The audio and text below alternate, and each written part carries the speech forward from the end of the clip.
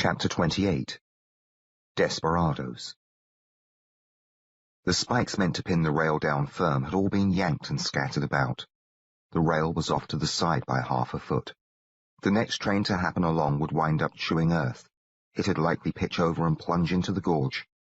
That's the first thing that ran through my mind. The second thing was how to stop the train in time to save all the lives certain to be lost in such a catastrophe. I doubted my ability to repair the damage. The only other choice was to hurry up the tracks and have a go at stopping the train, but what if it came from the other direction? I never got to thinking about the third thing. What it would have been, of course, was that somebody had done this to the rail. Before I reached that stage of my thoughts, however, a gunshot barked. I jumped and looked up from the rail to see a horseman charge up out of the gorge alongside the bridge. He came galloping straight at me, waving his pistol. I chose not to bolt. After all, the only escape seemed to be a dive off the embankment. That was likely to bang me up considerable, and the fellow might shoot me, so I stayed put and raised my arms. He slowed his horse to a trot and reined it in just front of me. This was the closest I'd been to a real cowboy. Of course, I judged he wasn't an actual cowboy, but a desperado instead. Not that he looked especially desperate, other than the revolver in his hand. There was nothing fearsome about him. He wasn't ugly. He wasn't much bigger than me. He had a weathered, dirty face with a few days' worth of whiskers, and didn't seem to be much older than 20. He was frowning, but not in an angry way, more like he was confused and rather amused. Not saying a word, he gave his reins a shake. He walked his horse around me in a slow circle, studying me while I turned around to study him. He was all decked out in a big hat with its brim turned up, a red neckerchief the size of a bib, and a bandolier chock full of cartridges that hung across his chest from one shoulder. His dusty old shirt was dark with sweat. Around his waist he wore a belt with holsters on each side. The holster at his left hip was empty. The one on his right held a 6-gun with its handle to the front.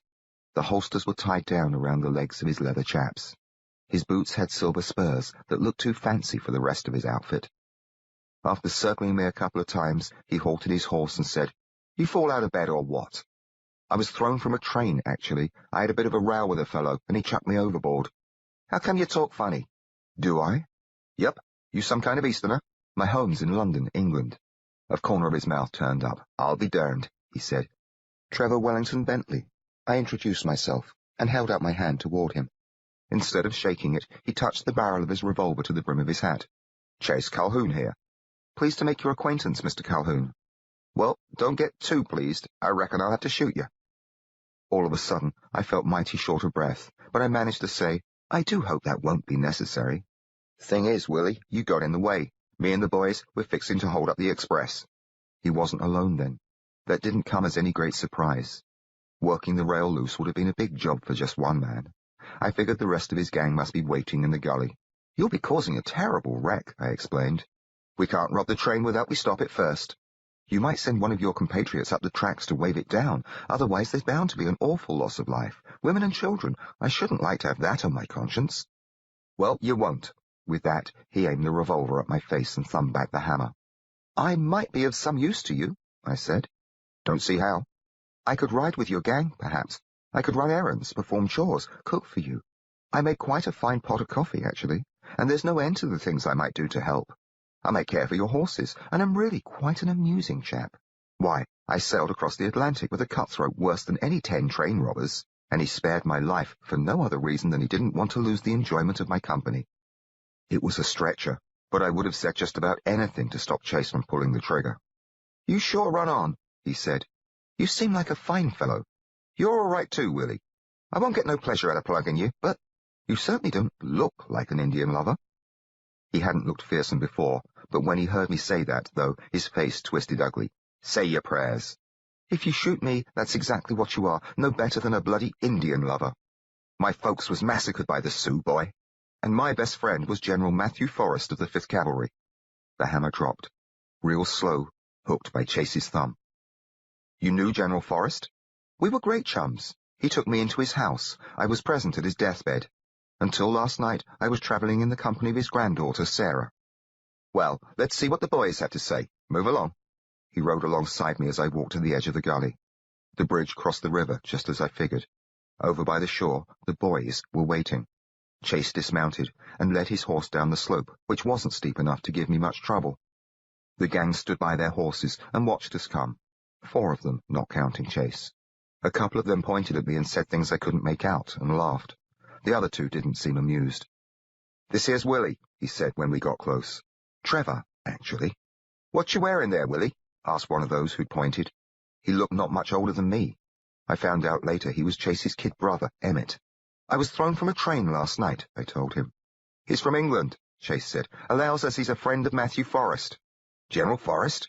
asked an older fellow named John McSween, who had a big, droopy moustache that had some grey in it. "I saved his life," I said. Another stretcher, but I figured it couldn't hurt my case.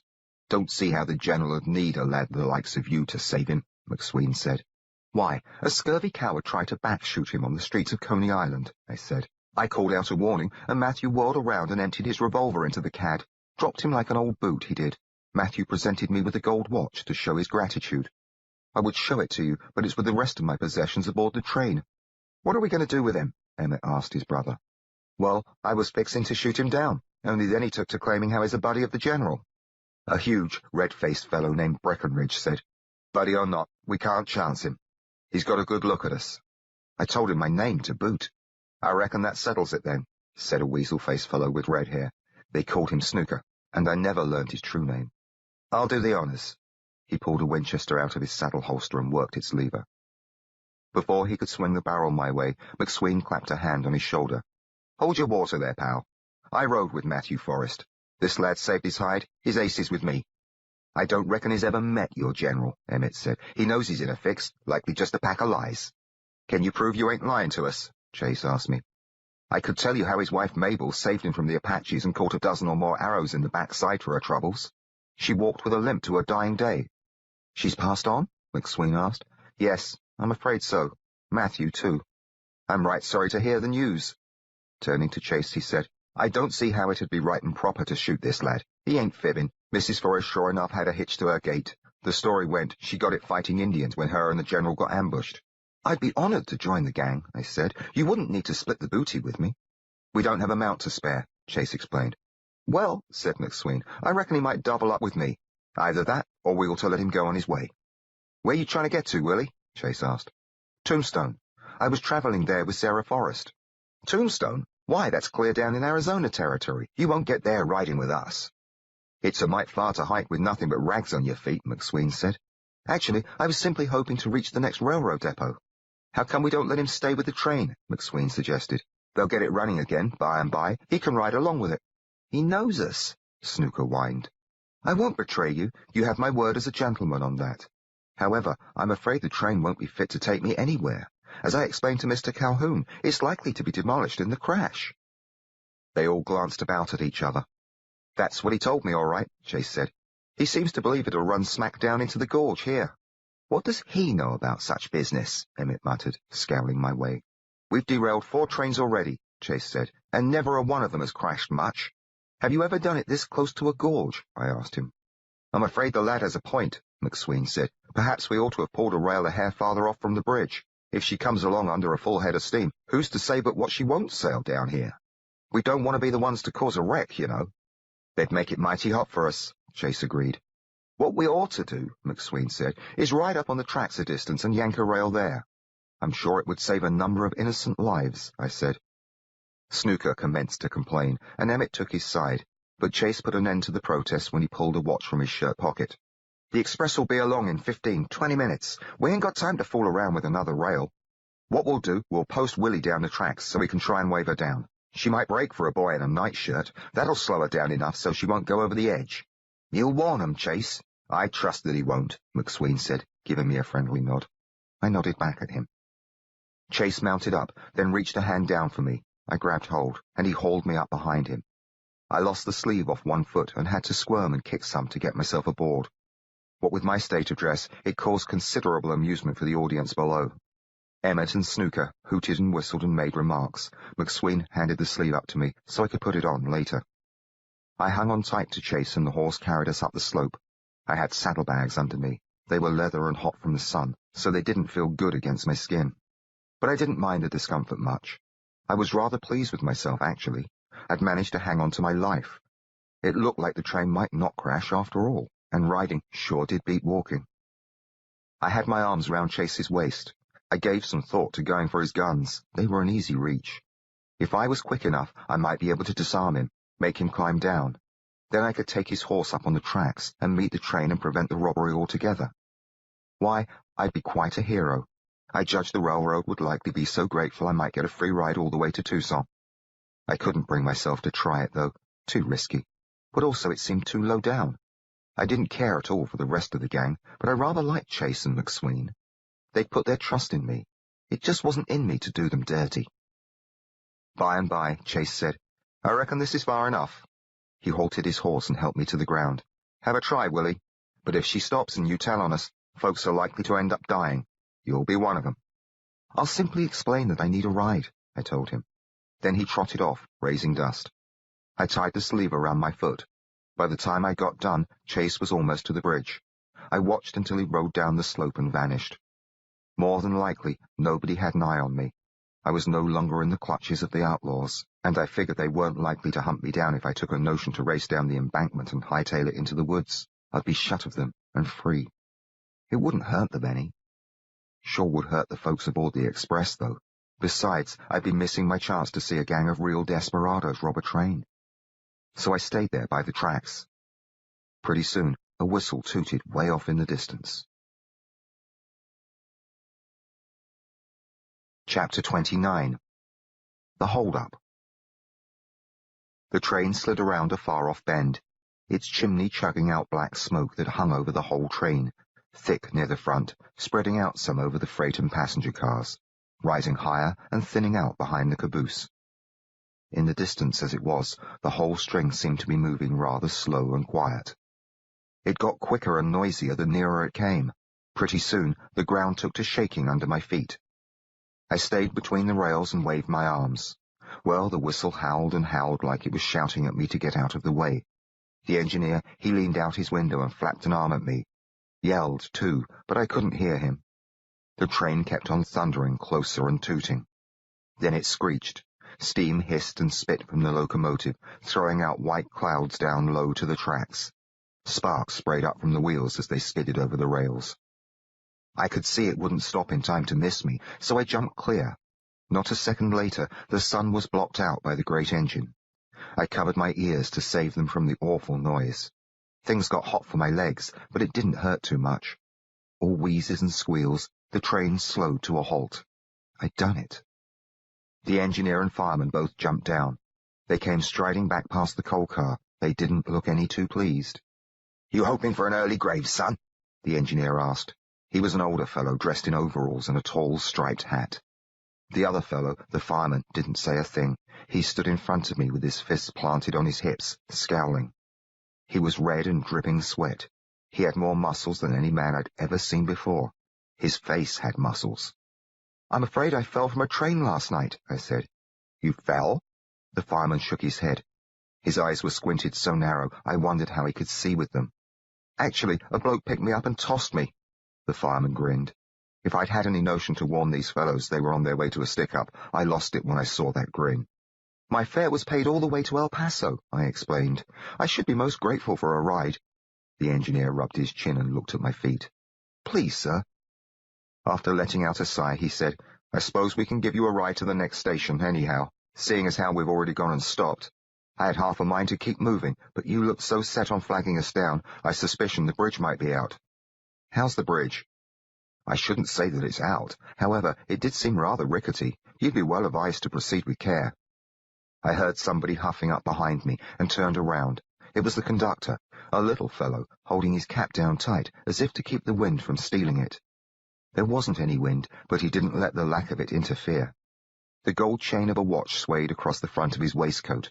One side of his jacket was swept back behind the revolver holstered on his right hip.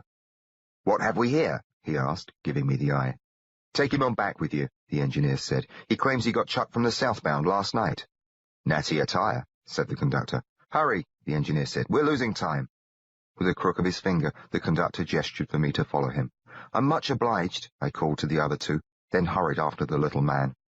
We were still walking along the right-of-way when the whistle blasted.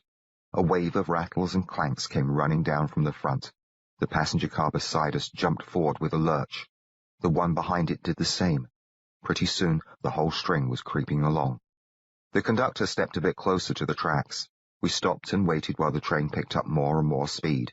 It still wasn't going particularly fast, though, when the caboose rolled by. The conductor almost let it pass, then caught a handle and hopped onto the steps of the rear platform. As he scooted up, I grabbed hold and swung myself aboard. We entered the caboose. "Take a seat," he said. I pulled a chair away from the cluttered desk, but he snapped, "Not there. What's the matter with you?" Then he pointed me to a bench across from a potbelly stove. I sat down on it. "I'm much obliged for the ride," I told him. "Ain't my doing. I got work to do, so keep your mouth shut." "Yes, sir," I said. He sat at the desk and started working on some papers.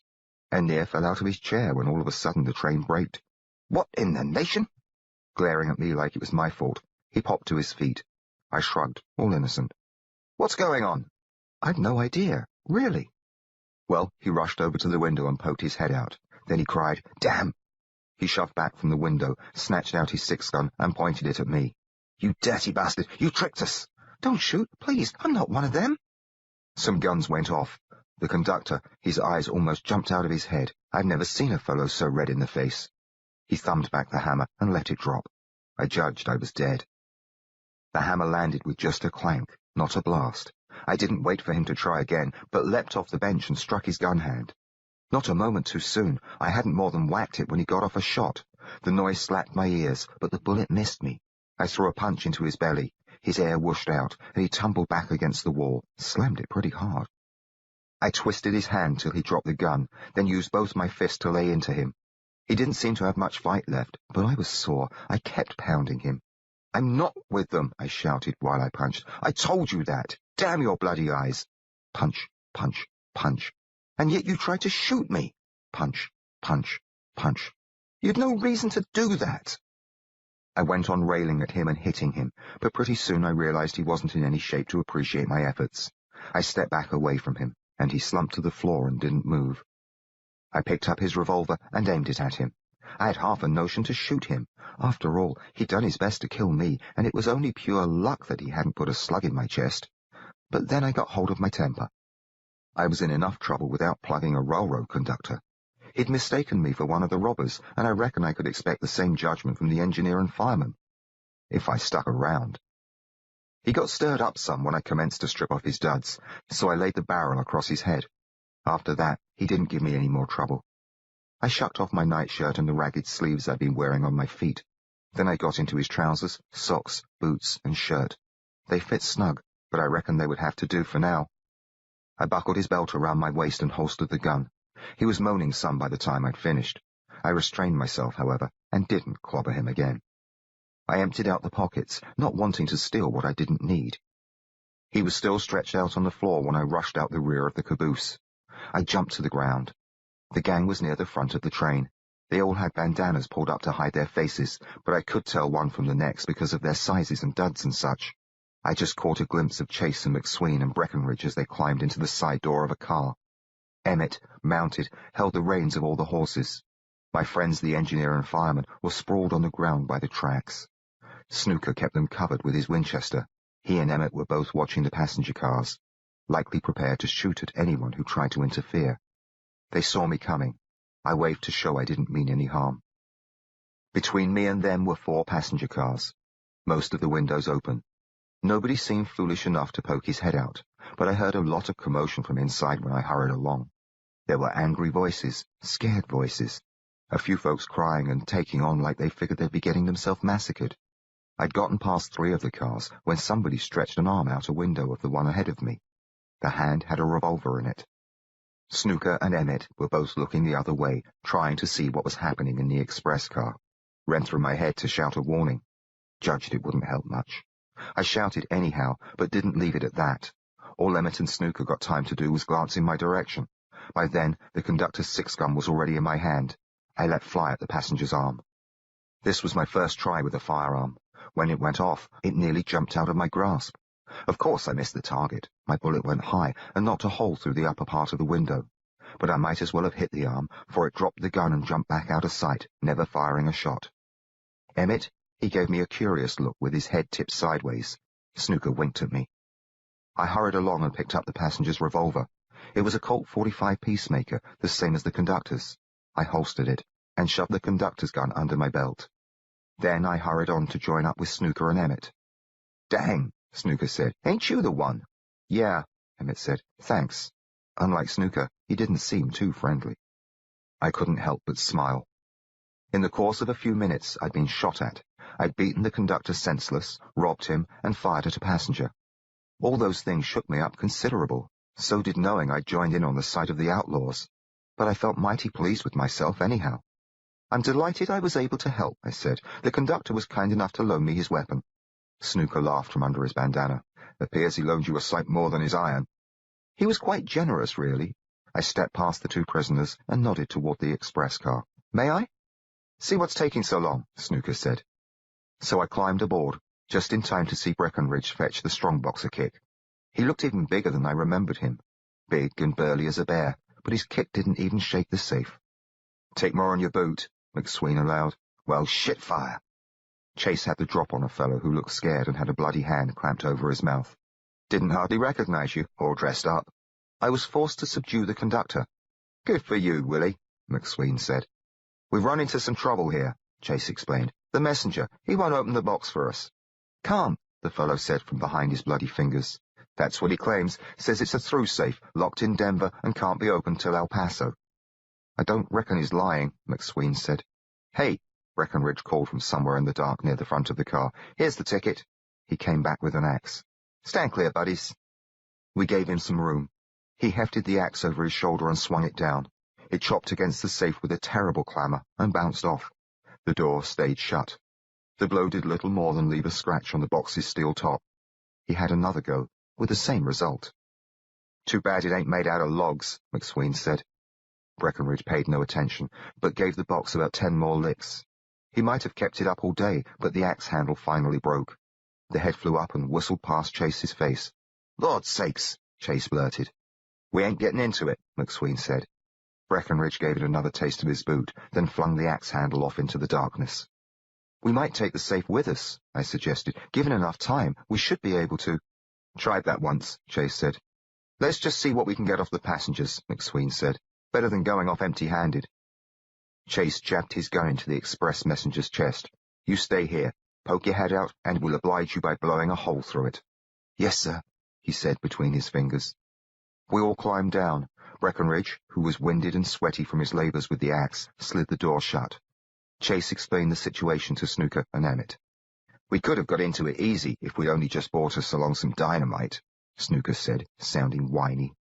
"Right," Chase told him, "and got ourselves blowed to kingdom come.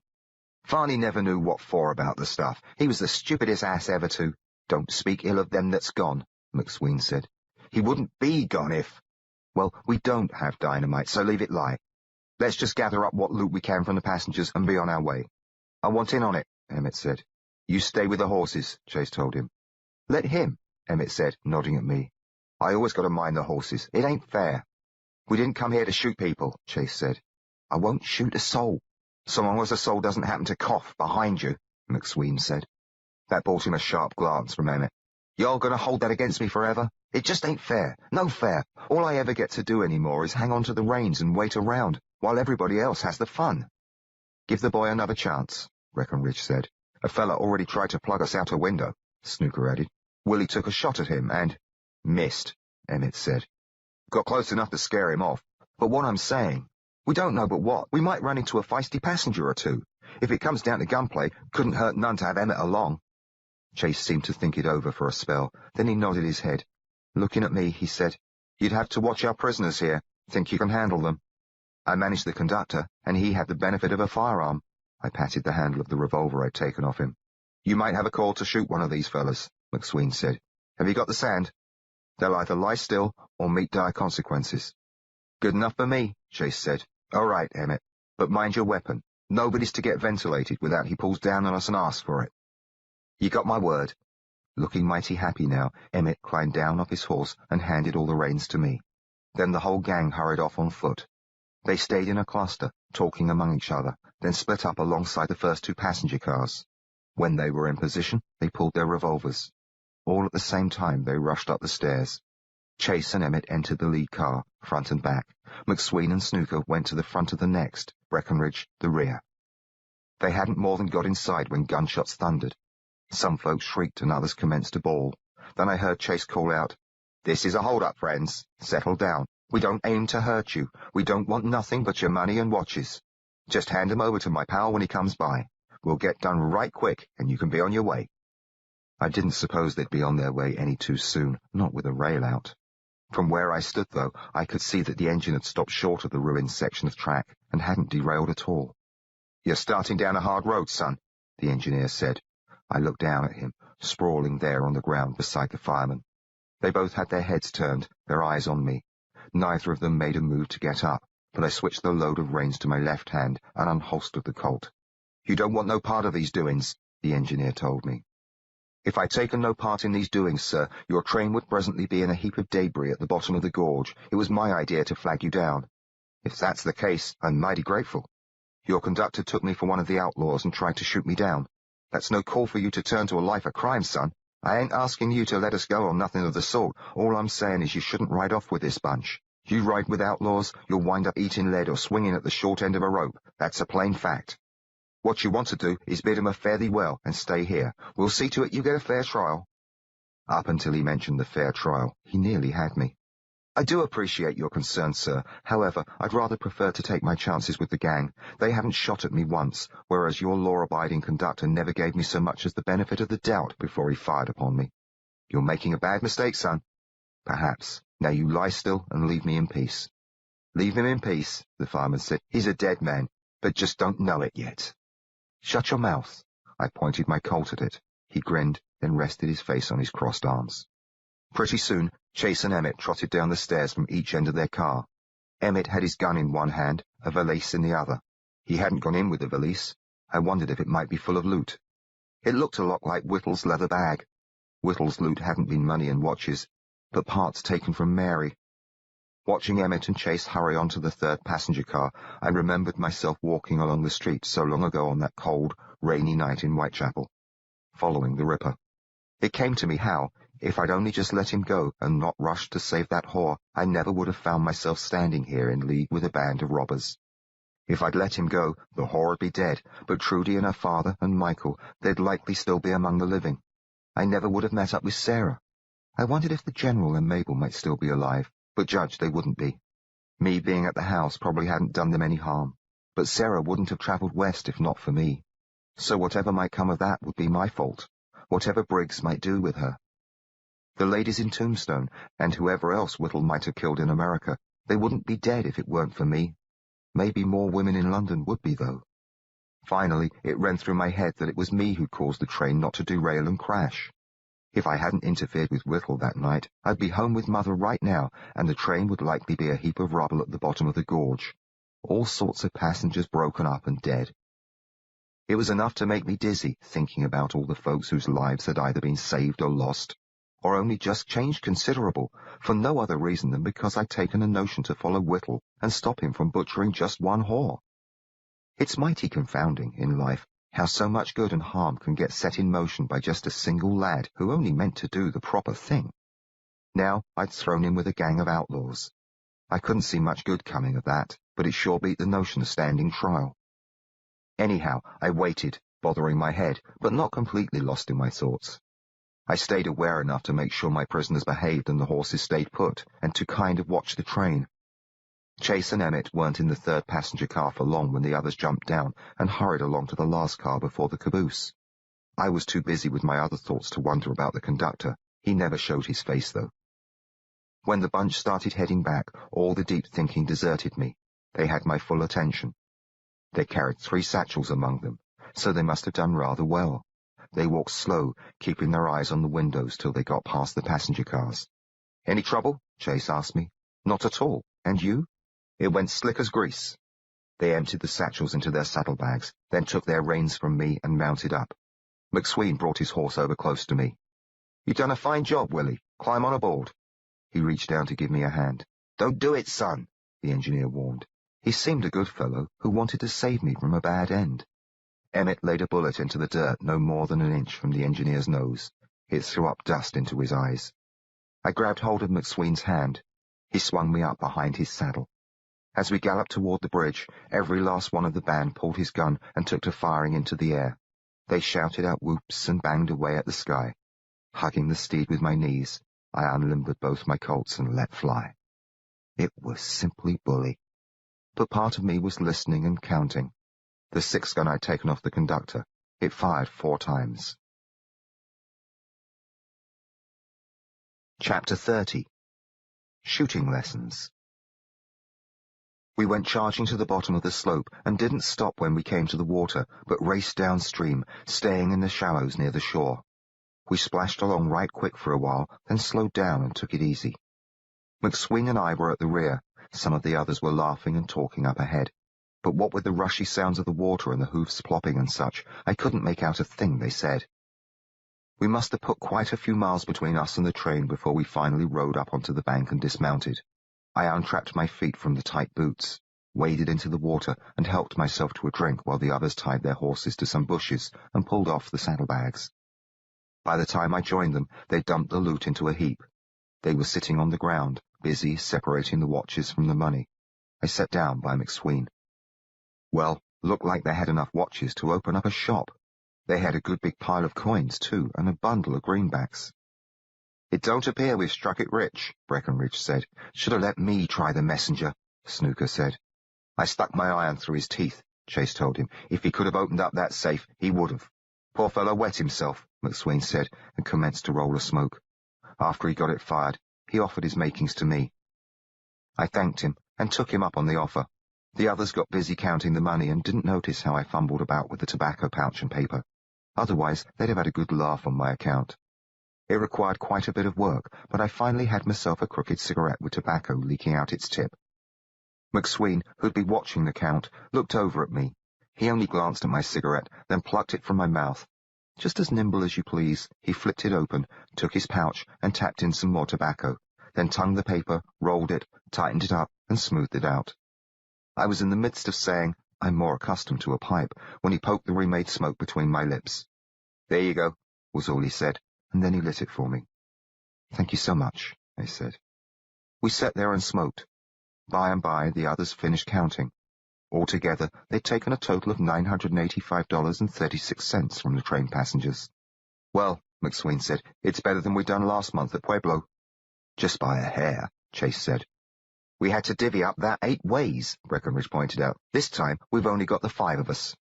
I wondered what had become of the other 3. Maybe they'd simply move on, but maybe they'd been shot or captured. Had Farney been one of them, the fellow who'd blown himself up with dynamite? I didn't think I ought to ask. 6, McSween said. Breckenridge gave me a surly look. "He ain't one of us." "I don't see it that way, Merriweather," McSween told him. Breckenridge bristled. It appeared he didn't care to hear what must have been his Christian name, but he kept his mouth shut. Big and powerful as he was, he apparently knew better than to tangle with McSween. "What do you say, Chase?" "You needn't give me any," I spoke up. "It's quite all right, really." "Seems to me," Chase said, "the kid deserves the cut. He handled the conductor for us, tended to the horses, kept the prisoners from acting up, and took a shot at that damn hothead passenger," Snooker added. "And missed," Emmett put in. He did like to remind everybody of my poor aim. "He done fine," Snooker said. "We'll cut it 6 ways," Chase said. And that's what they did. I ended up with $150. I did some calculating and judged I'd been shorted to the tune of about $14, but I didn't let on. This was far and away more wealth than I'd ever had in my whole life. McSween picked out a watch for me. It wasn't near as fine as the one Sarah given to me, but I accepted it. "What'll be done with the other watches?" I asked. "We'll sell 'em off when we get to Bailey's Corner," Chase explained. "We got a fellow there that gives us a good price for 'em." "Bailey's Corner?" I asked. "That's about a week's ride from here," McSween told me. "We'll head on down there and kick up our heels." "Whee!" cried Snooker, who apparently fancied the notion of kicking up his heels. McSween slapped my shoulder. "We'll fix you up good, Willie. Get you outfitted proper." "Smashing," I said. After that, Chase dumped all the watches into a saddlebag. I got back into the tight boots, and we mounted up and rode across the river. We left it behind us, and pretty soon we left the woods behind us, too. Hour after hour, we rode along over rocks and dusty yellow earth that glared with the sun, hardly a tree anywhere to give us shade. The only things that seemed to grow out here were cactus and scraggly little bushes. They were mostly in blossom, it being May. May or not, the sun felt almighty warm, nor was my seat behind McSween's saddle too comfortable, particularly as my bum had gotten itself scuffed up the night before. Aside from the soreness, I ached in my legs and all up my back from riding so long. I was hungry too. These fellows hadn't eaten since the time I joined up with them. I took to thinking that the life of an outlaw had its drawbacks. Would have been a lot easier on these fellows to take regular jobs as store clerks or such, instead of tackling robberies so they had to spend their time on horseback riding mile after mile. But they'd sure made themselves a load of money for their troubles. So had I. My pockets were just stuffed to the brim with greenbacks and jangling coins. I didn't feel quite right about my new wealth. After all, it had been stolen from folks who'd likely worked hard to earn it. I didn't see a convenient way to return it to them, though. It might as well be in my own pockets, instead of split around among the others in the gang. Besides, I judged that I deserved some recompense. It might be looked upon as repayment for the favor of saving all those folks from a nasty crash. Not only that, but one of those law-abiding folks, the conductor, had tried to murder me. I hadn't even done a thing wrong. But did that stop him? No, sir. I'd be dead with a bullet in my chest if his gun hadn't misfired. I reckoned $150 was about fair pay for playing target for that rascal. By the time I had it all passed out, my regrets about the money seemed foolish. Taken all round, maybe I deserved more than what I got. I still do feel that way, mostly. I can't bring myself to feel ashamed of taking my split. It was wrong, of course, but my conscience has plenty of awful doings to work on without fretting over what I gained from a robbery that wasn't my fault anyhow. Sometime late in the afternoon, a jackrabbit made the mistake of showing itself. It no sooner hopped into view from behind a bush than Snooker leaped from his horse, whipped out his Winchester, and tried to draw a bead on it. The hare was pretty far off by the time Snooker fired his first shot. The bullet winged off a rock. His next kicked up dirt. Well, that rabbit dodged 4 shots, but the 5th threw it tumbling. Snooker yelled, "Whee!" "Fine shot," McSween called to him. "Reckoned you'd get it right if you tried long enough." The remark didn't seem to bother Snooker. He just grinned, then slid his rifle into its boot, swung himself onto his horse, and galloped out to where the hare lay on its side. His horse hadn't even stopped moving before he'd hopped off. He hit the ground at a run, snatched up his prize, leapt into his saddle and came racing back toward us, whooping and hollering and swinging the dead critter over his head by its ears. When he got closer, you could see blood spraying out. It sprinkled Snooker considerable, but he didn't pay it any mind. I figured the hare was meant to be food, and Snooker would want to dismount and clean it. We'd all have a chance to get off the horses. I was mighty eager to stand on my own feet and stretch and take a rest from the misery, but Snooker joined up with us and we kept on riding. He cleaned his game, sure enough, but he stayed in his saddle to do it, holding the hare off to the side and carving away at it with a knife, watching the guts drop out and fall to the ground. I was put in mind of Whittle. I turned my head away and studied the back of McSween's shirt. By and by, Emmett shouted, "Mine! I got it!"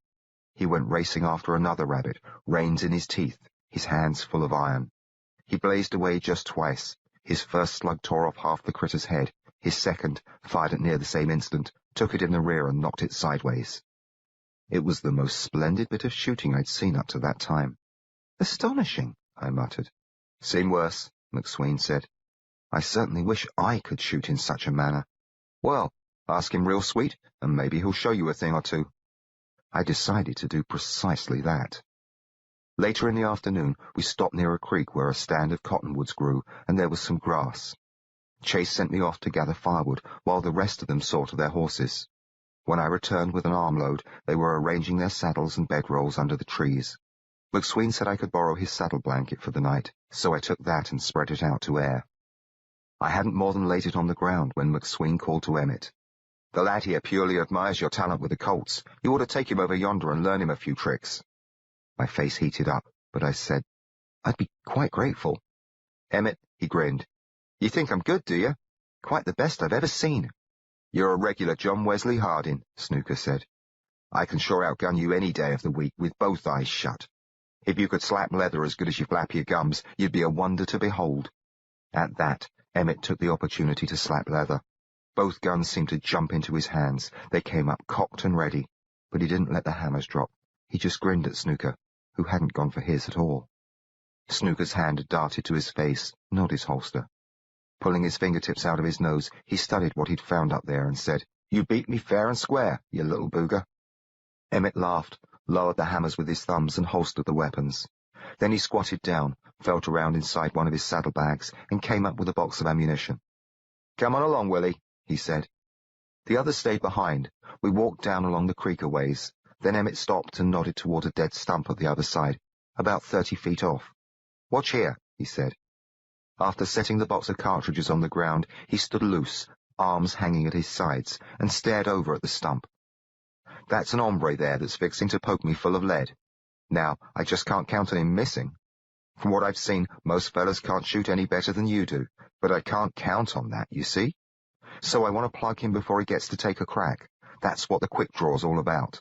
As a general rule, the man that clears leather and gets off the first shot's going to be the one that walks away. Here goes." Emmett snatched out both his Colts. In a flash, they came up cocked and level and spat lead. His bullets thunked into the stump, throwing out little clouds of dust and wood. "Ripping," I said. "They don't come much better," Emmett told me. "Have you been in actual gunfights?" "Why, I should say so. I've killed 4 men. He seemed right proud of the accomplishment. Not wanting to appear the complete novice, I said, "I've killed 1 man myself." He narrowed an eye at me. "You?"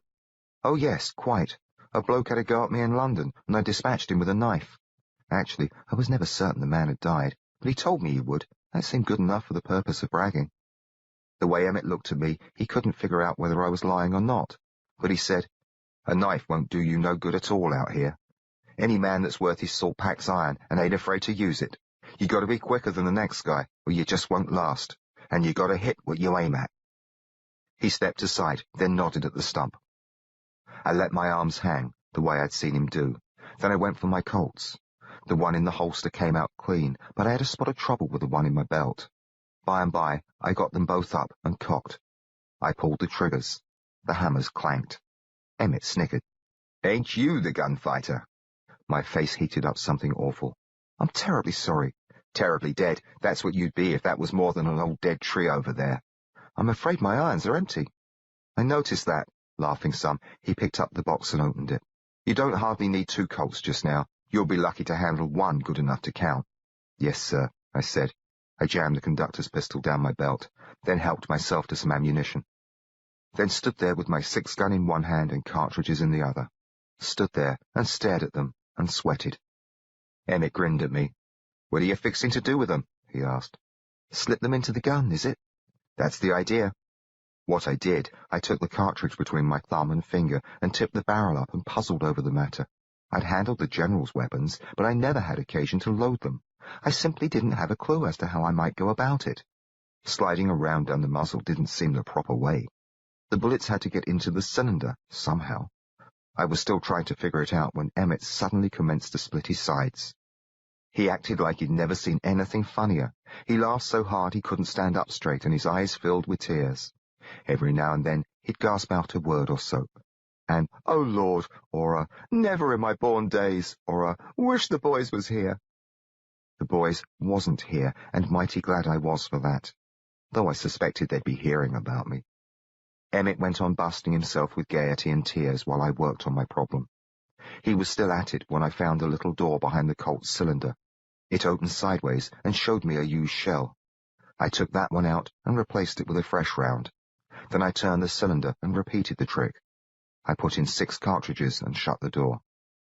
Emmett hadn't noticed at all. He'd worn himself out. He was bent over, holding his knees and gasping when I fired into the air. The noise jerked him up straight. He gazed at me, his red, wet face grinning. Then he applauded. "I'm not a total dunce, really," I said. Shaking his head, he rubbed his eyes and took some deep breaths. Finally, he said, "Now that you've got it loaded," and then wheezed and took on again. Finally, he got control of himself. Let's see if you can hit anything. Oh, they do work so much better, with bullets in them." Well, I stuck my arm out straight, pointed my Colt at the stump, and pulled the trigger. The gun blasted and jumped. Through the ringing in my ears, I heard a quiet thud. A puff exploded off the stump. I'd hit it dead center. "I say," I blurted. Emmett looked at me and wiped one of his eyes. "Only thing is, you took all day to do it." I holstered the Colt. rubbed the sweat off my hand onto the leg of my trousers, then tried for a quick draw. I snatched the gun up quick. It no sooner cleared the leather than I thumbed back the hammer. I brought the barrel up fast, pointed it in the general direction of the stump, and let fly. My bullet sang off a rock just to the right of the stump.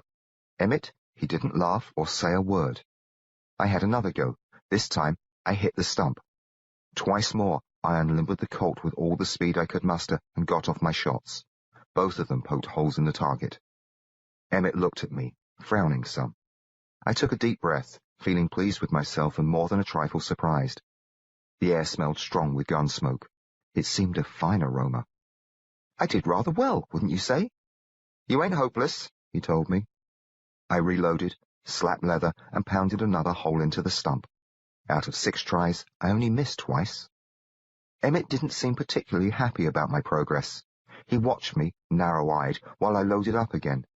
When I finished and holstered my weapon, he stepped over so we were shoulder to shoulder, both facing the stump across the stream. On the count of 3, he said. 1, 2. He said 3, and I pulled, so did he. His Colts blasted, and the roar of them was still in my ears when my shot followed.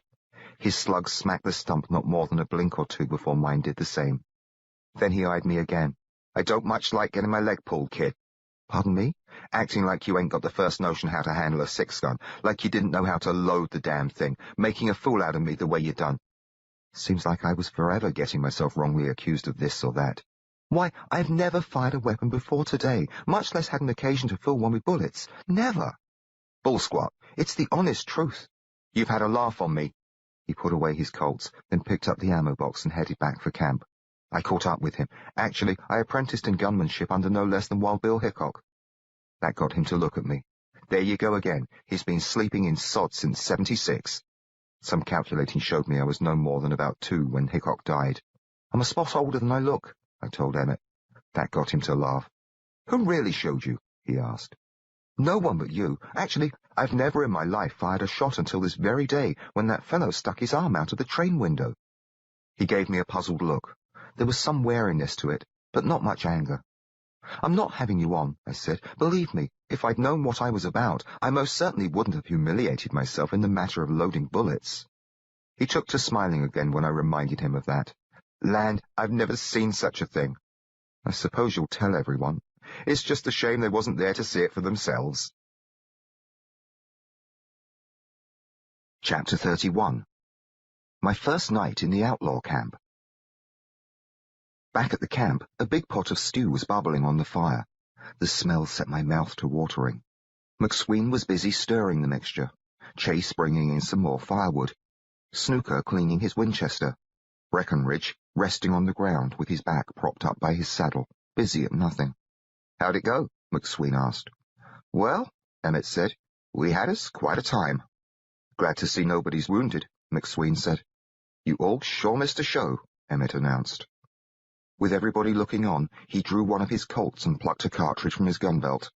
This right here's how Willie went to load up, he said, holding the pistol in front of his face, frowning and sticking his tongue out of a corner of his mouth, as if he were trying very hard to think. He poked his bullet into the muzzle. I say, he said, mimicking the way I talk, isn't this how it goes, really? No, Snooker squealed. Did he? Well, I hadn't, and Emmett knew it, but I judged he might like me more if I didn't spoil his fun. Sure as I'm standing here. Snooker and Breckenridge both whooped it up considerable. Emmett too, though not as hard as he'd done in the first place. Yep, he went on, just what he did. Chase didn't laugh, but sort of grinned with one corner of his mouth and shook his head at me. McSween glanced my way, then looked around at the others. He didn't seem amused, but rubbed his whiskery chin. Well, he said, no call to make sport of the lad. He didn't know no better. It just beats all, Snooker blurted. Well, that's what I reckoned, Emmett said, calming down some. But then he figured out where the bullets go, so I picked myself up off the ground and watched him try to shoot. Hope you took cover, Snooker said. Emmett gave my arm a squeeze. Show 'em, Willie. With the pistol in his other hand, he pointed to a tree off beyond the campsite. See if you can put one in there. Don't plug the horses, Snooker said. The horses, they were way off to the other side, and not in any danger at all, no matter how bad a shot I might be, unless I turned halfway round. But I didn't figure I was a bad shot. Quite the contrary, I was feeling just brimful of talent. "Hold on there," Breckenridge said. He wanted to be standing up so he wouldn't miss the fun.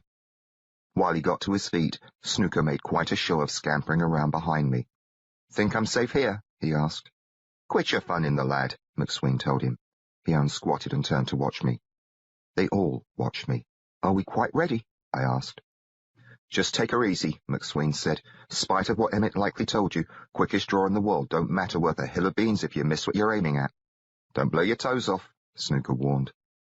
I pulled and fired. Bark jumped off the tree trunk. The laughing stopped. "I'll be," McSween muttered.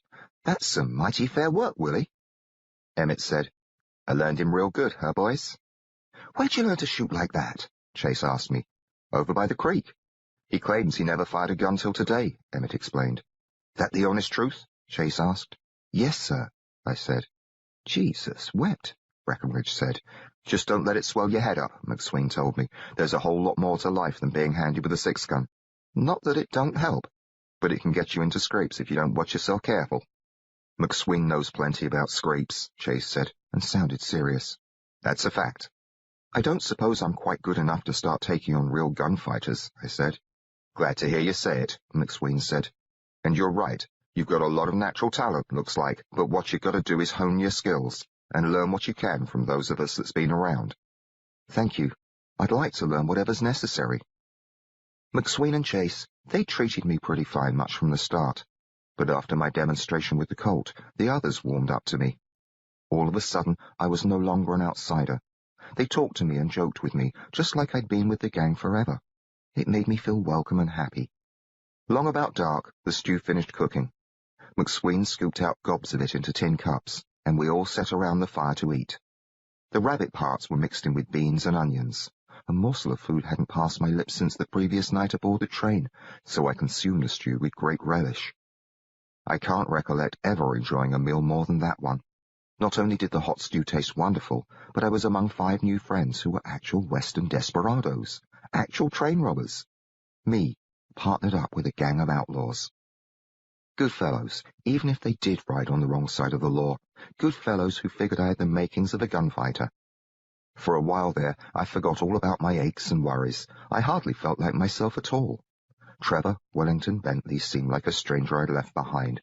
I was Willie, a hard-riding ruffian good with a Colt, caught up in a grand adventure. It was ever so bully. After we'd got done eating, I volunteered to take the pot and cups down to the creek. I went off by myself and cleaned them. The night was lovely, all a-twinkle with stars, a full moon glinting silver on the water and making all the rocks and bushes look like they were brushed with milk. The creek gurgled along, quiet and peaceful. I could hear the boys talking off in the distance. Some birds were warbling. A coyote howled. I don't know as I'd ever been quite so happy to be right where I was. When the supper things were clean, I set them on a rock and dried my hands. I stretched. I filled myself with air that smelled a bit of wood smoke, then snatched out my Colt. Didn't fire, though. The night was too calm for gunshots. I didn't want to stir up the boys, either. The iron felt heavy and good in my hand. I holstered it. "Don't make me ventilate you, hombre," I whispered. "Go for your iron, and you'll be sleeping under sod." The hombre in my head didn't listen to reason. I slapped leather. Pow! Well, I was having myself a fine time, so I kept at it for a while. By loosening my belt so the holster didn't hang so high, I was able to draw faster. Each time I pulled, though, the gun lifted the holster off my leg a bit. I could see why Emmett and the others tied theirs down. What I needed was a rawhide thong, but I didn't have one. Not wanting the others to catch on that I'd been practicing, I tightened up my belt again before gathering the utensils and heading back to the fire. They were passing around a bottle of whiskey. I took my place by McSween's side. He handed me the bottle, and I swigged some, then passed it over to Chase. "Emmett tells me you killed a fella," McSween said. "Only one," I said, recalling that Emmett had claimed 4 for himself. "And you?" "None that didn't ask for it." "Mine asked for it, I reckon. He attacked me, and I did no more than defend myself." "Did the law take after you?" Emmett asked. "Indeed, I found myself pursued by bobbies and an awful mob, if they'd caught me." "What in the tar are them bobbies?" Snooker wanted to know. "Why, they're constables. Policemen." "So they had a posse on your tail?" Chase said. "Been in the same fix ourselves from time to time. How'd you get shut of it?" I nipped into a courtyard and hid. "This was over in England?" McSween asked. "Yes, sir. If I hadn't stabbed that bloke, I'd be there still." "So you lit out?" "Actually, I ran afoul of Jack the Ripper." None of the boys acted like they'd ever heard of him, but they seemed mighty interested in my tale. So I plugged on, only taking breaks to hear all the things they had to say and to answer questions and to swallow some whiskey whenever the bottle came around. I explained how the Ripper had skulked around the East End murdering whores. Then I told how, after escaping from the mob, I'd taken shelter in Mary's room. How I'd been there under the bed when the Ripper butchered her. I told about following him afterward and attacking him. "That showed a heap of gumption," McSween said. "Why, I couldn't allow him to slay the poor woman. I only wish I'd killed him there and spared the world from further woes. If I'd had a Colt in my hand, he'd be in hell where he belongs." I told about stabbing him in the back and how it hadn't appeared to damage him much at all. The boys took on quite a bit over my removal of Whittle's nose, but they settled down and listened as I described the chase and my plunge into the Thames. About then, Breckenridge fetched a new bottle from his saddlebag, and we started in on it. I was feeling mighty fine. After I explained what happened to Trudy's father, Snooker allowed the old man got no worse than he deserved. "He shouldn't have busted your head, Willie boy."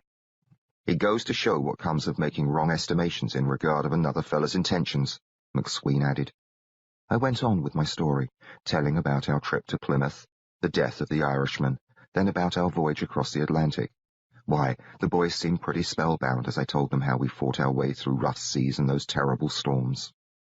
I was just full of myself and liquor and the joy of having an audience that hung on my every word. I was in rare form. But I got the yacht all the way to Gravesend Bay before I realized I hadn't mentioned much of anything about poor Trudy, only that she'd been aboard and cooked for us. Nothing about the ways Whittle had tormented her, or how she'd been the one to throw the Irishman's head overboard, or how I'd saved her those times from hanging and drowning. I hadn't left those things out of my story on purpose. They simply stayed inside me, and I was glad of that. Some of the fun leaked out of me when I recalled all that had happened with Trudy and how she'd ended. I drank some more whiskey, almost dropped the bottle but caught it in time, then I handed it over to Chase. We were anchored offshore that night. I was quite sure Whittle wouldn't let us live. I knew we had to take drastic steps if we were to save Trudy. Michael, however, wanted no part of it, the bloody coward. I do have some recollection of calling Michael a bloody coward. Then it was suddenly morning. I found myself wrapped in a blanket near McSween, sore all over, my head just afire with agony. I grabbed my head to keep it from coming apart. That helped some. It wasn't quite sun-up yet. The others were still snoozing away. I lay there with my pains and tried to think back. I couldn't remember turning in. For a while, I couldn't remember anything at all that had happened after coming back from the creek and sitting down by the fire. Then bits and pieces started showing themselves. Pretty soon, I recalled what had gone on up until I reached the part in my story where I called Michael a bloody coward. Beyond that, it was all blank. Had I passed out, or had I gone on with my tale? For a while, my worries hurt more than my head, for I feared what I might have told about me and Sarah. It didn't feel good at all, lying there, so I sat up. My boots were by my head, along with my belt and holster and both guns. I sure couldn't recall taking them off. Over on the other side of them was grass matted down with once-used stew. Had I done that? I checked my clothes. If I'd lost my supper, at least I'd gotten none on me. Oh, I felt a proper fool. My mouth was so dry I could hardly swallow, so I got into the boots and went over to the stream. I drank till I couldn't hold any more, then washed up and sat on a rock and hung on to my head. I had half a notion to wander off, for I sure didn't look forward to facing the boys. I stayed there even after I heard their voices. Finally, I worked up my nerve and went back to the camp. McSween had the fire going. He looked at me and smiled. "Glad to see you ain't dead, Willie." I rather wish I were. Know how it is. I appreciated McSween's kindness. Chase came over and didn't make sport of me either. Emmett and Snooker and Breckenridge, however, had themselves a fine time at my expense. I felt too sick to care much. From their comments, I gathered that my story hadn't progressed much beyond telling how I'd beached the yacht and gone along the shore looking for Whittle. I got a bit rowdy at that point and jumped to my feet and yelled, "Show your face, you bloody cur! I'll put a slug where your nose used to be." Then I pulled my Colt, dropped it, bent over to pick it up, and would have fallen into the fire except that Chase leapt and caught me. In spite of my ill health and humiliation, I was mighty glad I'd passed out and never had the chance to blather about me and Sarah. Well, I survived all the joshing the boys handed out. With some breakfast in me, I felt a spot less sick. But then it came time to mount up. I took my usual place behind McSween. We left the camp behind, and I commenced to experience the most frightful agony as the horse rocked and swayed under me. By and by, I thought I might lose my breakfast, so McSween let me climb down and walk. Right away I felt better. The way the horses ambled along, I had no trouble at all keeping up with them. My boots pinched, but not too bad. Every so often I'd give my feet a rest and ride for a spell, mostly with McSween, but also with Emmett and Snooker. I couldn't stay on any of the horses for long, though, without feeling woozy. Then I jumped down and walked some more. The days seemed to drag on forever. Finally, we stopped and made camp. By then, I wasn't feeling horrible anymore, just sore and headachy. Emmett and Snooker tried to talk me into some shooting, but about the last thing I wanted to hear was gunfire. I'd rather not, really. There'll be plenty of time for practice, McSween said, when Willie ain't feeling so poorly. So they let me off the hook. After supper, we sat around the fire and the boys passed around a bottle of whiskey. When it came to me, I took one whiff and winced. The others drank, though. They asked me to go on with the story. Actually, I would have preferred to hear about their adventures, but they insisted, so I went ahead. I told about finding Whittle's skiff, hiking through the snow and sneaking into General Forrest's house. McSween, he'd been a trooper in the General's command, and asked a passel of questions about him. I talked considerable about the General and Mabel, but didn't say much about Sarah. Only that we'd got to be friends, and how, after the deaths of her grandparents, I'd stayed on as her servant until I read about Whittle in the newspaper, and we headed west. Not a word about our baths or dancing or any such thing. Even though I mostly kept mum about Sarah, I took to missing her something awful. I tried not to let it show. When it came time to tell about Briggs, I had to bend the truth considerable. Otherwise, they would have seen it was jealousy that got me into trouble. I let on that Briggs had been rude and ornery to Sarah, and pestered her till I had no choice but to deal with him. Finally, it came to getting myself tossed off the train. The next day, I climbed on back up the hill and followed the tracks. I thought Sarah might disembark, don't you know, once she discovered that I'd gone missing. Perhaps she would be waiting for me at the next station down the line. But then I met up with you chaps. I haven't a clue what to do next, actually, other than ride along with you. We're pleased to have you, Willie, Chase said. You've all been mighty good to me. Seems to me, McSween said, like you've got business elsewhere. I do hope to find Sarah. You don't want to be showing your face around no railroad depots, Chase said. Not for a spell, leastwise. No, I should think not. Not unless you're looking for a chance to use your Colt on something more lively than a stump, Emmett said. You ain't likely to find her, anyhow, walking the rails, McSween told me. By now, your Sarah's either turned around and headed for home, or gone on down the line figuring you might catch up to her at Tombstone. Least, if she hasn't been interfered with by that Briggs fella, Chase added, which didn't make me feel any better. I reckon Tombstone is where I need to go. Even if Sarah's not there, it seems the best place to start my search for Whittle. Well, McSween said, you can't go nowhere till we get you a horse. Best thing's to stick with us till we get to Bailey's Corner. You can buy a good mount there and rig yourself up for the hunt. Chapter 32. Dire Threats. The next day, I got my horse. I'd been taking turns riding double with some of the boys, and was mounted behind Emmett when he pointed and said, "Over yonder." I leaned sideways and looked past him. Off to the right, at some distance, a pair of horsemen were headed in our general direction. These were the first strangers we'd come across since lighting out from the train. Emmett reined in, and the rest of the boys caught up with us. "Not enough of them to be a posse," Breckenridge said. "If we had a posse after us," Chase said, "it would likely be coming from the east." The talk of posses unsettled me some. Nobody had mentioned until now that we had any reason to worry about such things. "Don't matter who they are," McSween said. "Thing is, there's only just the two of them." McSween took the lead, and we headed for the strangers. When we got within hailing distance, he waved his arm and called out, "Howdy, boys." One nodded, the other touched a finger to the brim of his hat. They were riding side by side, going slow, as if they weren't in any rush to get somewhere. From the looks on their faces, they were neither glad to meet us nor unhappy about it. They didn't rightly have expressions at all. They just watched us approach. The older of the two was a slim fellow with grim eyes and a moustache that was just as black as his outfit. His hat was black, same as his string tie and frock coat, trousers, gun belt, and boots. I didn't care at all for the looks of him. The bloke he rode with wasn't just younger, but heavier. He looked as if the heat didn't agree with him. His face was red and sweaty, his shirt collar open, his tie hanging loose. He had a black coat like his friend, but it was tied down behind his saddle. I wondered if they might be a pair of preachers or undertakers dressed in black that way. If it had been up to me, I would have passed them by.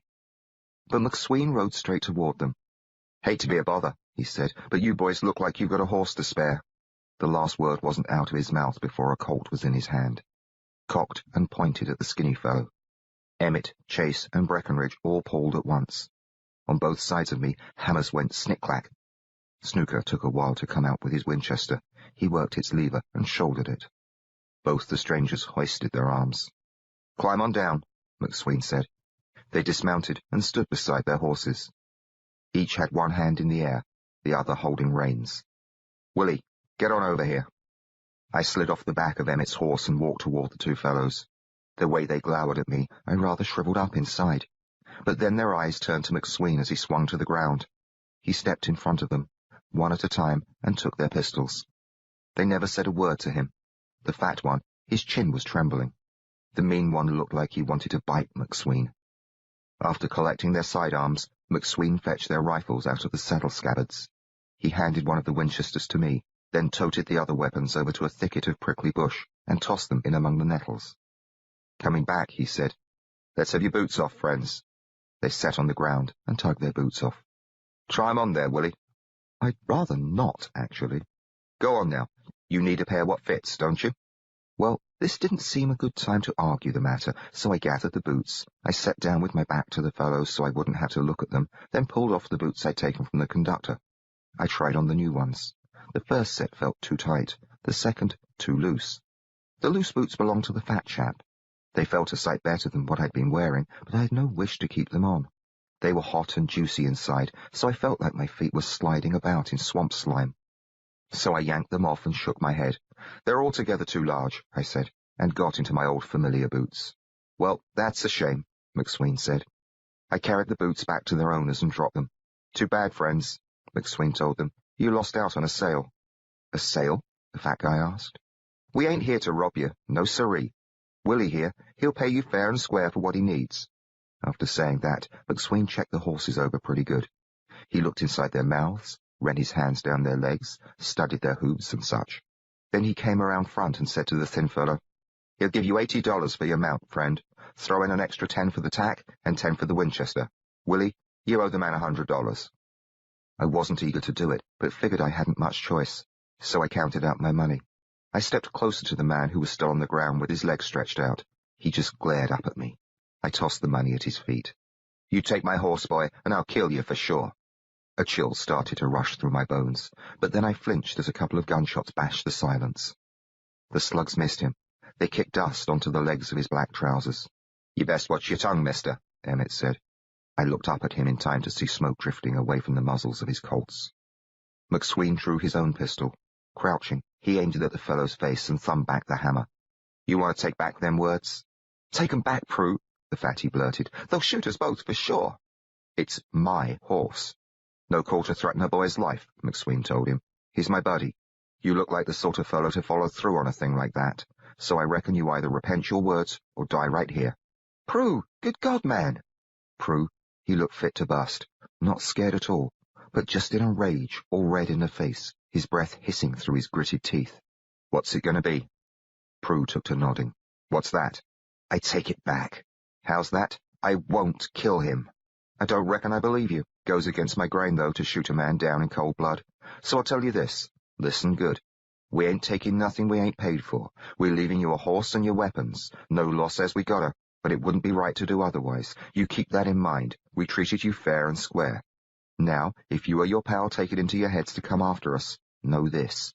Next time I catch sight of either one of you, I'll figure you come to make good on your threat to the lad. Let'll fly. It's that simple." After having his say, McSween unsquatted and holstered his gun. He led the horse forward between the two men. While I held the reins, he unloaded the bedroll, saddlebags and such, so we wouldn't be taking anything we hadn't paid for.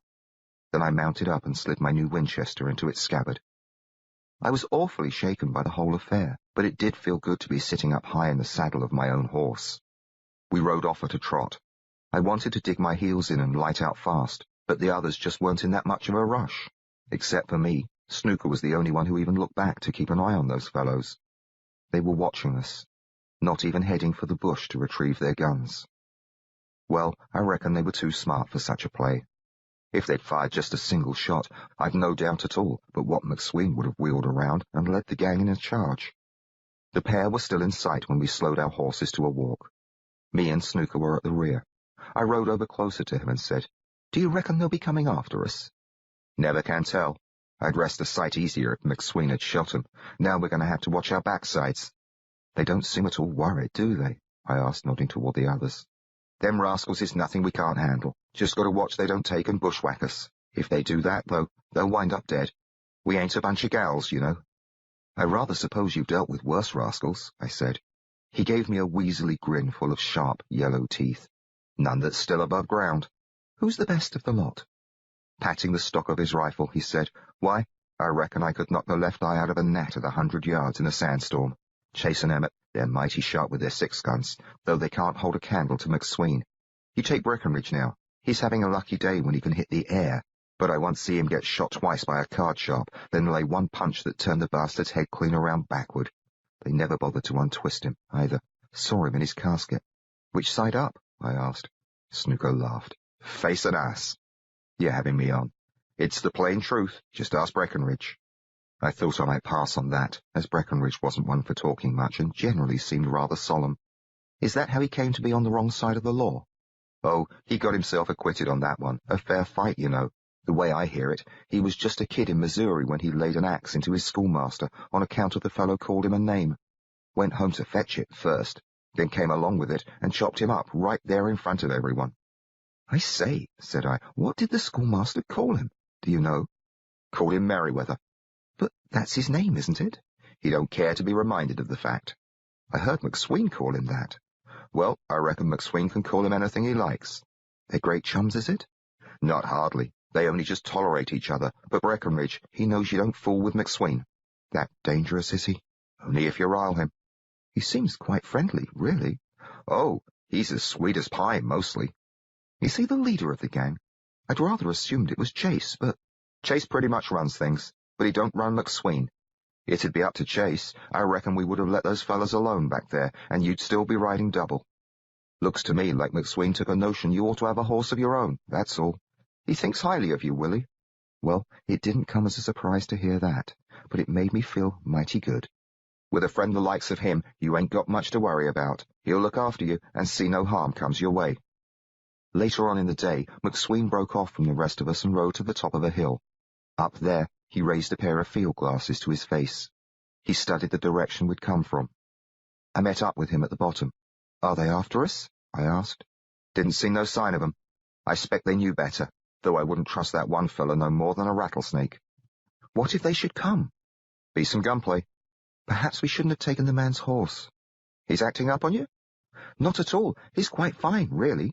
I patted the horse's neck, and he glanced back at me and nodded like he appreciated the kindness. "I just don't want any troubles to come of it." "Don't worry yourself about that, Willie." The rest of the boys had started moving again. We rode along behind. McSween didn't seem in any hurry to catch up with them. "Got a name for him?" he asked. "I should imagine he already has a name." "Has he whispered it to you?" I laughed. McSween rolled a smoke. He lit it up, then handed his makings across to me. I'd had some practice since my first go at it, back when we divvied up the loot, so I made myself a smoke that wasn't too crooked or leaky. I lit it up and passed the makings back to him. "You ought to give him a name," he said. "He doesn't feel as if he's actually my horse." "Well, sure he is. You paid for him fair and square. All you're missing's a bill of sale. Afraid I didn't think of that. If it'd make you better, I'll do you one up myself when we make camp. We'll let on like I sold him to you. Not that anyone's likely to raise a fuss about it." "Other than the owner, you mean?" "You heard what I told you, didn't you?" "Yes." "Well, I don't say such things but what I mean 'em." "So you'll actually shoot him if you ever see him again?" "That's the long and short of it, Willie." "What if he sees you first?" "You sure do worry your head over things." "I shouldn't like to see you get shot." Many a man has tried. He flicked his smoke away and pulled off his hat. While he held that in one hand, he stroked his moustache with the other. Then he gave his long hair a few flings with his fingers. You see all this here, silver? Both his moustache and his hair were mostly black, but streaked with plenty of shiny strands. Know what that is, Willie? Grey hair, is it? Silver, precious silver. It's the pay you get for staying alive. The longer you go without getting perforated by various rapscallions and Indians, or scalped, the more you collect. All you got to do is take a gander at a man's head, and you can get yourself a fair estimate of his worth. You see much silver up there, you know he ain't easy to kill. He flapped his hat back down onto his head. What I'm getting at, you shouldn't be spoiling your good times fretting about me. What you going to call your horse? I gave it some thought. Perhaps I ought to name him Merryweather. When I said that, McSween laughed harder than I'd ever seen him do before. He didn't take on like Emmett over my reloading, gasping and weeping, but he sure did laugh up a storm. After he'd settled down some, he said, That's purely rich, Willie. Don't you do it, though. That old boy's a mite touchy about his name. How does General sound? After Matthew Forrest? I reckon he'd be right proud. General it is, then. Howdy, General, I said. The horse bobbed his head up and down as if he liked the new name. Once I'd named him, he did seem to be more mine. I suddenly felt fonder of him just because of it. I knew I'd actually stolen him, no matter what sort of light McSween wanted to put on the doings. But I told myself that General was better off with me. Just by looking at the previous owner, you could see he had a mean streak. I had no doubt but what he'd mistreated General whenever he got a chance. So I pretty much stopped feeling bad about stealing him, though I never got past worrying that the fellow might come after us. By and by, it came to me that I was all set up now, to travel on my own.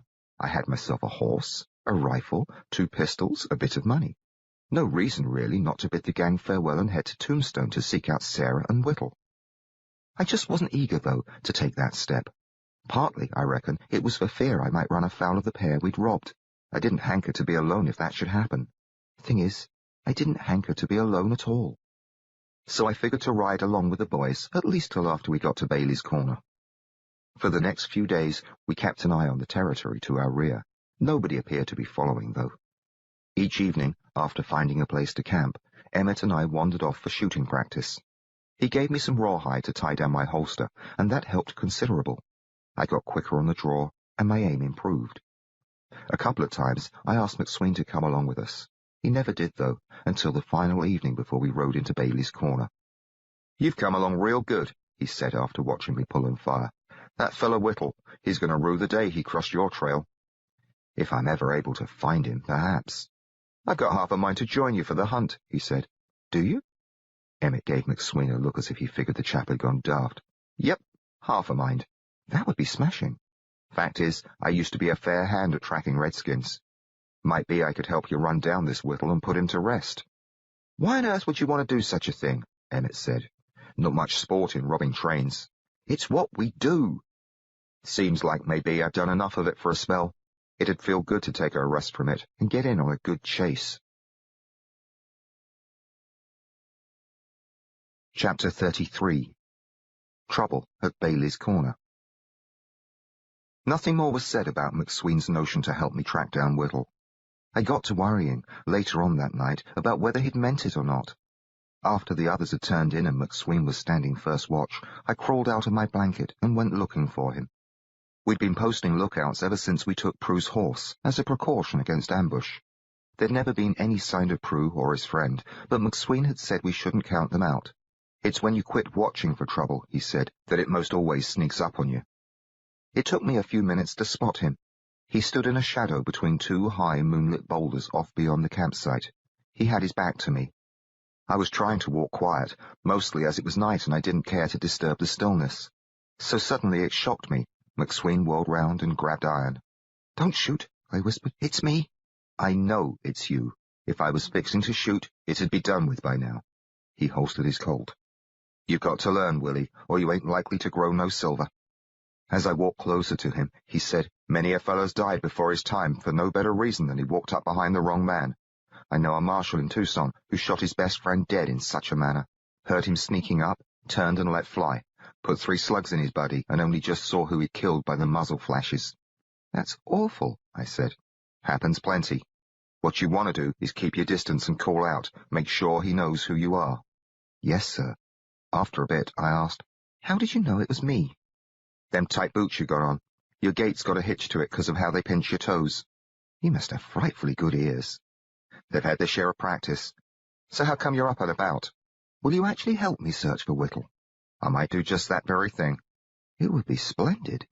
Well, I spent some time down there, know the territory. Ran with Al Sieber and his boys back in '82. That's when he took on Nantiatish. Then it was Geronimo and Nashite raising hell. Chased them all through creation. I reckon there ain't a canyon or a cactus between Fort Apache and the Torres Mountains that I ain't met up with, one time or another. I'm not familiar with those places, actually. You don't need to be, 'cause I am. Have you been to Tombstone? Many a time. Then you'll be able to help me find it, then. Why, sure. Lead you straight to it. She's a fair piece west of here, then a ways south. Shouldn't take more than a couple of weeks to get there once we start out. When shall we start? I asked. Let's just wait and see. We want to spend us some time in Bailey's Corner and live it up some, you know? He smiled, pale teeth showing under his moustache. You don't want to start off a long journey with too much cash weighing you down. It'll only serve to tire the horses. Will the others come with us, do you suppose? That'll be up to them. Much as I'll likely miss the boys, I reckon we'd be better off shed of them. First thing you know, they'll be hankering to pull a hold-up. We don't want none of that. Can't hunt a man proper if you've got to keep a lookout for lawmen and posses and the like. It'd only serve to interfere with business. Besides, they'd slow us down. I'd hate for you to leave them on my account, I said. High time I pulled out. I've been putting it off too long already. Then you're not doing it only because of me? Let me tell you a thing or two, Willie. Chase is the only feller of the bunch that has a lick of sense. Them other three, any one of them could end up dragging us all into some kind of mess. Breckenridge, he's got a temper so hot he'll kill a man for looking at him sideways. Emmett's got an itch to swap lead with any fella that gives him half an excuse. Snooker's got himself a streak of yellow that makes him worse than either of them. He's a back shooter, and he ain't particular who he does it to. You ride with boys like that, you always got to watch 'em and try and keep a rein on 'em. But sooner or later, they're going to draw you into some mighty deep trouble. I've been with this bunch for a couple of years now, and we've been lucky. But luck has a way of petering out on you. Best to get shut of 'em. When I think about what happened later, it seems funny, in an awful sort of way, that McSween said such things just the night before we went into Bailey's Corner. He's sure been right about luck petering out. But he couldn't have been more wrong about Breckenridge or Emmett or Snooker being the cause of our trouble. McSween himself was the one who brought it all down on us. Because of me. Prue and his friend must have been tracking us the whole time after we'd bought the horse. They'd been smart enough to keep well out of sight, so we never saw hide nor hair of them, nor suspected they were on their way. They didn't show up until our second night in town, and they showed up with help. We were having us a farewell supper at the Silver Dollar Saloon, drinking beer and eating steaks, all sitting together around a corner table. I was feeling mighty fine. I'd had a good sleep the night before in a hotel bed. I'd had 2 baths and a haircut. I'd been eating good meals for the better part of 2 days.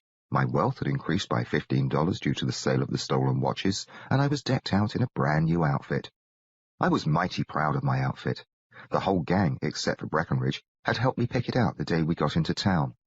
Dressed up the way I was, I felt just like one of the boys. I wore a pair of dandy boots that didn't pinch, spurs that jingled every time I moved my feet, comfortable trousers, a blue shirt like McSween's, a leather vest, a red bandana that dropped around my neck, and a splendid beaver hat. The pride of my new gear was a gun belt with a big silver buckle, loops across its back for ammunition, and holsters at each hip. Both holsters had tie-downs. They held the Colts I'd acquired at the train. I knew I looked bully, quite the desperado, but I near choked on my last swallow of steak when Emmett said, "We got to make sure Willie don't ride out of here tomorrow a virgin." Snooker let out a whoop. "Let's take him on over to Sally's." Last night they'd all gone to Sally's, but I'd let on that I'd a bellyache and got out of it. It hadn't been much of a lie, for the notion of visiting the ladies had indeed turned me queasy. "I'd rather not, actually," I said. "Feeling poorly?" Emmett asked. "Why, there ain't nothing to it," Snooker said. "No call to be scared." "I'm not at all scared," I protested, though such talk was giving me an awful case of the Fantods. In my head, I found myself back in that East End alley with Sue the whore. Much as I'd been thrilled by that encounter, up till she attacked me, the notion of taking up with another person of her sort upset me considerable. "I'd rather not, is all."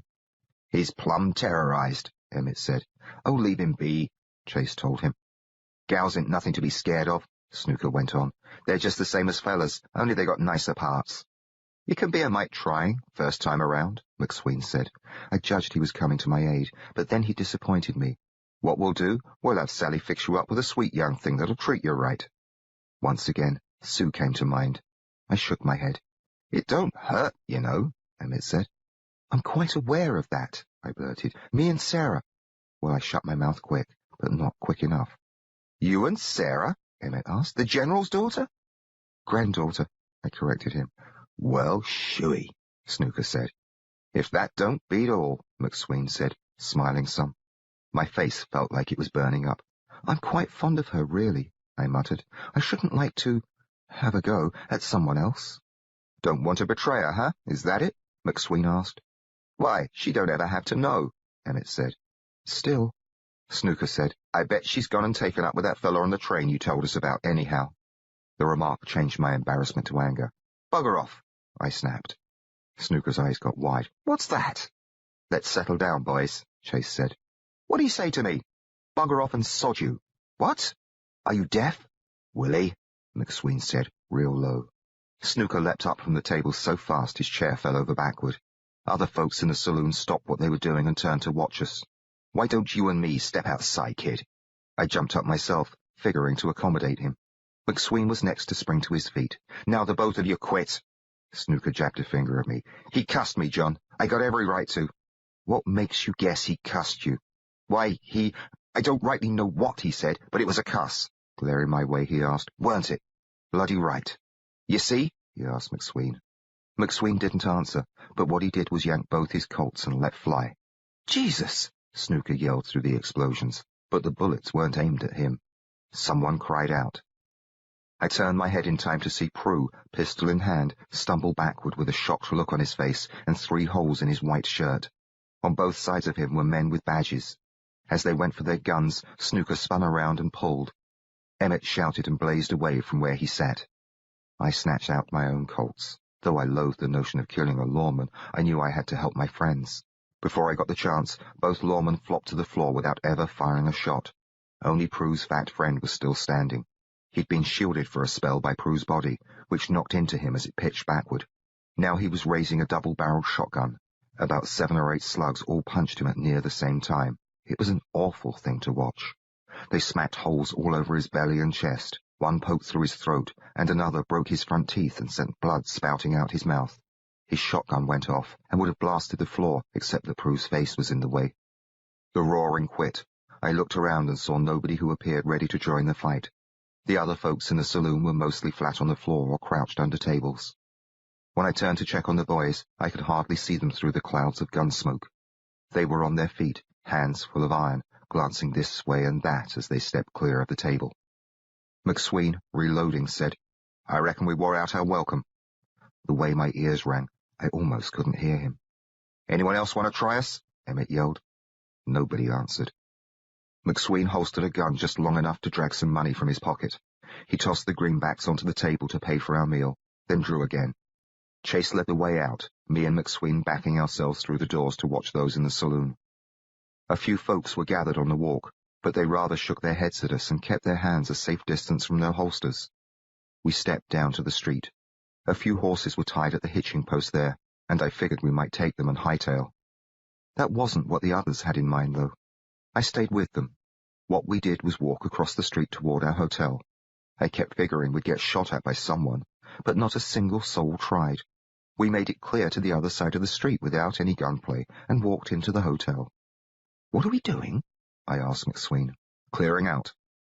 Apparently, however, none of the boys was in any big rush to get on with it. We got some wary, curious looks in the lobby, but no trouble. Then we were up the stairs and going into our rooms. Mine was shared with McSween and Breckenridge. As soon as McSween got a lamp burning, we set to gathering our gear. I heard some yelling from outside the window. My mouth was parched, my heart thumping fit to explode, but McSween and Breckenridge seemed mighty cool as they stuffed this and that into their saddlebags. We stayed together in the room until all 3 of us were ready, saddlebags draped over our shoulders, bedrolls roped across our backs. Colts holstered and rifles in our hands, we stepped into the hallway. Nobody there. A couple of minutes passed, then the others came out of their room. Reckon there's a back door out of here? Chase asked. The front door suits me, McSween said. I shriveled cold. Just as calm as you please, McSween and Chase strode side by side to the head of the stairs and started down. I kept next to Emmett. Behind them, Breckenridge and Snooker followed us, watching the rear. The stairway seemed just endless. It was all I could do to stop my shaky legs from giving out. We didn't see nobody at all in the lobby. McSween and Chase didn't hesitate for a blink, but stepped right out the front door. Well, we paraded straight down the middle of the street. It was empty except for us and the horses and carriages along both sides, but it seemed that everyone in town had their eyes on us. Doorways and windows were packed with silent watchers. I heard some horses shuffling their hoofs, snorting, letting out a whinny now and again. A piano was playing a lively tune nearby. Off in the distance, a dog was yapping. Other than that, about the only sounds came from us. Our boots thumping soft on the dusty street, our spurs clinking, the leather of our gear squeaking and groaning. It was a mighty long walk. I judged that, any second, a volley would roar out and would all be dropped in our tracks. Didn't happen, though. Finally, we came to the livery stable at the far end of town. The proprietor, a fellow named Himmel, had seen us coming and had already sent his boys to fetch our horses. McSween settled the accounts with him. Then we spent just forever, it seemed, fumbling about with our bridles and saddles and such. McSween finished before me and mounted up. While I worked at tightening General Cinch, he sat up there, high on his saddle, and rolled himself a smoke. I tied down my saddlebags, tied down my bedroll, and slipped my Winchester into its boot. By the time I had got done and climbed aboard, the others were all mounted and waiting for me. We rode out onto the street. What came next shouldn't have surprised me, not after what I'd seen of the gang so far. There we were, at the very end of town. We had no reason at all to ride in the opposite direction. That's just what we did, however. McSween dug in his spurs, pulled both colts, and charged, spitting lead at the night. For a cautious man proud of his silver hair, he sure had himself a keen interest in gaudy exits. We all followed him, yelling and blazing. If we were shot at, I never heard the gunfire through all our own commotion. We were still on our saddles, none the worse for wear, by the time we left Bailey's Corner behind us. Chapter 34. The Posse. The hard way we rode, only stopping now and then to let the horses catch their wind, I judged that the boys didn't figure we were in the clear. Finally, I had to ask. I put the spurs to General and caught up with McSween. "Do you reckon they're coming after us?" "That's a good bet, Willie," he said, looking over at me. "You know them two lawmen that were fools enough to side with Prue? They was town deputies. I don't know the one, but the other was James Brewer, brother to the sheriff, Ike." "Well, where was he, then?" "Ike? Don't rightly know. Gave him all kinds of time to take a crack at us. Wanted him to try, but he never showed. Sure would have been a blessing to kill him then and there. Way matters stand, we got to figure he'll lead the posse after us." "What are we going to do?" "Whatever we gotta." We kept on riding through the night. I spent plenty of time remembering how the train engineer tried to talk me out of joining up with these boys, and wished more than once that I'd heeded his warning. It was far too late for that, though. In the course of a week, I'd helped rob a train, I'd stolen a horse, and I'd stood with a gang in a shootout that left 4 men murdered.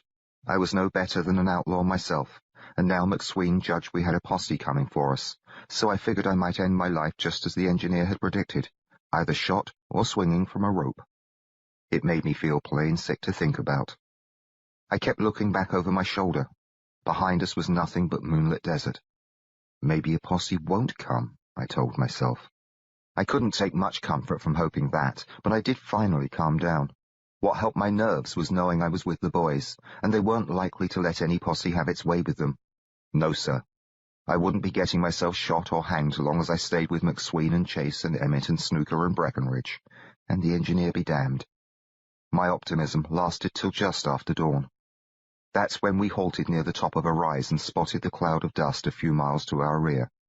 I couldn't see anyone back there, just dry washes and piles of rock, cacti and stunted trees, and all that glowing yellow dust. "Ah, shit," Snooker said. Chase glanced at McSween. 15, 20 of them. Least 20, I'd say." "Ah, shit," Snooker said again. "Who'd think a town that size," McSween said, "could come up with that many fellas eager to get their toes turned up? Reckon we ought to split up?" Chase asked. Oh, I didn't care for that notion, not one whit. Goosebumps went scurrying up my back like a troop of spiders with icy feet. It'd thin 'em out, Breckenridge said. I'd sure rather have 4 or 5 on my tail than all of them. McSween commenced to roll a smoke. After giving it a lick, he said, We put our heads together. Maybe we can figure us a better way to thin 'em out. He lit up. Smoke curled away from under his moustache as he sniffed. Get my drift? He offered his makings to me. Dry as my mouth felt, it would have likely caught fire if I'd had a go at smoking. I shook my head. Are you saying we ought to attack them? I asked. Seems like a fine idea to me, he said. Jesus wept, said Breckenridge. Chase gazed off at the dust cloud, which seemed to be closer to us already, and rubbed his chin. Let's do it, he said. Hot damn, Emmett blurted. Snooker and Breckenridge didn't appear to enjoy the notion, but they didn't speak against it. How you doing, Willie? We sat atop our mounts, all by ourselves, waiting. Not at all good, actually. Can't say I blame you, McSween said. Not feeling too spry myself, if the truth be known. Sorry we pulled you into this. It was my own choice. My own blamed fault. I just knowed I should have plugged Prue and the fatty back when we took the horse. Just gave them credit for more sense than they turned out to have. He lifted his bandana and mopped some sweat off his forehead. This is what comes of having a generous nature. It's a shame they showed up when they did, I said. You never know. At least we ain't got them to worry about no more. I'd rather have dealt with those 2 on my trail than a whole crowd. He laughed softly. Well, there ain't going to be a crowd much longer. I looked over my shoulder and was glad to see that the gap between the piled boulders was still empty. The low thunder of hoofbeats sounded louder and louder. What you might want to do, McSween said, is dig in your spurs and light out. That's what I intend to do. It's right now, I mean. Now? That's what I'd like you to do, Willie. Go on and skedaddle. No point in you being in on this. At the best, you'd only bloody your hands. At worst, you'll end up killed. Go on now. We'll handle this here posse. Things work out, I'll catch you down the trail. I'm not a bloody coward, I told him. Why, I know that. It's only because of me that we have this posse after us. There's no call for you to stick with us. It's all the call I need, I said, talking quite a heap braver than I felt. Reckon it's too late, anyhow, McSween said. I was still watching the gap. It was still empty, but now the thunder was so near I almost thought I could feel the air quaking. This is it, Willie, McSween said. He shouldered his Winchester and thumbed back his hammer. Ride fast, keep low, and shoot straight, and God be with you. You too, I told him. It came out no louder than a whisper. A lone horseman rode through the gap. His head was turned. He seemed to be talking to someone behind him, though he was too far off for me to hear his voice. McSween's rifle spoke. The fellow pitched backward. His horse reared. He fell off. But one of his feet got hung up in the stirrup. The horse scampered to the right, dragging him. Hightail! McSween yelled. We didn't linger. We hunched and dug in and bolted. From behind us came shouts, There! And Bastards! And Get 'em! It was Whitechapel all over again, a mob after my blood, only this time they had guns. They blasted away at us. Bullets winged off rocks, buzzed past my head. I kept an eye on McSween racing alongside me, low in his saddle, with the wind shoving his hat brim up. He didn't look like he'd been hit yet. So far, I'd been lucky too. I figured a slug was on its way toward my back. I waited for it to whack me, but all I could feel was General dashing like mad, the hot wind rushing into my face so quick it wanted to choke me. The mouth of the pass hadn't seemed more than a stone's throw away when me and McSween had picked our spot to wait for the posse, but that stone's throw seemed more like a mile now that the mob was on our tails, spitting lead. I wished I hadn't been so eager to play bait.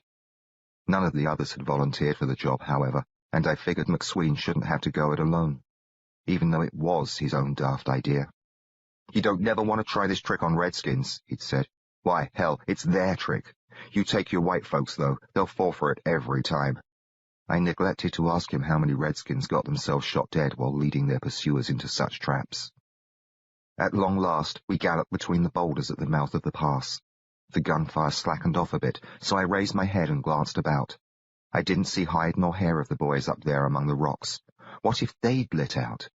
The notion shook me, but I reckoned they weren't the sort to pull such a dirty stunt. I took a chance and looked back. Here came the posse, 2 at a time, racing at us down the narrow pass, only the pair in front firing. The rest had quit shooting so they wouldn't hit their own. Me and McSween kept riding just as fast as our mounts could carry us. The boys kept waiting. If they were here. Suddenly, puffs of smoke bloomed on the canyon walls as 4 guns crashed and 4 men tumbled off their horses. McSween cut to the left, rifle in hand. He hurled himself to the ground and dashed behind a clump of rocks. I reined in general, snatched out my Winchester, and leapt down to join him. He was already scurrying up the slope. I followed, rather hoping it might all be over before we found a proper perch. It sounded horrid. The canyon just roared with gunfire. Horses squealed and whinnied. Men shouted, cried out. They came to kill us, I told myself. Too soon, McSween picked himself a rock. It was big enough for both of us. We rose up behind it and shouldered our rifles. Down below was mayhem. Dead men, dead horses. A few fellows rode breakneck for the mouth of the pass in a panic to escape. Others stayed. Of those that stayed to fight, some simply crouched in the open and returned fire. Some scampered up into the rocks. Some hunkered down to take shelter beside their fallen mounts. And a few rode in their saddles, shooting this way and that as their horses wheeled and bucked. McSween's rifle deafened my ear. One of the men on a circling, snorting horse keeled over sideways. I levered in a cartridge myself and sighted in on a fellow who was squatting next to a dead man. He'd lost his hat. He was bald. His head was down while he worked at reloading his pistol. I spent a fair amount of time lining him up in my sights. It beat looking at the carnage. McSween kept on firing quick. The way I judge matters, my fellow was just a law-abiding citizen doing his duty. Maybe he was a shopkeeper or the like. Maybe he had a wife and children. If I shot him, I'd be no better than a murderer. On the other hand, I wanted McSween to figure I was doing my level best to help the situation.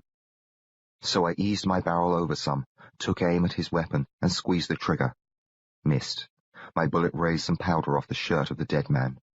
My fellow finished reloading. He looked up towards me and McSween, swung his pistol toward us, and caught a slug in his forehead from McSween's rifle.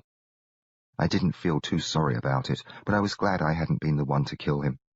With him dead, I had no choice but to search out another target. The only fellow still moving down there had a wounded leg and was hobbling towards a skittish horse. Just as he got to it, he fell, but he latched a hand onto one of the stirrups. The horse lit out for the mouth of the pass, towing him. It was a big white stallion. I levered around into my chamber and aimed toward the man's feet. I figured to try for one of his boot heels, but then there wasn't any point, for the stallion caught lead. It stumbled sideways and stepped on him. It missed him when it toppled over. Before the man could move, if he had it in him to move, he got smacked by 3 or 4 slugs. After that, the shooting stopped. The quiet seemed mighty unnatural. Other than the wind and the ringing in my ears, all I could hear were the cries of wounded men and horses. We climbed down to the bottom of the pass. All of us did, that is, except for Breckenridge. Snooker had been near him on the slope and said he'd been killed. Keeping our guns ready, we wandered among the fallen. It turned out there were 9 dead and 7 wounded. Ike Brewer, the town sheriff, was among the dead. We disarmed the wounded to avoid surprises, then gathered enough horses for them. Those too hurt to ride, we tied aboard their saddles. We sent them through the mouth of the pass, figuring that the few who'd escaped from our ambush would likely see to them. When they were gone, we climbed up a slope and found Breckenridge. A bullet had gone into his right eye, and he was awful to look at. Nobody seemed particularly upset about the loss of him. He hadn't been the friendly sort after all. If the others felt the same as me, they were mostly feeling glad it was him instead of themselves that had gotten killed. It took 4 of us to tote him down to the bottom. Snooker held our rifles for us. I helped out by lugging one of Breckenridge's legs. He was huge and heavy. We were mostly all worn out by the time we got done. We spent a while rounding up our horses, then we hoisted Breckenridge up across his saddle and tied him so he wouldn't fall off. We rode south out of the pass. Early in the afternoon, we unloaded Breckenridge in a dry wash and covered him with rocks. Chase read some words over him from a Bible he took from his saddlebag. Then we split up what was left of Breckenridge's loot. We kept his horse as a spare and rode on. All through the day we kept a watch behind us. There was no sign that the remains of the posse was coming after us. McSween allowed it was a good thing we'd shot Ike in the ambush, as he'd been a stubborn fellow who wouldn't have given up. The way he saw it, the rest of the bunch likely figured they got off lucky and were hurrying on back to town with the wounded. I hoped he was right about that, but not because I was scared of the posse. It would take more than whatever handful had survived the trap to do us any harm. I just hoped they wouldn't show up because I didn't want any more of them to get killed. I was feeling mighty low down and miserable about the slaughter back at the pass. We hadn't any choice to speak of. It was them or us. But there just wasn't a way to put it in a light that eased the burden. I hadn't shot anyone, but I'd helped bait the trap, and the posse never would have come after us if we hadn't stolen Prue's horse. It all stemmed from that. 4 men in the saloon and 9 at the pass, and Breckenridge.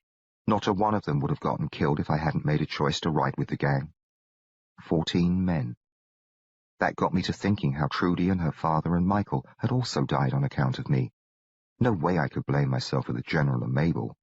But they'd taken me into their home, and they'd ended up dead too. It seemed like nobody was safe around me, like I carried a curse that got folks killed. Just a matter of time, I judged, before my curse would wipe out McSween and Chase and Emmett and Snooker, if I stuck with them. Much as I wanted McSween to help me track Whittle, I finally made up my mind to ride out alone. I sure would miss him, but I'd miss him more and take on a new load of guilt if he came along and got killed for his troubles. I didn't let on about my plan. During supper that night, the boys discussed splitting up. Chase and Emmett figured they'd go east in the morning. Snooker said he thought he'd head up to Denver, and McSween allowed as how he and I would make for Tombstone. I acted as if that suited me.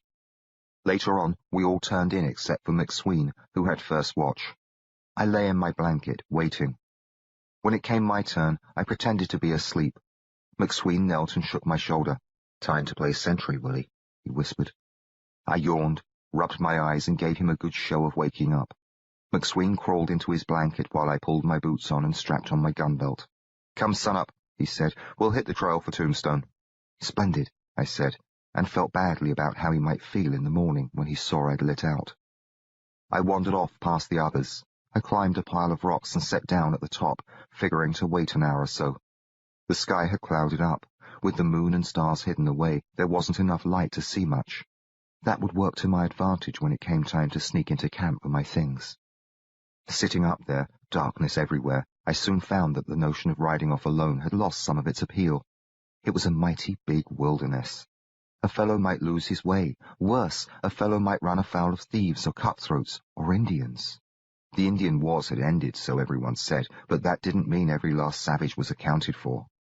I hadn't worried about such things while I'd been with the boys. I'd always had them to rely on. In a while, I'd be leaving them behind. I can take care of myself, I thought. But it would be a blessing to have McSween at my side. There was really no call to sneak off without him. Then I thought, if I don't get shut of him, I'll get him killed. I don't want him to die on my account like all those others. By and by, it came time for me to go if I was going. I stood up. Fire spit at me from off in the dark. A boom pounded my ears. A slug nipped my side. Startled more than hurt, I took a quick step backward, and my boot found nothing but air. Crying out, I fell. Rocks jabbed and poked me as I tumbled down. I kept figuring one might split my head open, but that didn't happen. I came to a stop on my back, my legs hoisted up by a boulder. The ground under me shook with pounding hooves. Earlier that day, I'd felt sorry for the poor folks we'd ambushed. Now, I suddenly wished we hadn't let a single one of them get out alive. McSween had said they wouldn't come, not with Ike dead. But he'd been wrong. And somebody'd shot at me. From beyond me came shouts of alarm from the boys. They were mixed in with the thumping of hooves and war whoops that came from our attackers. I kicked my legs down and got to my knees as a bunch of horsemen charged through a break in the rocks, their guns ablaze. I patted my sides, figuring I must have lost my Colts in the fall, but they were snug in their holsters. For just an instant, then they filled my hands. I shot 2 blokes out of their saddles straight away, then McSween got hit. I saw him in the muzzle flashes, both his pistols blasting as slugs smacked his chest, knocking him backward. At least 3 men caught his lead and dropped from their horses before he went down. I don't believe I witnessed the ends of Chase or Emmett or Snooker. My eyes weren't watching for them. My eyes were on the horsemen as they dashed this way and that, yelling and firing, some riding at me with their guns a-roar. I used only my right hand, as I'd had a little practice with my left. I never moved my legs at all, but stood there at the edge of the campsite, aiming and firing. When my hammer came down on a used shell, I dropped the gun and switched to the other. Before you know it, that one ran out too. I went to reload and thought it strange I hadn't been killed yet. I just hoped I could get it full of bullets and take down a few more of the bastards before they got me. But when the cylinder was full and I raised my arm to continue killing, I couldn't find a target. I fired once anyhow to scatter the horses. As they hurried off, the moon came out. Its pale light came down. In front of me, shrouded by drifting gun smoke, was a field of twisted bodies. They weren't all dead. Some men lay there, writhing and moaning. I checked on them. They weren't McSween or Chase or Emmett or Snooker. I shot them. At daybreak, I covered my friends with rocks.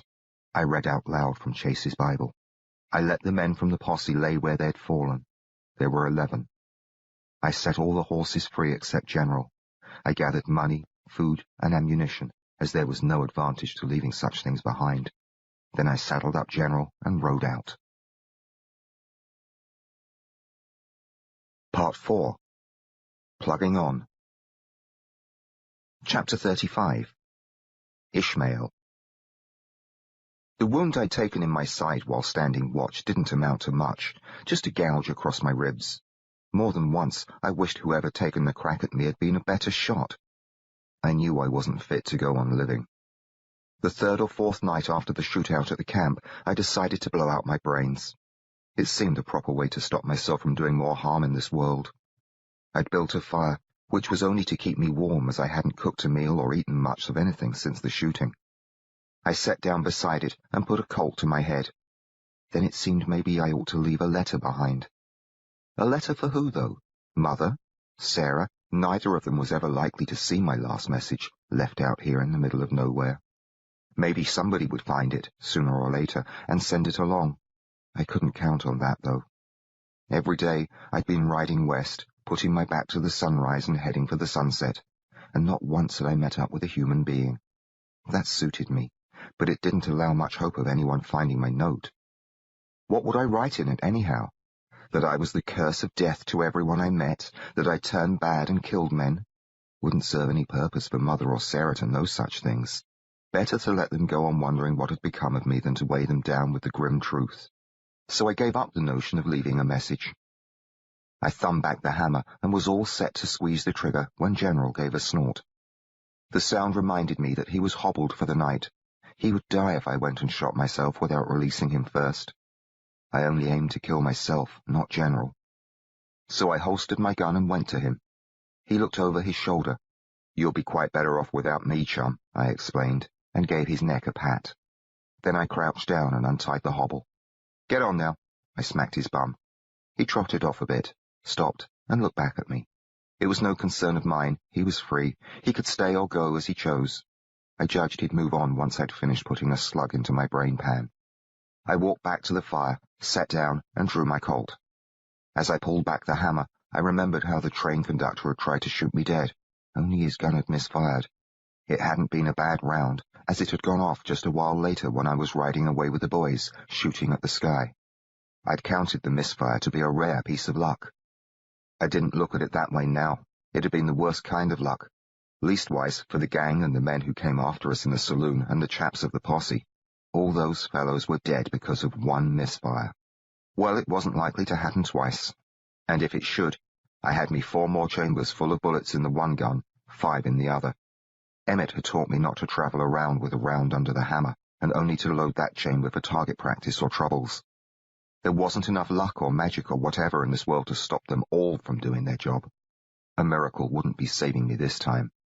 I judged the misfire had been a miracle of sorts, pretty much as if I hadn't been meant to get killed.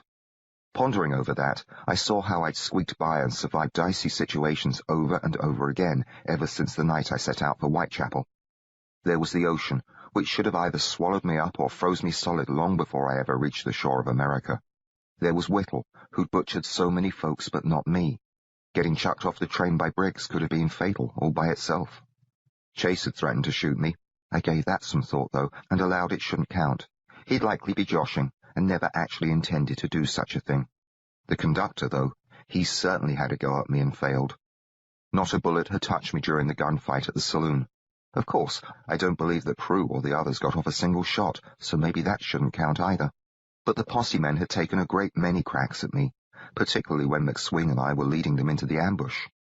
Later on that night, a fellow had creased my side.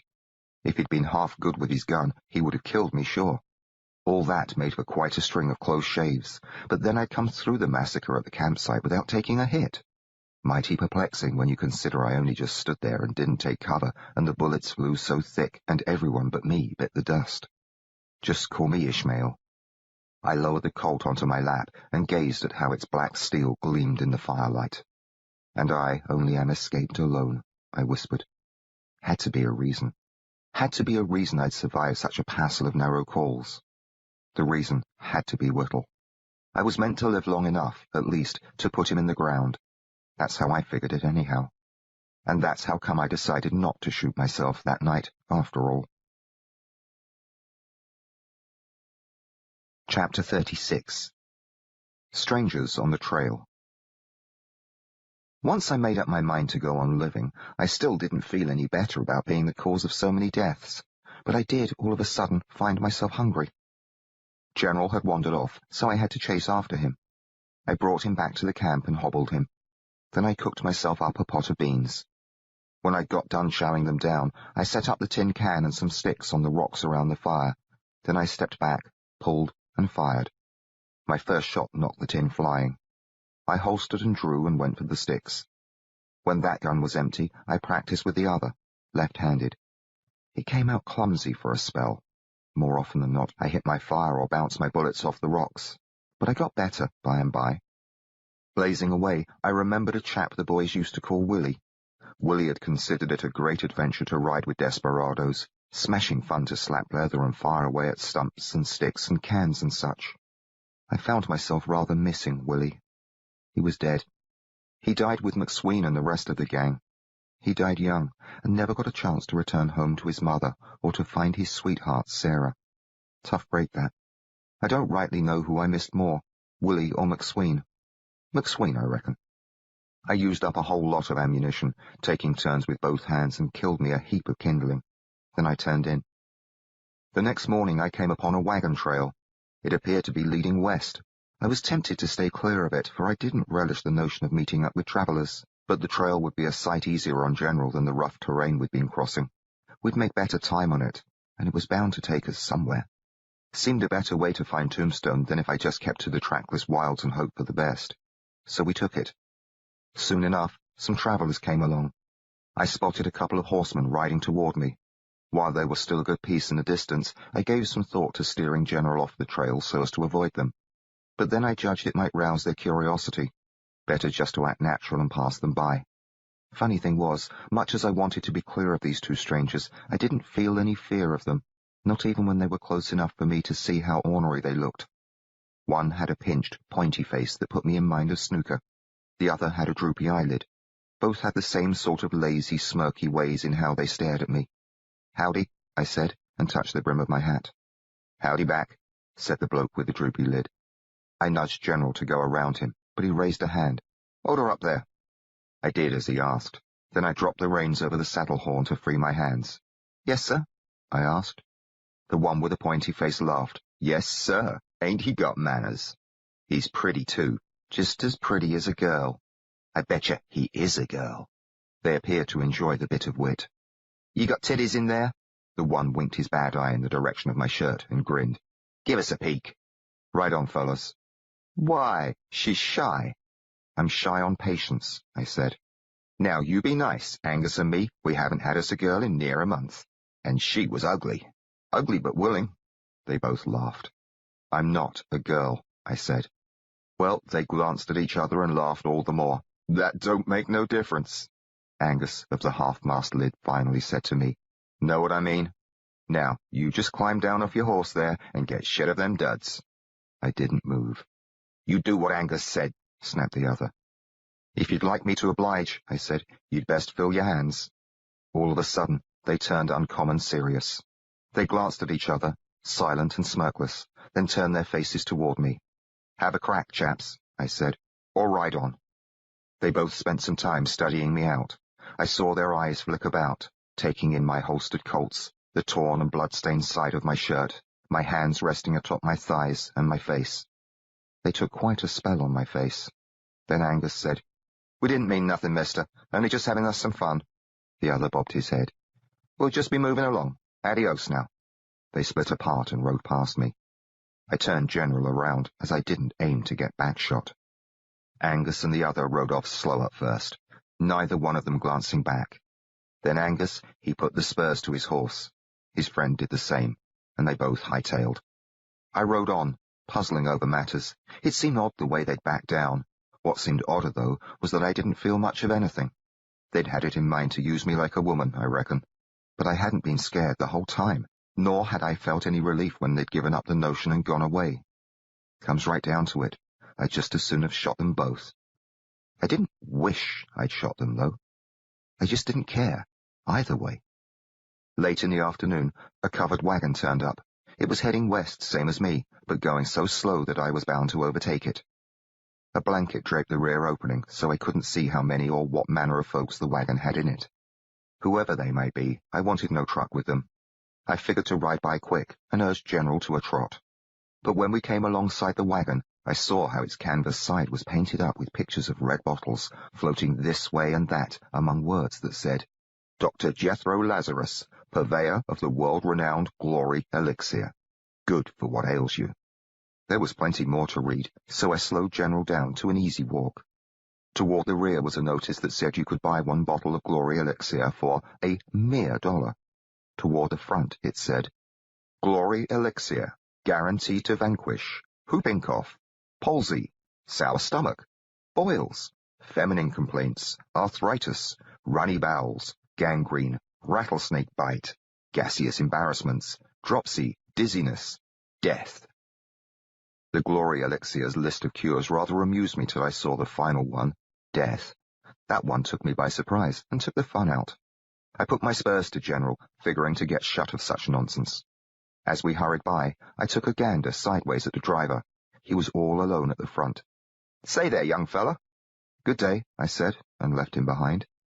Cowards die many times, he called after me. Well, I didn't rightly know what he meant by that, and I judged he could call me a coward if he pleased. What got me to rein in General was that I recognized the words. As the wagon rattled closer, I met the old man's eyes and said, The valiant never taste of death but once. He smiled real cheerful.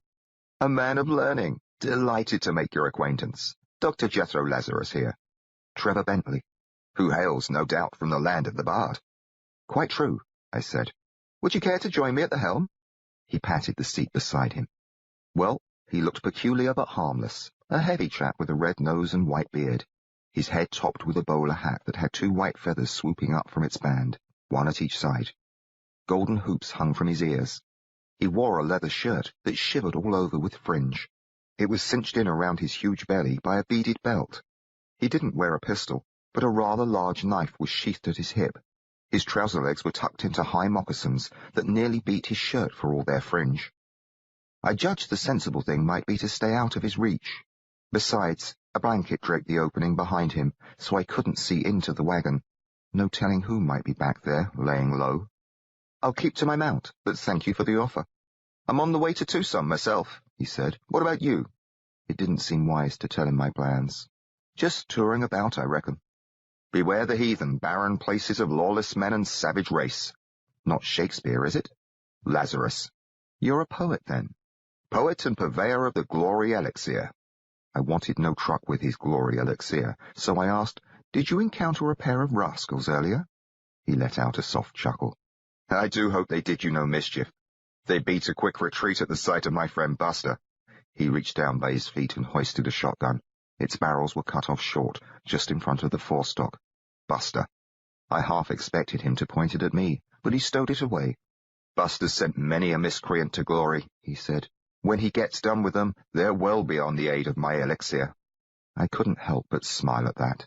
Doesn't it vanquish death, then, after all? Why, it most surely does, Trevor. However, the vital revivification of the deceased is greatly impeded by the destruction of his anatomy. That is to say, it don't work worth spit if I've blown off the bastard's head. Now that I've been hauled into this talk of death and the merits of Lazarus's flim-flam elixir, it all didn't seem so grim. If a bloke's anatomy wasn't destroyed some, I allowed, he wouldn't likely be dead in the first place. All depends, my friend. Depends on how much is intact and how much is demolished. If a chap's dead, He's dead. This glory elixir of yours won't change that. There are more things in heaven and earth, Horatio. I might look like a fool, Dr. Lazarus, but I don't regularly think like one. Well, he pulled back on the reins and halted his team. I'll tell you what, Trevor, just suppose I give you proof, right before your very eyes, that my glory elixir has the power to raise the dead. Reckon I'd purchase a bottle, I said, shaking my head. He couldn't prove any such thing, and I knew it. Still and all, as he climbed down and I followed him toward the rear of the wagon, I found myself wondering whether I could backtrack to the place I'd buried McSween and the boys. And I wondered if they were shot up too much for the elixir to work on them. Then I wondered if I should buy enough to raise the other 11. That'd be the proper thing to do. But I judged they might try and shoot us all over again, and then I took a mind to kick myself for allowing such thick-headed notions. No amount of glory elixir could fix any one of those fellows. Be that as it was, I'd worked up a powerful curiosity to see the old fellow's proof. He let down the gate at the back of his wagon, then crawled in under the blanket. The wagon shook some as he scurried about inside. Then came a scrapey, dragging sound. "Lend me a hand," he called from inside. I dismounted. By the time I'd got done tying General to a bolt at the back of the wagon, the blanket was abulge with Lazarus. He jumped to the ground, hauling at the end of a wooden box. A pint bottle of elixir was standing atop the box, its red fluid sloshing about. He stopped pulling, grabbed the bottle, and tossed it to me. Then he went on dragging. More and more of the box slid into sight. "What have you there?" I asked, though I could sure see what it looked like. "A casket. Be a good lad and take the other end." Chapter 37. Lazarus and the Dead Man. My curiosity shrank some. I didn't hanker to see what might be inside the casket, but I slipped the bottle into my pocket and did as he asked. When I got close, I had to hold my breath so as to avoid the sickening aroma in the air. My end of the box was so heavy I nearly dropped it, but I managed to hang on until we got it lowered into the dust behind the wagon. Then I stepped back a few paces to get clear of the odor. The hard work must have tuckered out Lazarus, for he sat down on the casket. He plucked a kerchief out of his trouser pocket and mopped his brow. "You have a corpse in there, don't you?" I asked. He answered with a wink. "Be a good lad and pass me the elixir," he said. I handed over the bottle. He uncorked it, took a swig, and sighed. "Good for what ails you." "Have a drop yourself," he said, and held it toward me. I shook my head. "I reckon I'll move on. I've seen my share of dead folks." "Nothing to fret yourself over. He's in passable shape. He don't even stink much, long as you stand upwind. It was only 2 days ago I cut him down." "Cut him down?" "He's a fellow who threw a long rope and wound up at the end of a short one." "Threw a long rope?" "A rustler. Cattle. Only his luck ran dry, and he was strung up by the ranch hands that nabbed him. I arrived upon the scene purely by happenstance, in the very nick of time to watch him swing. It was a stroke of wonderful good fortune. Very difficult, you see, to find a healthy subject for revivication." He took a few more swallows of the elixir. "A lynching's just the thing. If a fella's hanged proper from a gallows, you see, his neck gets itself snapped. Stretched considerable, too. That's if he don't drop too far and get his head popped off altogether. Either way, the fellow ain't fit.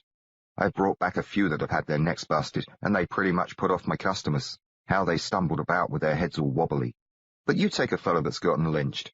He's generally been choked to death, so his neck's in fine shape. That's how it went with this one. Choked. Strangulated." He rapped his bottle against the top of the casket. "Right off, I knew I'd have to have him. The ranch boys didn't want me to take him, as they preferred to let him dangle as a lesson for others of his ilk. But I paid them $1, and they allowed me to cut him down." Lazarus raised the bottle again, took one more sip, then corked it. Smiling at me, he said, "This fellow here, he'll be dandy once he gets a taste of the glory elixir." "I shouldn't think so." "Shall we give it a try?" Lazarus stood up. He handed the bottle to me. The lid was only just laid across the top of the casket, not nailed down. The old man bent over it and took hold of the edges. I figured if I aimed to skedaddle, now was the time. I just stood there, though. He had me hooked. I knew he couldn't bring a corpse back to life, but I sure wanted to see how he played out his bluff. Then he frowned at me and straightened up again. "Only one problem," he said. "Indeed, I should think there might be at least one." "I've been fixing to save this fellow for demonstration purposes after I got him to Tucson. Can't lose him now for just one sale." "Then you wish me to buy more than one?" "A revivification ought to be worth 5 bottles. I'll purchase 10 if he's truly dead and he comes back to life. That'll cost you $10. Are you travelling with enough? His question put me off even more than the prospect of seeing a dead man inside the casket. I suddenly knew the name of his game. He had no intention of revivifying the corpse. He hadn't been inside the wagon for long, but long enough to slip Buster into the box alongside the body. I have $10 to spare, I said. You sure? Open it up. By and by, he said. We have one other small matter requiring discussion. Yes? He towed the casket. Like I said, I aim to use him at Tucson. He won't do me no good at all, alive and kicking, so I don't want you causing a fuss when it comes to re-killing him. Certainly not, I said. I'll need to strangulate him, you see. It won't be a pretty sight. It's quite all right with me, I said, knowing it wouldn't come to that. What I'm saying, Trevor, don't get overly fond of him. Not likely, I said. He bent down over the casket again. As he shoved the lid off, I switched the elixir to my left hand, dropped my right to my 6-gun. Lazarus didn't reach inside, so I didn't pull. I stepped closer, holding my breath to keep out the awful stench. No sign of Buster. Just a dead man. A skinny chap who didn't look to be much older than 30, wearing boots, dungarees, a dirty plaid shirt and a noose. The noose was loose around his neck, the looped bundle of the hangman's knot resting atop his chest, and the cut end of the rope dangling off to the side. His neck looked as if it had been polished with bootblack. His tongue was black, too. It stuck out from between his teeth. His face had a nasty greyish colour. There were pennies on his eyes to hold the lid shut. I was relieved to find his eyes covered, but thought it a spot peculiar that the pennies hadn't fallen off, what with how the casket had gotten jostled about. Lazarus gave each penny a flick. They skittered away and rolled about the bottom of the box. The eyes stayed shut. "Would you care to do the honours?" he asked. I shook my head and handed him the bottle of elixir. Lazarus uncorked it with his teeth. He spat out the cork. It missed the dead man's face. "You might prefer to stand back, Trevor. These fellows can get awful frisky." I was happy to oblige. I stood back and breathed again. The stink was still there, sour and sweet at the same time, but if I moved any farther off, I wouldn't be able to keep a close watch. I stayed ready, just in case Lazarus had tucked Buster out of sight underneath the corpse. The first thing he did, he tucked the black tongue inside the fellow's mouth where it belonged. He pulled down on the jaw to make a bigger target, then commenced to pour elixir out of the bottle. Some of it missed, splashing the grey lips and running down the whiskery cheeks, but some found its way into the mouth. I saw that his teeth were grey, which seemed a mite peculiar, but then the elixir dyed them red. Lazarus quit pouring. The dead fellow just laid there. I took myself a deep breath, then held it and stepped up close. Standing directly above the corpse, I could see a little pool of elixir down there inside his mouth. It didn't appear to be going anywhere. He gulped. I flinched and jumped back. With a whiny noise, he sucked in air, then let it out with a loud sigh. He licked his lips, then opened up as if he hankered for another dose. Lazarus obliged him. The fellow's Adam's apple bobbed up and down. He swallowed just as fast as Lazarus could dump elixir in. "That should do him." Lazarus uncrouched himself and rushed backward. I moved away some and breathed again. I didn't rightly know what to make of all this, but I was sure keen to see what would happen next. What happened next was the fellow let out a squeal that made my hair rise. Then he bolted up, buggy-eyed and wheezing, grabbing the edges of his box, and leapt to his feet. He looked down at himself. He glanced at Lazarus, then at me. Then he cried out, "Whee!" and commenced to clap his hands and prance about on the floor of his casket. "I'm saved!" he yelled. "Lordy, Lordy, I'm saved!" Well, he hopped over the side and bounded toward me, weeping and laughing. I was just too shocked and perplexed to get clear of him in time. He grabbed me and hugged me and kissed my cheek. And didn't he stink? I shoved him off, and he went skipping over to Lazarus and gave him a slew of hugs and kisses. Lazarus acted more friendly toward him than I'd done. I reckon he was used to such doings. Instead of trying to free himself from the creature, he hugged him and patted his head. "No call to take on," he said. "You're fine. You're just fine, young man." "I was hung. I was dead and gone." "You've been revivified," Lazarus explained, giving him another hug. "You've been returned to the land of the living with the aid of my patented Glory Elixir." "Glory Elixir?" "Good for what ails you." "Glory, glory, hallelujah." He broke away from Lazarus, and I feared he might come after me again. But instead he dropped to his knees and hoisted his arms into the air. He gloried and hallelujah'd for quite a spell. He was still at it when Lazarus stepped around him. He walked toward me, looking solemn and thoughtful. "You've witnessed a miracle," he said. Witnessed something? He laid an arm across my shoulders and led me toward the wagon. "It's truly a wondrous thing to behold, the restorative power of the glory elixir. It revives the dead. Just imagine the curative miracles that such a fluid works on the living, such as yourself. Why, with 10 bottles at your disposal, I've no doubt but you'll find yourself fit as a fiddle for a century at the very least." We stopped at the rear of the wagon, and he climbed in. While Lazarus was out of sight, I turned my attention to the other fellow. He was still on his knees, but he'd quit acting strange. His face was the same dingy grey hue as when he'd been dead, which was odd. Now that he was breathing again, it seemed like his skin should have taken on a healthier colour.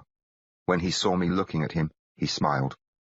"How do you like being dead?" I asked. "Not much," he said. "If you don't care for it, you'd best hurry off. Lazarus aims to re-kill you." "Trevor!"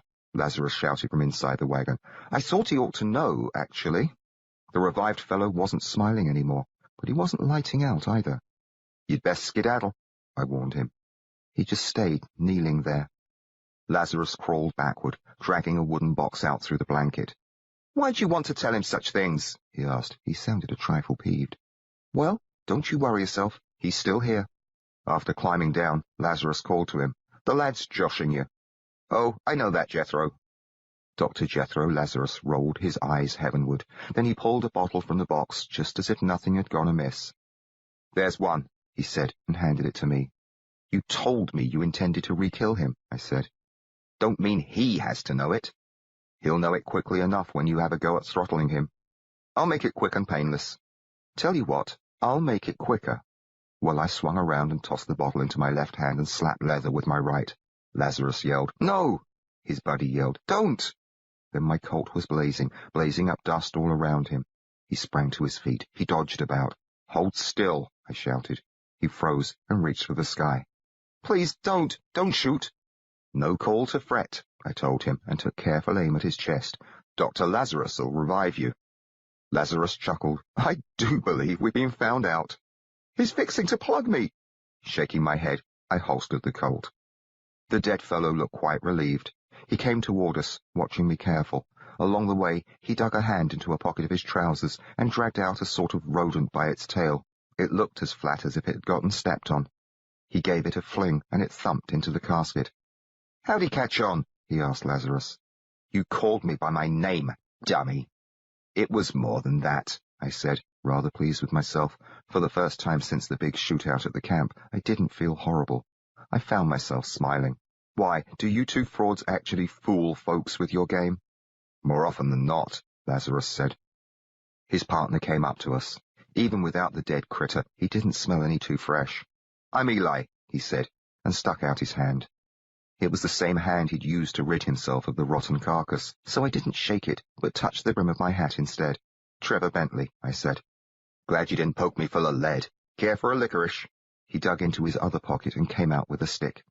It put me in mind of Sarah, and how we always ate just such candy when we visited town. I felt a little pull of sadness, but that passed as I realized Eli'd used the licorice to blacken up his tongue and lips. It had darkened his teeth, too. I'd seen they were grey, which hadn't seemed right. Death shouldn't do that to a man's teeth. I hadn't caught on, though. "No, thank you," I told him, not wanting any truck with something he'd handled. "I don't wish to turn my tongue black." They both laughed some at that. Eli tore off a piece of licorice and commenced to chew. "Boot black on your neck, is it?" I asked. Lazarus clapped me on the shoulder. "You're too quick for the likes of us."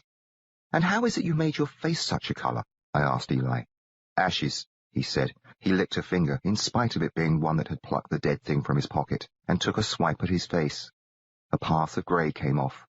He had ruddy skin underneath. He grinned like he'd shown me a secret of the universe. "You two blokes certainly went to a fair piece of trouble on my account." "A sale's a sale," Lazarus said. "No hard feelings, I hope." "Well, you put on a lively show.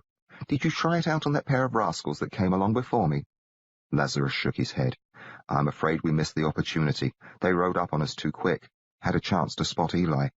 "You don't travel along in the casket, then?" I asked the deceased. He grinned, chewing, showing me his licorice teeth. "Gets a mite close in there." "I should think so, and a mite smelly, too." "Oh, Eli don't mind the smell." "Nope," he said, and bit off another piece of licorice. "You two certainly do beat all. Now, Lazarus said. "How many bottles of the glory elixir do you suppose you might like to purchase?" I still held a bottle of the stuff. I shook it and watched the red fluid slosh about. "What's it made of?" "Secret herbs and spices from the Far East, guaranteed to—" "Quit having me on now." "Gin and cherry syrup," Lazarus said. "Is it now?" Well, I believed him. I uncorked my bottle, took a sniff, then drank some. It tasted mighty fine and sweet, scorched my throat and heated up my stomach. And what does it cure, actually? Lazarus laughed.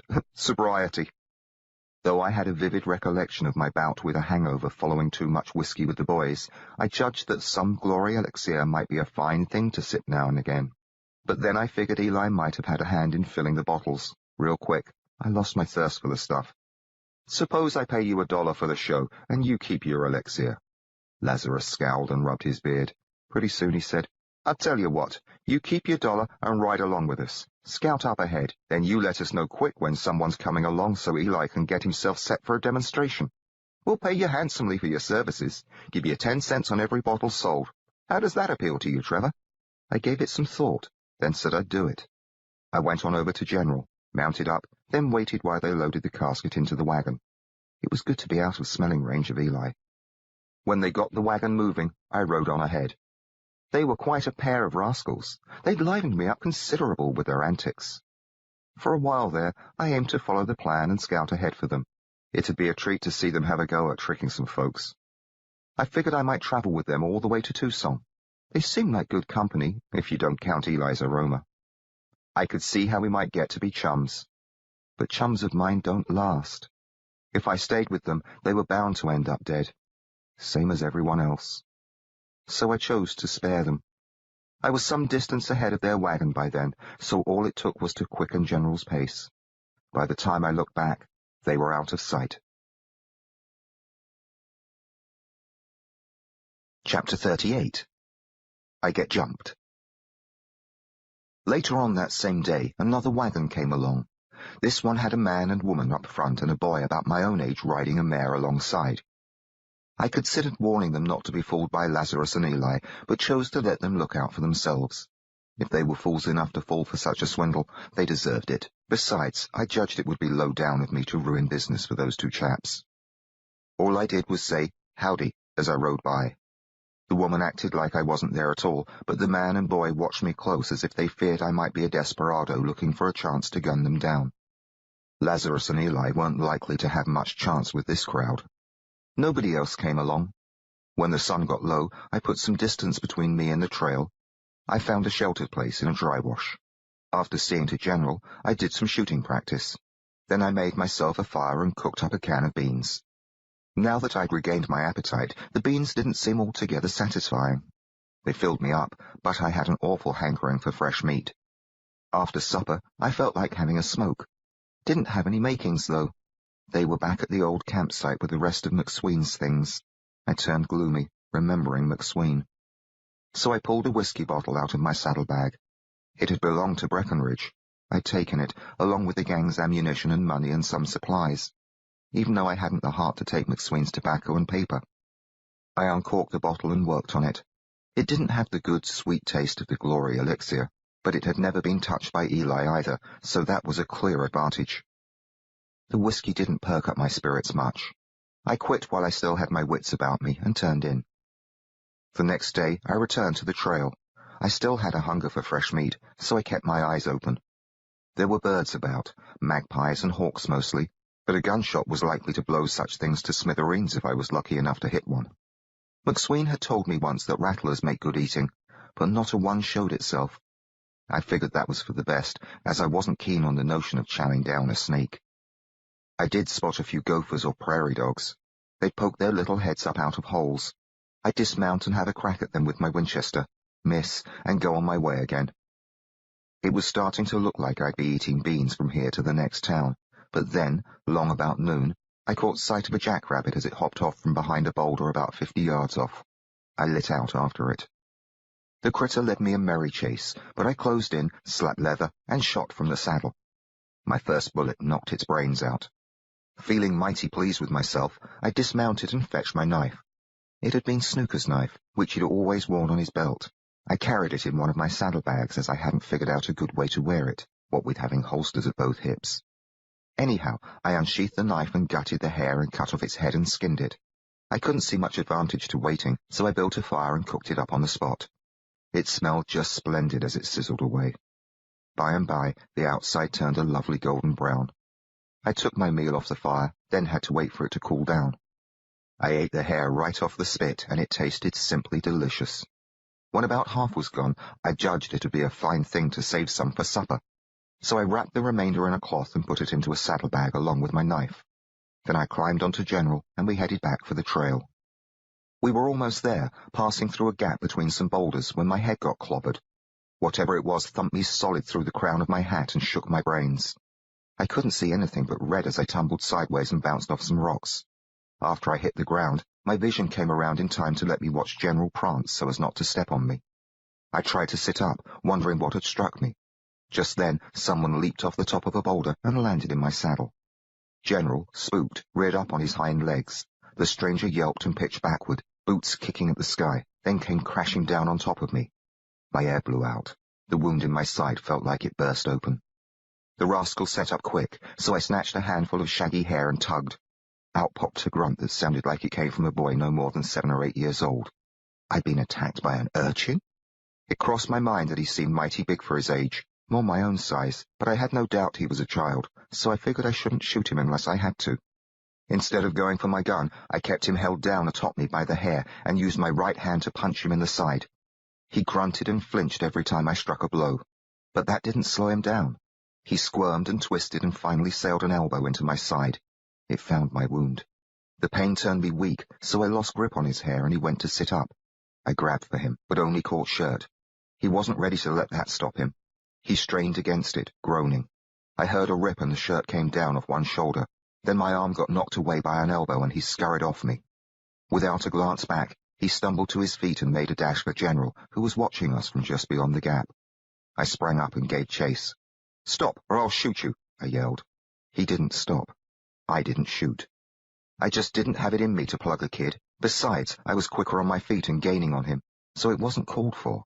He was still a few strides short of General, yellow hair all a-bounce, shirt flapping behind like a cape when I dived and caught him around the legs. He went down hard, breath whumped out. We both skidded through the dust. General scampered clear. But the kid wasn't done yet. He squirmed and kicked, got his legs free, and smacked a boot heel into my head. Well, that pretty much shredded my temper. "Damn your bloody eyes!" I shouted, and grabbed the boot that had kicked me.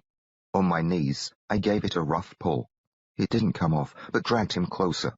Then I twisted that boot. Crying out, the kid flipped over onto his back. If you're a sharp reader, it won't come as any surprise to find out that the kid was no boy at all.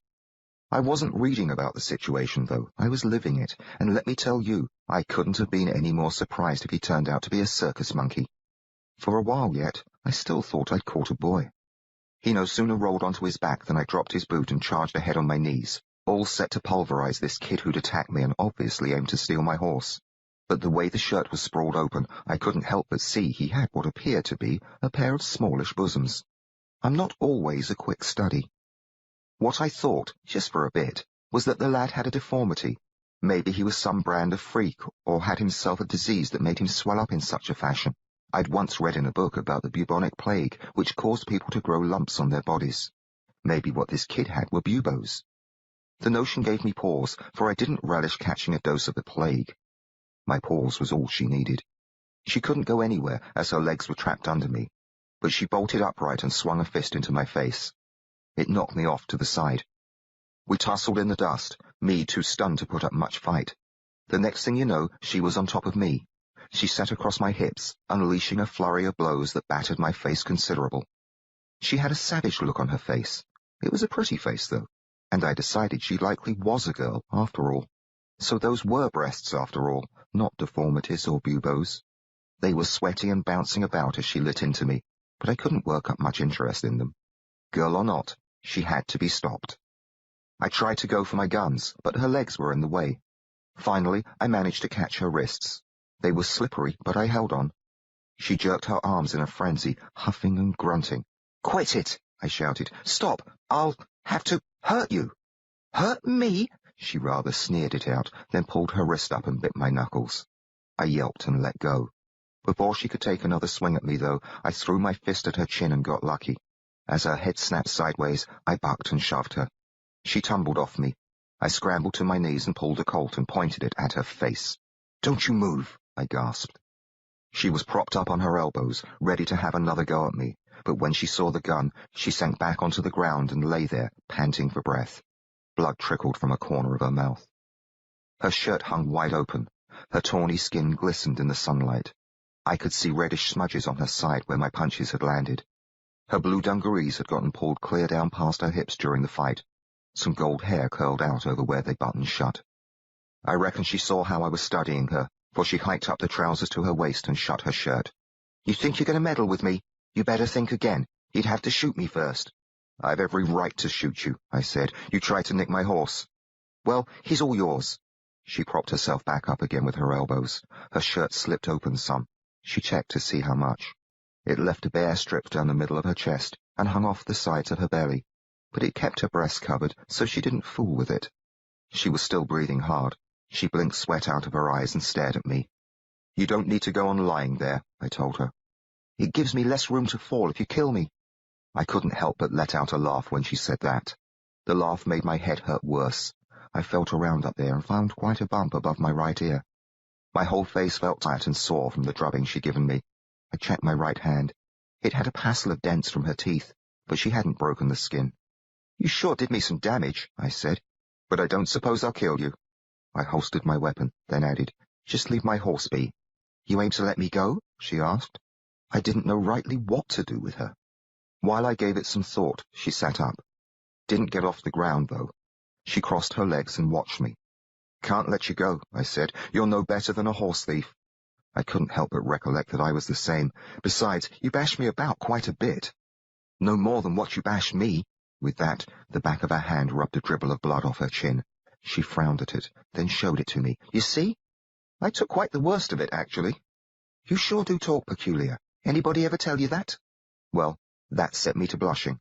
"There's nothing at all peculiar about how I talk, thank you." "Oh, yes, there is. What are you, a Yankee?" "I come from London, England." Her eyebrows went up.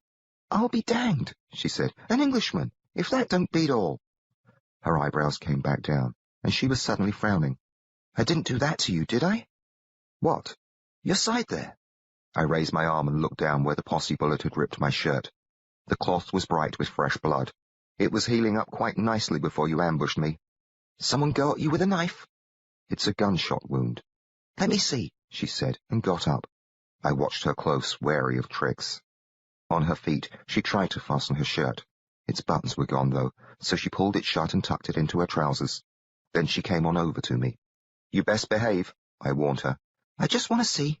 Well, I wasn't fool enough to pull up my shirt and give her a chance at my Colts, so I took them both in my hands, then raised my arms. She stopped straight in front of me. Her eyes were level with my own, and green as emeralds. I hadn't seen them up close like this. They were so sharp and clear they gave me a squirmy feeling inside. "You sure are a caution," she said. "I don't intend to get myself ventilated by a girl." That brought a smile to her face. I saw her lips were dry and cracked. There was a cut at one corner, which I judged must have been caused by my fist. The cut had a drop of blood on it. Her teeth were straight and shiny white. "I ain't ventilated a soul all day," she said. Then she took hold of my shirt with both hands. It was pretty much untucked from the fight. She hauled out the remainder and hoisted it up. Bending over some, she peered at my wound. "Why, it's only a scratch, mostly. I bet you just walked too close to a thorny bush." "They must have rather big thorns where you come from." "Don't they just?" she said. Then she leaned in closer and blew on my wound, which I knew to be more of a furrow than a scratch. Her breath felt pretty good. She did it again. "What are you doing there?" I asked. "You picked up some grit, and it don't want to blow off. You got some water? I'll clean it for you. Otherwise, you might just fester up and die." "I shouldn't like that to happen." "Well, go get your water." She let my shirt fall and stepped back. She had a look of mischief in her eyes, so I judged she was up to one trick or another. "Wait here," I said. Then I holstered my guns and hurried off to fetch General. I gave some thought to making the girl come with me. More than likely, she had no intention at all of cleaning off my wound, but aimed to light out. I rather hoped she might do just that. run off and hide. I didn't know what to do with her anyhow if she stayed. She had already caused me a spot of trouble. The sooner I could get shut of her, the better. So I took my time going after General. He'd wandered off a piece. I found him nibbling some leaves off a bush and let him work on it for a while. Watching him, I had a mind to mount up and ride away. If I did that, I'd be clear of the girl whether or not she decided to vamoose. Only problem was, my hat had gotten knocked off when she clobbered me off my saddle, and I didn't aim to leave it behind. Besides, I was curious. Maybe I was more than that. The hat was the excuse I gave myself, though. After a while, I took the reins and walked General back through the rocks. Along the way, I found my hat and picked it up. Its crown was caved in some, but the dent popped right out when I gave it a poke. I knew better than to wear my hat, what with a sore lump on my head, so I hung it over my saddle horn. A few more steps took me past the rocks. The girl was leaning back against a boulder, arms folded across her chest. "You didn't dodge off?" I called. Didn't quite know how I felt about that. "Where would I go?" she asked. "You aren't afraid of me, then?" "Oh, that beats all." "Perhaps you ought to be, you know," I said, and lifted down my water bag. "You're just a boy." "Used to be one." She watched me come over toward her. Even though she didn't smile or smirk, she had a sassy look about her face. "And how old are you?" she wanted to know. "How old are you?" "I asked you first." "Older than you, I suppose." "Ha!" "I'm 19, going on 20, I told her. "You're a liar's what you are." She reached out and grabbed the water bag. "I bet you're no more than 13. 18, I said. "More likely 12. She unplugged the pouch, tipped back her head and commenced to gulp down my water. She had a tiny, pale scar under her chin. Her neck was smooth and shiny, same as the skin that showed between the edges of her shirt. Staring at those places, I all of a sudden lost my urge to squabble with her. "Actually, I'm closing in on 16. She lowered the pouch and smiled. "That sounds more like the truth." "It is the truth." "Truth is, I got you beat. I'll be 17 come October." "So you're 16. "Older than you by a country mile. Go on and take your shirt off." She helped herself to another swig while I started to work on the buttons. "What's your name?" I asked. "What's yours?" "Trevor. Trevor Bentley." "Mighty highfalutin." I finished with the buttons and pulled my shirt off. "I told you mine," I reminded her. "Give." She wiggled her fingers at my shirt. I handed it to her. She bunched up the tail and soaked it with water. "What sort of name should I have?" she asked. She pushed herself off the rock, stepped closer to me, and reached the wet cloth toward my wound. "Pick up your arm." I raised my arm, forgetting to take my Colt with it. By the time I had caught the mistake, she was already patting the cloth against my raw gouge. She was gentle about it, too. With both her hands full, she'd have trouble going for either of my guns, so I tried not to worry about it. "You want me to guess your name, then?" I asked. "Bet you can't." "Rumpelstiltskin." She laughed softly. "Yep, you got it on the first try. That's Rump for short." She stopped swabbing my wound and gave the shirt to me. As I put it on, she stepped back and slipped the strap of my water bag over her shoulder. "Saw you cooking up a jackrabbit," she said. "You give me some, I'll tell you who I am." "You've already told me, Rump." "You don't want to see me shrivel and die," she said, and walked on around me. Here we go again, I thought, figuring I might have to throw her down. But she didn't try to mount General. Instead, she gave my horse a few pats, then opened the saddlebag and pulled out the remains of my hair. Turning around, she smiled and said, "Much obliged." "That's my supper." "Not any more, I reckon." She unwound the cloth I'd wrapped it in. "Or are you going to shoot me?" "Do you always do just as you please?" "Pretty near." She bared her teeth and ripped a chunk out of my hair. Her eyes closed. She chewed a few times and sighed. Then she tore off another chunk and worked on it. Some juice dribbled down her chin. She wiped it off with the back of her hand, then opened her eyes and said, "Mighty fine, Trevor." Her words came out sounding thick and mushy. "It's going to be a pure pleasure riding with a fellow that's such a good cook." "You have a notion to ride with me, do you?" "Name's Jessie. Jessie Sue Longley." Chapter 39. Partners. "Which direction are you travelling?" I asked, figuring this might let me off the hook. "None in particular," said Jessie Sue Longley. "Why, you must be going to somewhere." "Ain't going to any place, just away from where I've been." "Where's that, then?" "That's my never mind." "It's my never mind if you aim to ride with me. What is it you're running away from? Have you got someone after you?" Her eyes narrowed. "Nobody's after me. What about you? How'd you get yourself shot? That's my never mind, I said. She smiled. Looks like we're even, huh? Looks that way. Far as I know, though, I'm in the clear. Those who cause my troubles aren't looking for me. I can say the same, she said. Mine were all dead. From Jessie's manner, I couldn't help but wonder if maybe hers were dead too. Instead of putting me off, the notion made me feel like we had more in common. Where is it that you don't want to go? I asked. Only just Texas. Well, that's not where I'm going. I knew that. I saw you on the trail. You was heading the wrong way for a fella bound for Texas. Not as it would have mattered if I could have nabbed your horse. How'd you get out here at all, without a mount of your own? Did you walk the whole way, or? Do I look like an addlehead? Not at all. I should say I'm not. No, sir. She dipped her head down and brought it up sharp as if agreeing with herself rather fiercely. Even though she had a frown on her face, something in her eyes stayed amused, like she was up to some brand of mischief. She pretty much had that same glint in her eyes all along. It seemed fitting the times I knew she was having me on, but times like now, it didn't rightly belong there and seemed peculiar, as if she carried a secret knowledge inside that maybe set her apart from whatever was actually going on. I had me a horse, she said, till yesterday when a dang rattler spooked him and he threw me. He ran off, and I ain't seen him since. Sorriest excuse for a flea-bitten nag I ever did see. Lost him, and everything I owned but the clothes on my back. Lost me a good Sharp's rifle, she added, as if that was an especially sore point. A spot of bad luck, that. Worse luck for the rattler.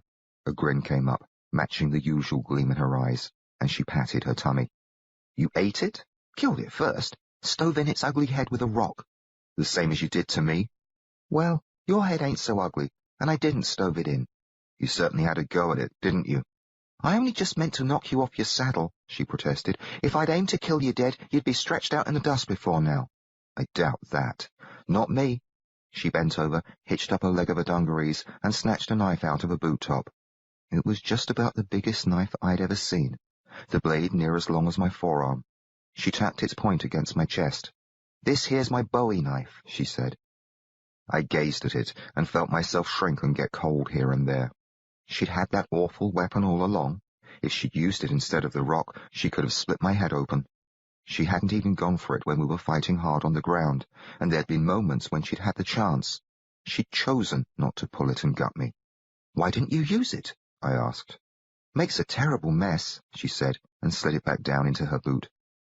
Standing up straight in front of me, she lost her smile. I didn't have any call to kill you. I just needed a horse to ride on. I'd be pleased to have you ride along double with me, I told her. Much obliged, she said. She gave me the water pouch. I took my hat off the saddle horn and hung the pouch there by its strap. I needed both hands to mount General, so I put my hat on and winced as it squeezed the lump on my head. Then I reached down. Jessie took hold of my hand, and I gave her a tow as she swung up behind me. Mind? She asked. Before I could inquire what she meant by that, she plucked the hat off my head. Lost mine down a canyon 2 days back, she explained. It seems you've lost a great deal. She slapped my shoulder. Gained more than I lost, partner. I let her wear my hat. She slipped an arm around my waist, and we rode on over to the trail. It was strange having a girl behind me, hanging onto me, sometimes brushing up against my back. I rather enjoyed it, actually. After I'd seen that Bowie knife, I couldn't help but trust her. I couldn't help but like her, too. She was tough and had more gumption than any girl I'd ever run across. Even though she tried to steal General and she'd hurt me some, I judged she must have a good heart, or she would have cut me open. She was awful pretty, too. I took to feeling glad she'd jumped me. Maybe we'd stay together all the way to Tombstone. But by and by she said, I sure could do with a smoke. The words were rocks that crushed my joy. I haven't any makings, I'm afraid. Too bad. Too bad. Quite. She's bound to end up as dead as McSween, I thought, dead as everybody else who's crossed my trail. There was only one way to save Jessie. I had to get clear of her, and soon. But I told her she could ride with me, and the notion of going against my word didn't set well. Besides, it wouldn't be right to leave her alone in the wilderness without a horse and supplies. So I was stuck with her, at least for now. Glad to be stuck with her, too, though it worried me. I'll just have to see that she doesn't get killed, I told myself. The trick was to keep her alive, and to let her stay with me till we came to a town or met up with some folks who might be willing to take her off my hands. We rode on and on, Sometime late in the afternoon we came up behind a buckboard pulled by a pair of mules. It was still a ways off when I saw it had a boy in the back, a man and a woman in the driver's box. This looked like an outfit that might not mind an extra passenger. The kid was maybe 8 or 9 years old. He said he'd missed a jungle of luggage and supplies, so I judged the family likely had food to spare. I couldn't see how they might object to taking Jessie along if I paid them for their troubles. But it didn't seem right to foist her off on these folks without warning, so I said, I should think this family might be pleased to have your company. Perhaps we'll ask them if they'll be willing to let you travel with them. She didn't answer. Pretty quick, though, she smacked the back of my shoulder. Say now, dirty sidewinder, you'll be better off. I'm just fine right here, thanks all the same. Then she fetched me another smack. Quit that! You ain't going to drop me off with a passel of strangers. Get it out of your head. We were just drawing up on the buckboard, the kid waving, the man and woman in front both turning to see us, when Jessie called, Gee up, and gave General a whap on the rump. He took off with a lurch. I had half a mind to pull in the reins, but instead I let him trot on till we'd left the bunch a ways behind. General settled down to a walk. I don't see why you had to do that, I said. Jessie didn't talk for a spell. Finally, she said, I thought you and me were partners. You'd be better off with those folks. How do you know that, Mr. Smarty? How do you know the pa, if that's what he even is, don't take a horsewhip to his wife and the boy 18 times a day just to exercise his arm? It wouldn't have hurt you to have a talk with them. They might have been quite friendly. So how come you're all fired hot to throw me off on someone else? I don't care to see you hurt. You fixing to hurt me? Why, no, certainly not. The problem is, you're likely to get hurt if you stay with me. You just won't last, not unless you get clear while there's still time. Why's that? I don't know, actually, but I've left behind me an awful string of dead folks. You got a sickness? Nothing more than bad luck. Well, that eases my mind. You near had me scared. I saw a fellow caught himself a dose of the rabies one time. He took to cavorting down the street all wild-eyed and slobbering. You never seen such a sight. He went to bite old Lady Jones, and Sheriff Hayes dropped him stone-cold dead. That was in El Paso 3 years back. Saw it happen with my very own eyes. They say it was a dog bite. You get yourself bit by a rabid hound, you might as well just cash in your chips there and then. That's what I do, blow up my brains and call it quits. You don't want to make a fool out of yourself, foaming all over tarnation and snapping at folks so they have to shoot you. You won't catch rabies from me, I told her. When was the last time you got yourself bitten? Earlier today, actually. She let out a laugh and slapped my arm, but not hard. Smarty. I do hope I won't commence to slobber and snap. My hat suddenly got shoved down onto my head. Ow! You'd better wear it for a spell. The sun's getting to your brain. I lifted it some so it wouldn't squeeze my bump. We rode on for a while. Then Jessie said, So what was it that killed off such a string of folks?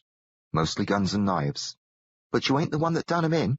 I didn't kill my friends, but plenty of them ended up dead on account of me, so it's much the same thing. How'd you manage that? It's rather as if I led them into trouble, you see. Not that I did such things on purpose. But those folks got killed anyhow. I'm afraid the same might happen to you. Well, don't you go worrying about me. I can't avoid it, actually. You won't get me killed, so quit bothering your head about it. When my number comes up, it won't be on account of you. It'll be my own dang fault, you can bet on that. It shall be your own dang fault, quite right. It'll be your stubborn ways. I've warned you fair and square.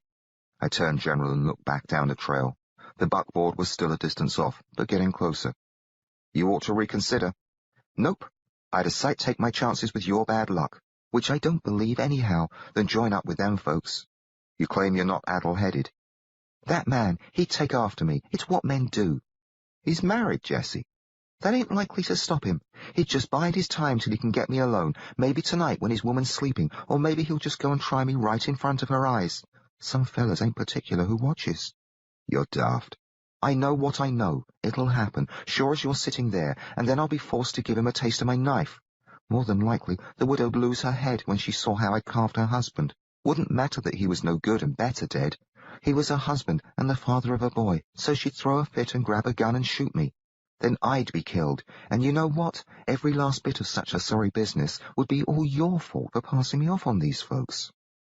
I twisted around on the saddle and gazed at her. She looked grim, but had the usual spark of mischief in her green eyes. Where was it now, I asked, that you kissed the Blarney Stone? What are you getting at? I rarely heard such malarkey. Malarkey? Outrageous nonsense. You just don't know nothing at all. The General stepped off the trail without any urging from me as the buckboard closed in on us, but he needn't have bothered. The fellow with the reins brought his mules to a stop in time to miss us, even if we hadn't moved. "Was ist the problem?" he asked. I'd run into a German or two back home and took him for one because of the odd and spitty way he talked. Before I could answer, Jessie said, "No problem." He scowled at her. He looked like a hard man. Maybe Jessie hadn't been far off the mark with her notion that he enjoyed taking a horsewhip to his family. The gal beside him kept her head down as if she was bashful. She wore a white linen bonnet. I couldn't see her face at all. The boy in the rear of the wagon watched us, but kept mum. "Is this your sister?" the fellow asked me. "She lost her horse," I explained. "I've been giving her a ride." "Also," he said, whatever that meant. One of his dark eyebrows climbed up his forehead. "Wie take this, Fräulein? She come mit, yes?" At that, the girl raised her head. Her face was all ablush. She was working her lower lip between her teeth, and she stared at Jessie with a jittery look in her eyes.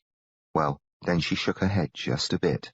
It wasn't much of a shake, but enough so the man noticed it. He spat some words at her. They didn't make any sense at all to me, but she cringed and dropped her head. Now that she was taken care of, he gave me a sly grin and said, "What want you for her? I give you the $5, yes?" "I don't reckon so," I said. "Nein?" "He wants to buy me, Trevor." "She isn't for sale," I said. "But yes, wie viel?" Jessie snapped. "Nobody lays a hand on me, you damn polecat." Scowling fierce, he lurched to his feet there in the driver's box, jabbed a finger at her and hissed, "Schießen!" The word wasn't out of his mouth before I had a Colt in my fist. He gave it a glance, frowned some, then came back at me with his oily grin. $10. "Bugger off," I said, then wheeled General around and put in the spurs.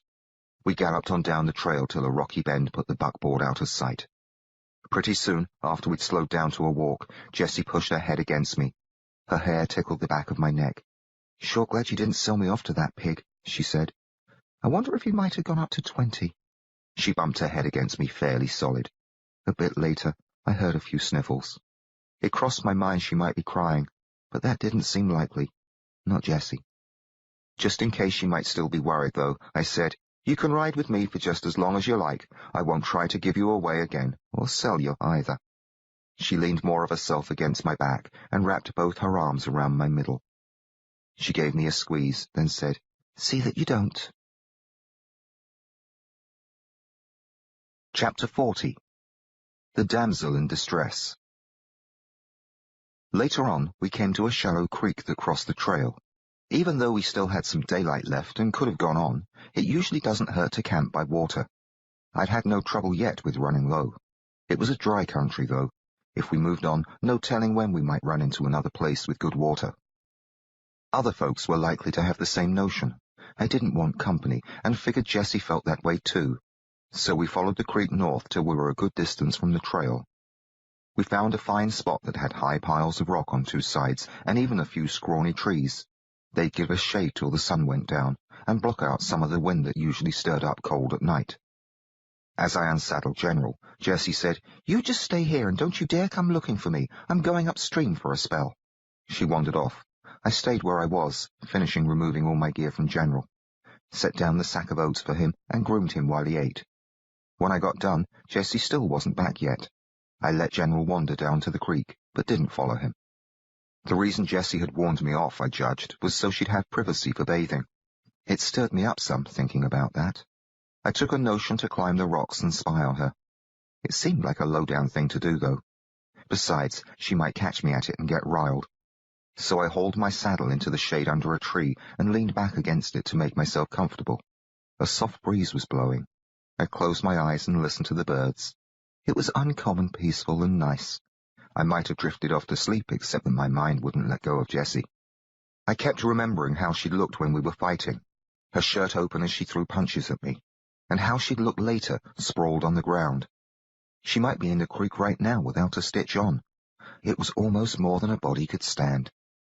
I pictured how she might look, all bare and wet, quite a bit slimmer than Sarah, not nearly as curvy, more like a boy.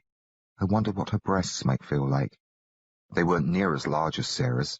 They looked like they might be hard, but then I recalled how they jiggled some while she swung at me. So they couldn't be terribly hard. Likely not as soft as Sarah's, though. I recalled my first night in Sarah's bed, and how she cured me of being put off by breasts. Then I was thinking about the other fine times I'd had with Sarah. There'd been the dancing and the baths and all those other times we'd ended up having at each other. But there'd been the rest of it too.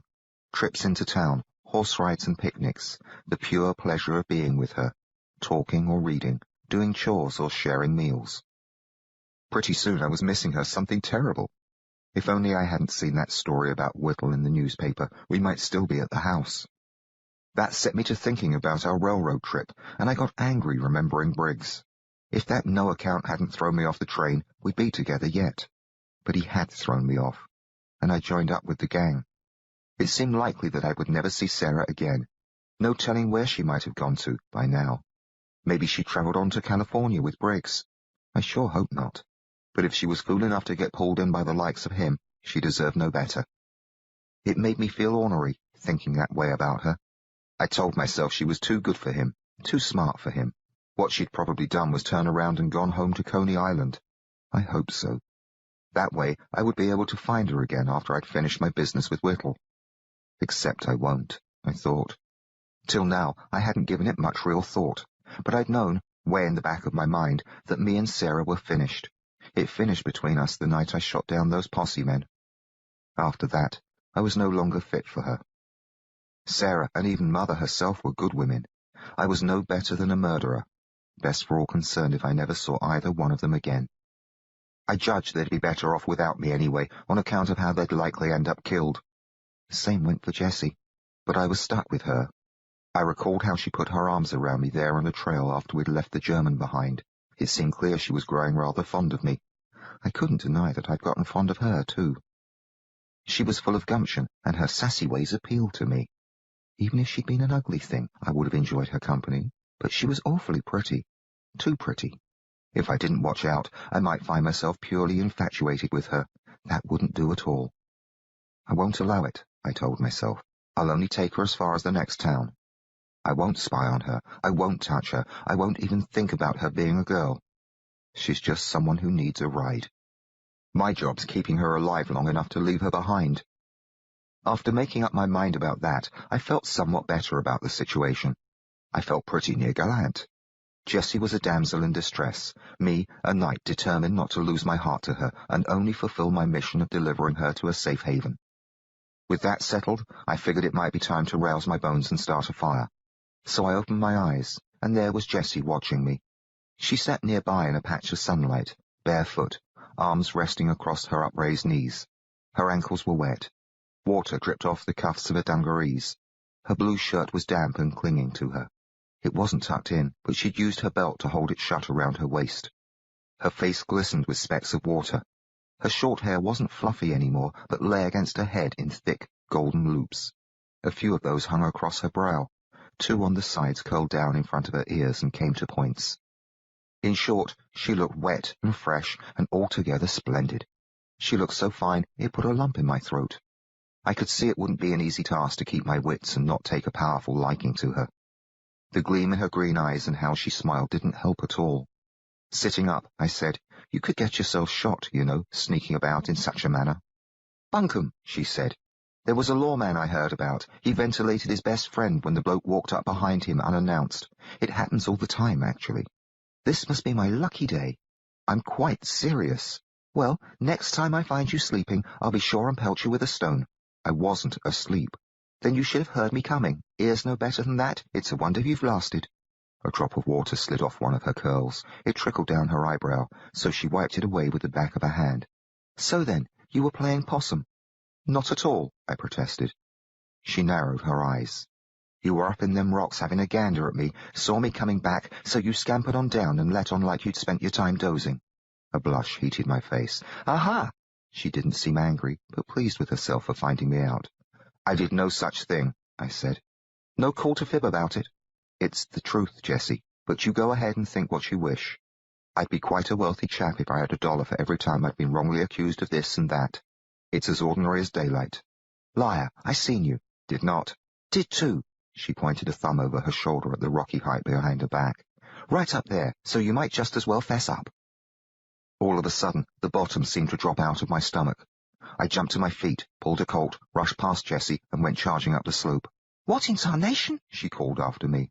I paid her no heed, but raced upward, leaping higher and higher, my mouth gone dry, my heart thudding fit to burst. I wasn't so much scared as outraged. Some bloody scoundrel had gone and spied on Jessie. He'd watched her bathe in the creek. No telling why he hadn't gone down and attacked her. Maybe he aimed to bide his time and take us by surprise later on. Well, he wouldn't get the chance. I bounded over the top of the rocks, all set to shoot him dead. And that's what I would have done, but he wasn't there. I wandered about, searching behind every rock, peering into crevices, circling around the few tangles of mesquite thick enough to hide a man. By and by, I judged he must have skedaddled. From my perch, I had a mighty fine view of the creek. Anyone up here would have had just such a fine view of Jessie. I was in a fit to shoot him, but he wasn't down by the creek, nor hurrying down the slopes. I studied the lowland all around us, but couldn't spot him or any horse other than General. There were hiding places everywhere, though. Dry washes, boulders, jutting heaps of rock, cacti and bushes, and a few stunted trees.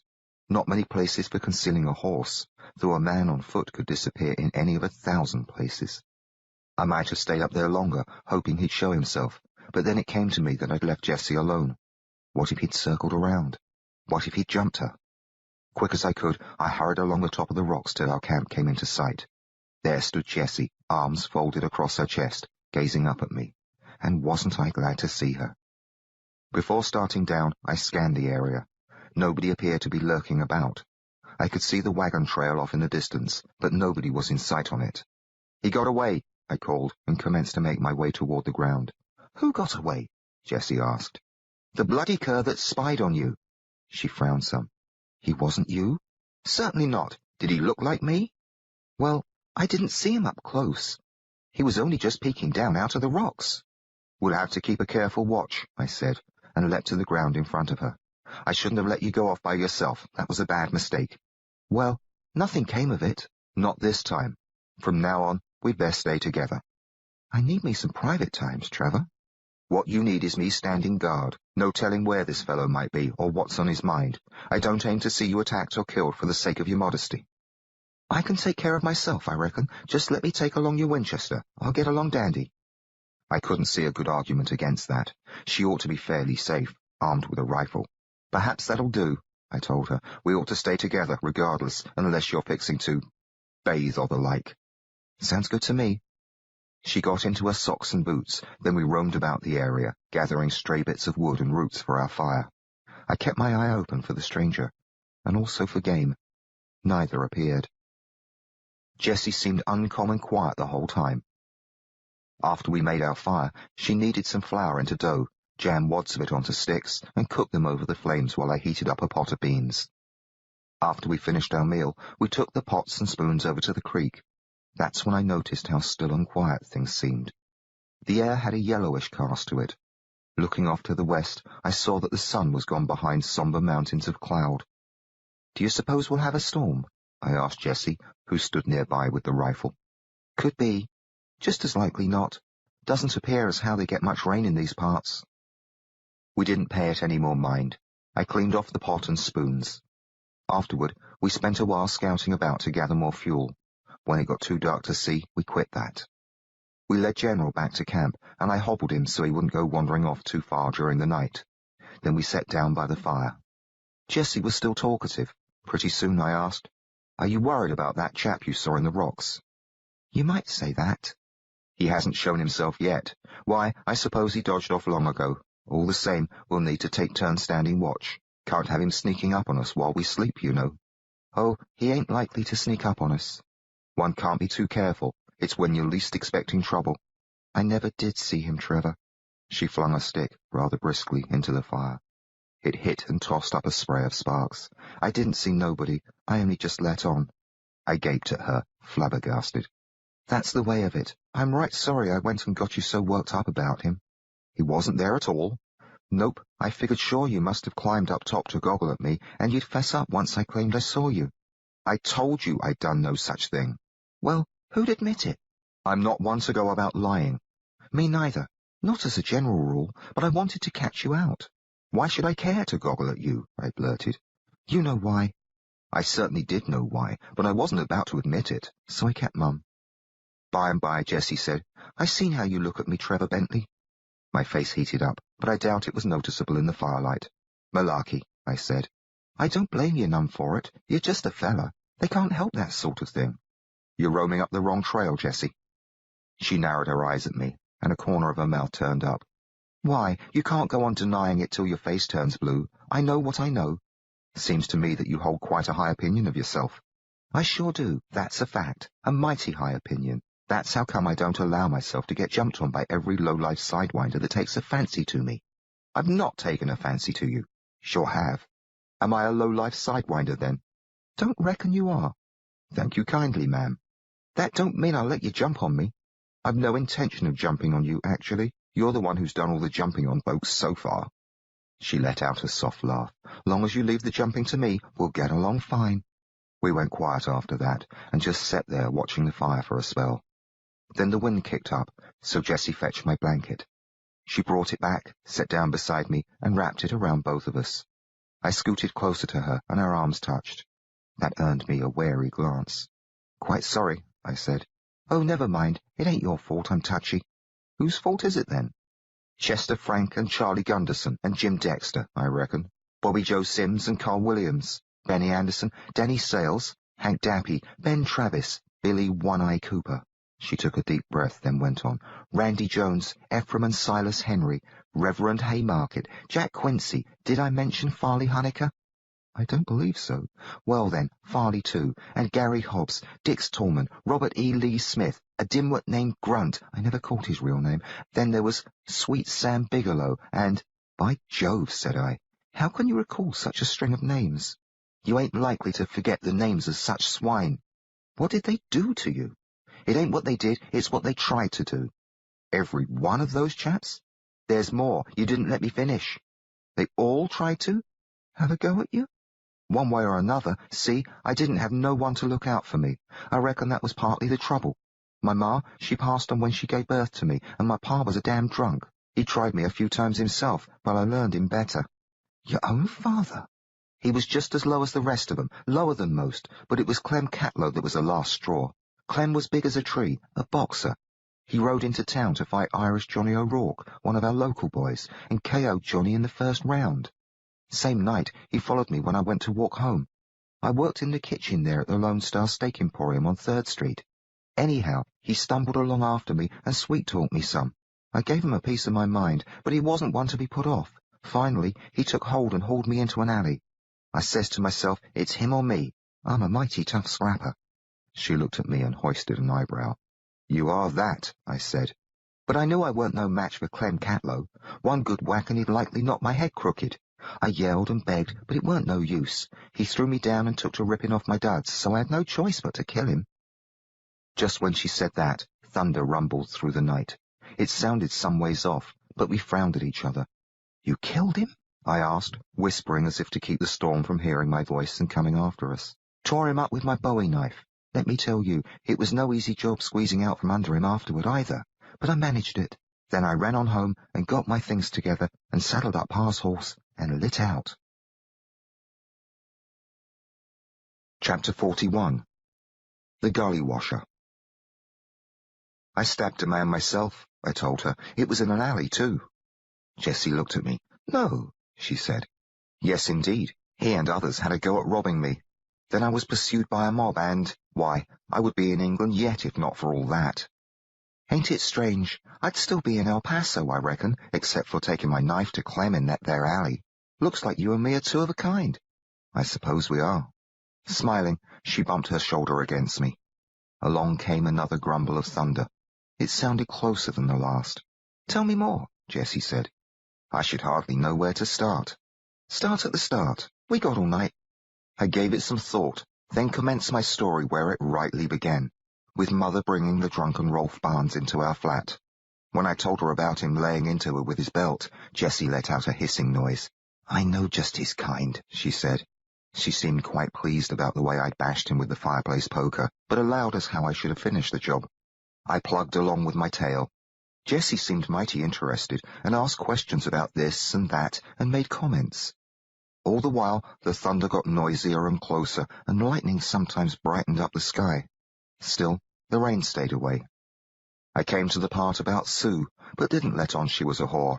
According to me, she was simply a stranger who offered to guide me to Laymon Street. I told her how she'd led me into the alley. And you went along with her? I hadn't any choice, actually. What do you suppose she aimed to do in there? It might have been a shortcut, you know? Sounds to me like you were looking to have yourself some good times. Not at all. You got no call to lie, Trevor. Right then, the sky lit up bright as noon. Thunder crashed. Rain came pouring down on us. We leapt to our feet, hoisted the blanket over our head to keep us dry, and rushed over toward the rocks. Along the way, I snatched up my saddlebags and Winchester. Earlier, I'd spotted a place where a big flat slab jutted out.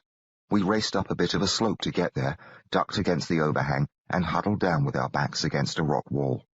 I propped up the rifle by my side, hugging the saddlebags to my chest. I was wearing my 6-guns. Jessie was wearing my hat. What we'd left out in the weather was my saddle, bridle, bedroll, water pouch, and some other odds and ends that we shouldn't be needing till after the storm. With our feet pulled in, we were out of the rain, but it gushed down on both sides of us and in front. Our campfire flickered a few times, then the last of the flames were pounded out, and all I could see were a few pale wisps getting whipped away by the wind. After that, there was nothing to see except shades of darkness. There sure was plenty to hear, though. Water splashed down from the overhang so loud we might have been hunkered behind a cataract. The wind wailed and howled like a banshee coming for the dead. Somewhere out in the darkness, General was stomping the ground and letting out frightful squeals and whinnies. I purely ached to help him. There was no place to give him shelter, though. He'd just have to get by the best he could. The rain was only water, after all, and not likely to hurt him any. He ought to survive if he didn't get struck by lightning or panic so bad as to hurt himself. Still, it pained me to hear him carrying on.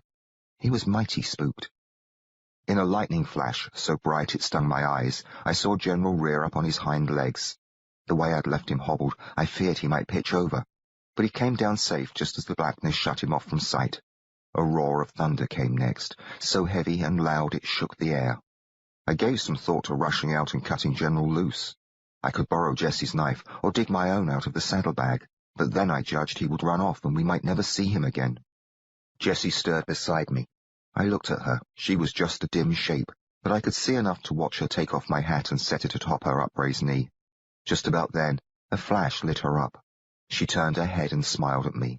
She rolled her eyes upwards. She said something, but a cannonade of thunder killed her voice and the dark came back. After the thunder stopped, she shouted, "Don't this beat all?" "I do hope it doesn't last," I yelled back at her. But it wasn't much use trying to talk. By and by, she snuggled closer against my side and slipped an arm down low across my back. She rested her head on my shoulder. If it hadn't been for the horrid noises of the storm and knowing General was out there scared half-witless, I might have found myself rather pleased to be huddled with Jessie in such a fashion. As it was, I couldn't work up much interest. I was just too nervous about the chaos raging around us. But she did feel good and warm when she pressed against me. I put an arm around her, and that felt even better.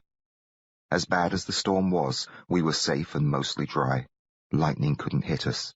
Nothing at all could hurt us, I judged. Except for what might happen to General, there was no call to be fidgety about our predicament. Much as I tried to tell myself that, however, I couldn't get shut of a nasty feeling of dread that had me cold and shaky inside. "Are you scared, Trevor?" Jessie asked.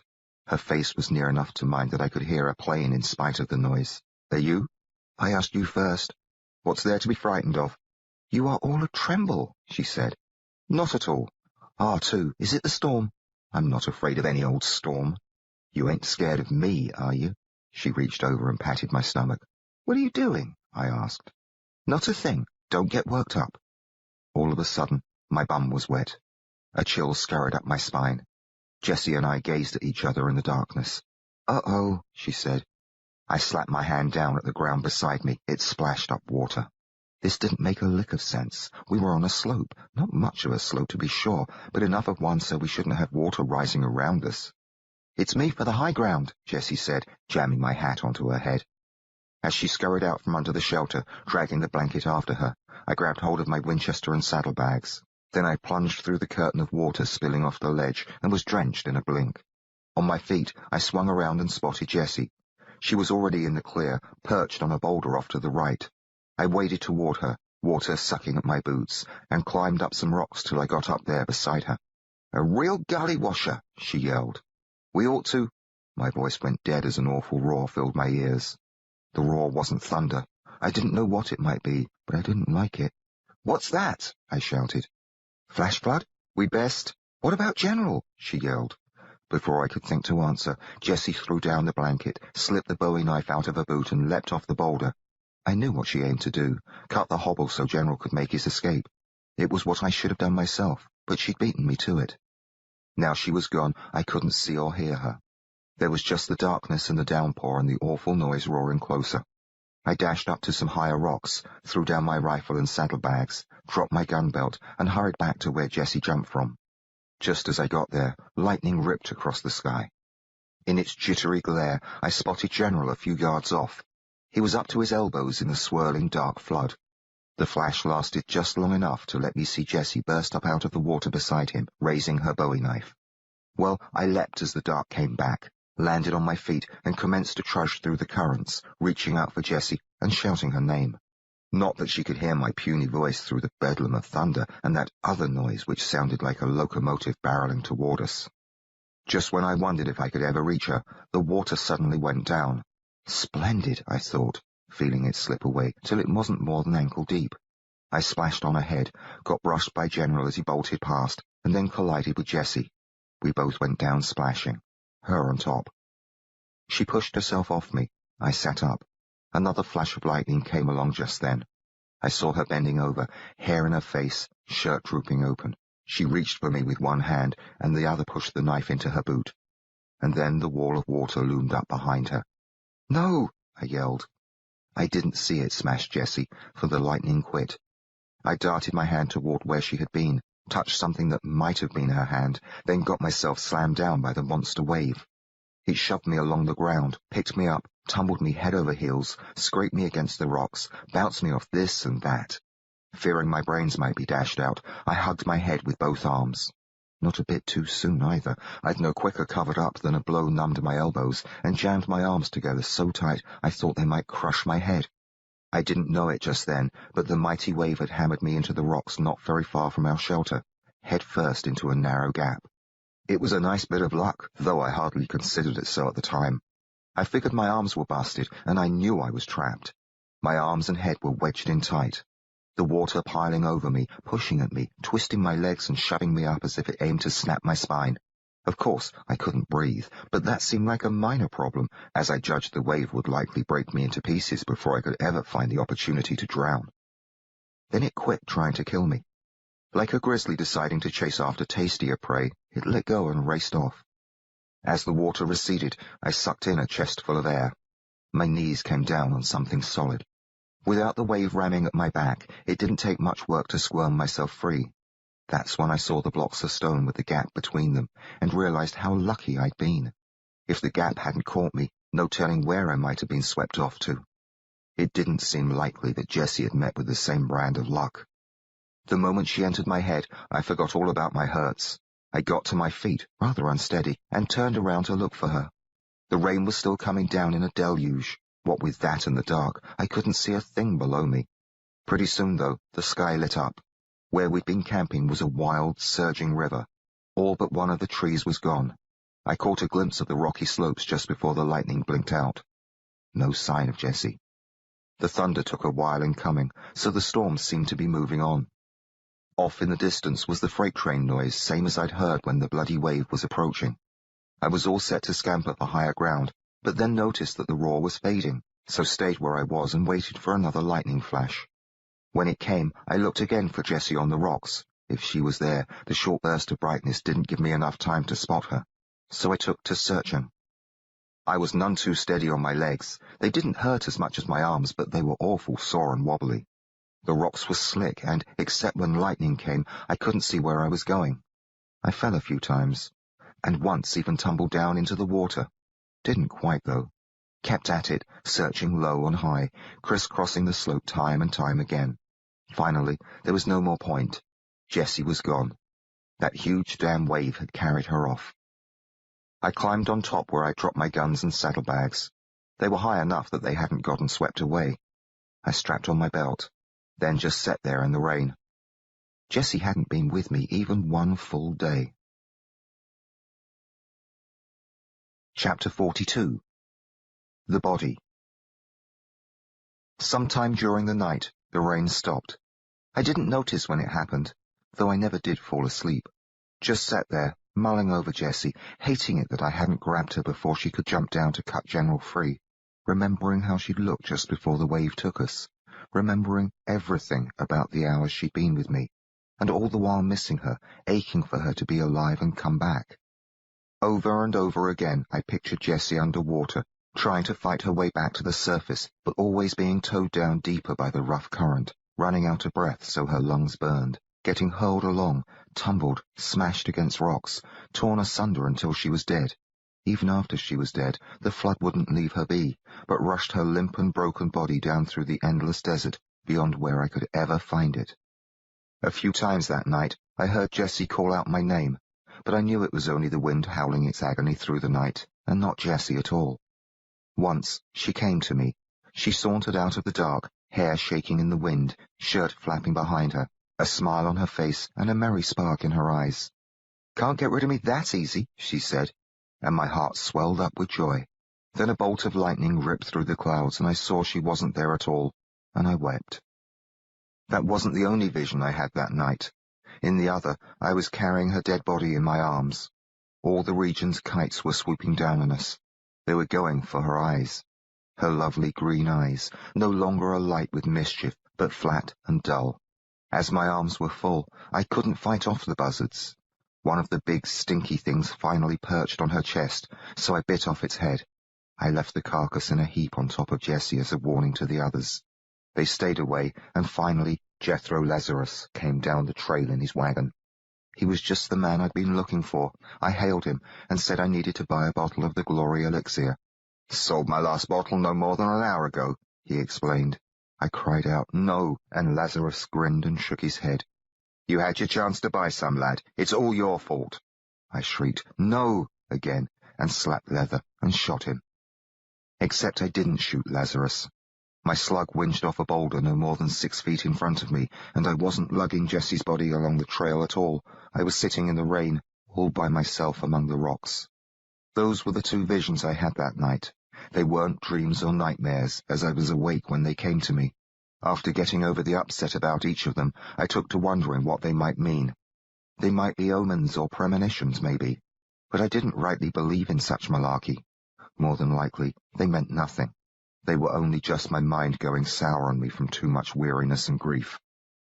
It wasn't till the sun came up that I noticed the rain had stopped. The sunlight put a new slant on things.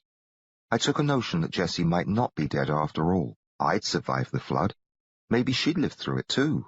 It was a slim chance, and I knew it. But even if she had perished, as seemed likely, I needed to hunt for her, bury her decent if I could find her body. Getting myself off the ground was no easy trick. Some of me was numb, the rest ungodly sore. But I made it to my feet, then stretched this way and that to get the kinks out.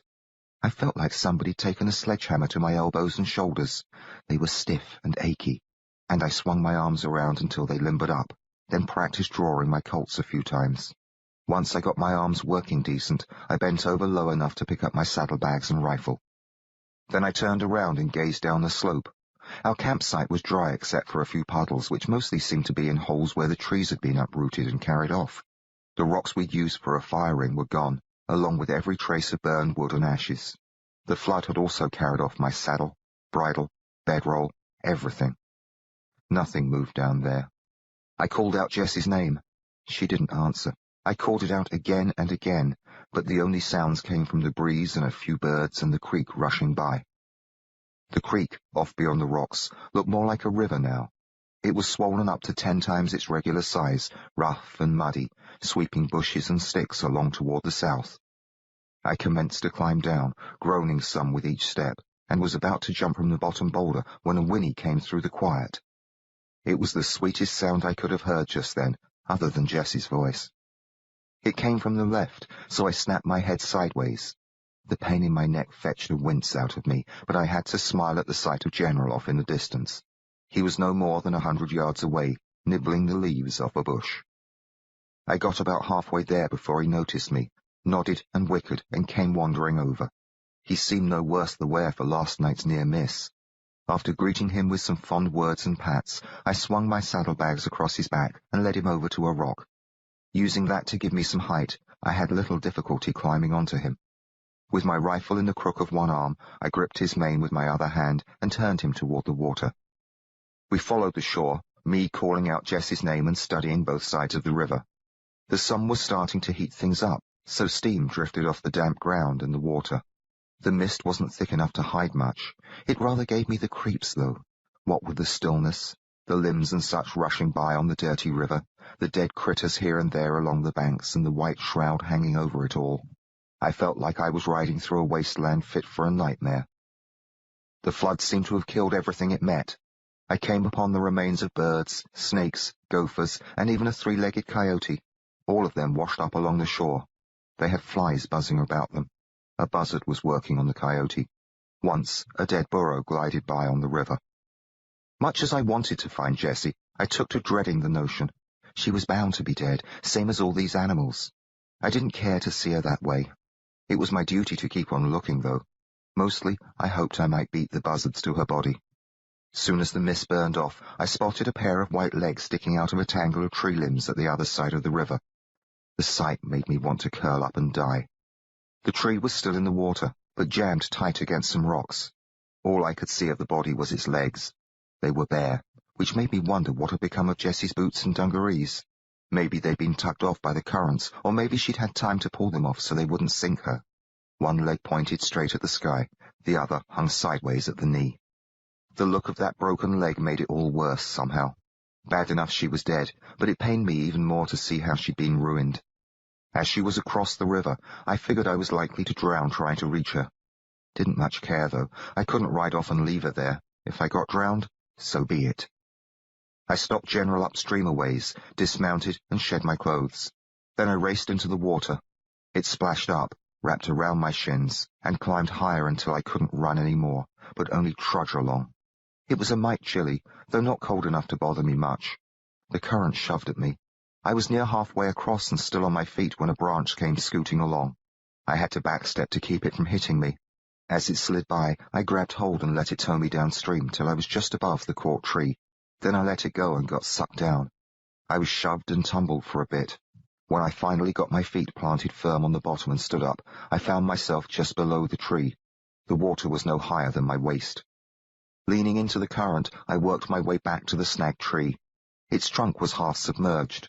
I hung onto the top side of it and stood in the water, catching my breath and trying not to look at the legs. I could see them out of the corners of my eye, though, off to the right. Even after I was breathing again, I stayed put. I just didn't want to do what had to be done. Finally, I judged as how waiting wouldn't make it any easier. So I boosted myself up onto the trunk and crawled along its top. Crawled straight for the legs and couldn't help but look at them. They were scratched and bruised. They had an awfully bluish-grey colour. The leg that dangled sideways from its knee was the closer of the two, and made me wish I could have come from the other side. The body was stuck in the fork where the trunk branched out. It was caught at the waist, actually. More than just her legs were out of the water. Those parts had been out of sight, hidden by some branches, until I climbed onto the trunk. I wished I couldn't see them now, but there was no way around it. They put me in mind at the time I'd walked in on old Mabel about to climb into the bathtub. I was seeing what I shouldn't. Shame got mixed in with all the other miseries I was feeling. Jessie had been mighty riled yesterday about the notion that I might have spied on her at the creek. I'd hankered to do just that. Now, here I was, and here she was. The sight of her private areas made me feel sick and sad and guilty. The tuft of hair down between her legs was dark, not shiny gold the way I'd imagined it might be.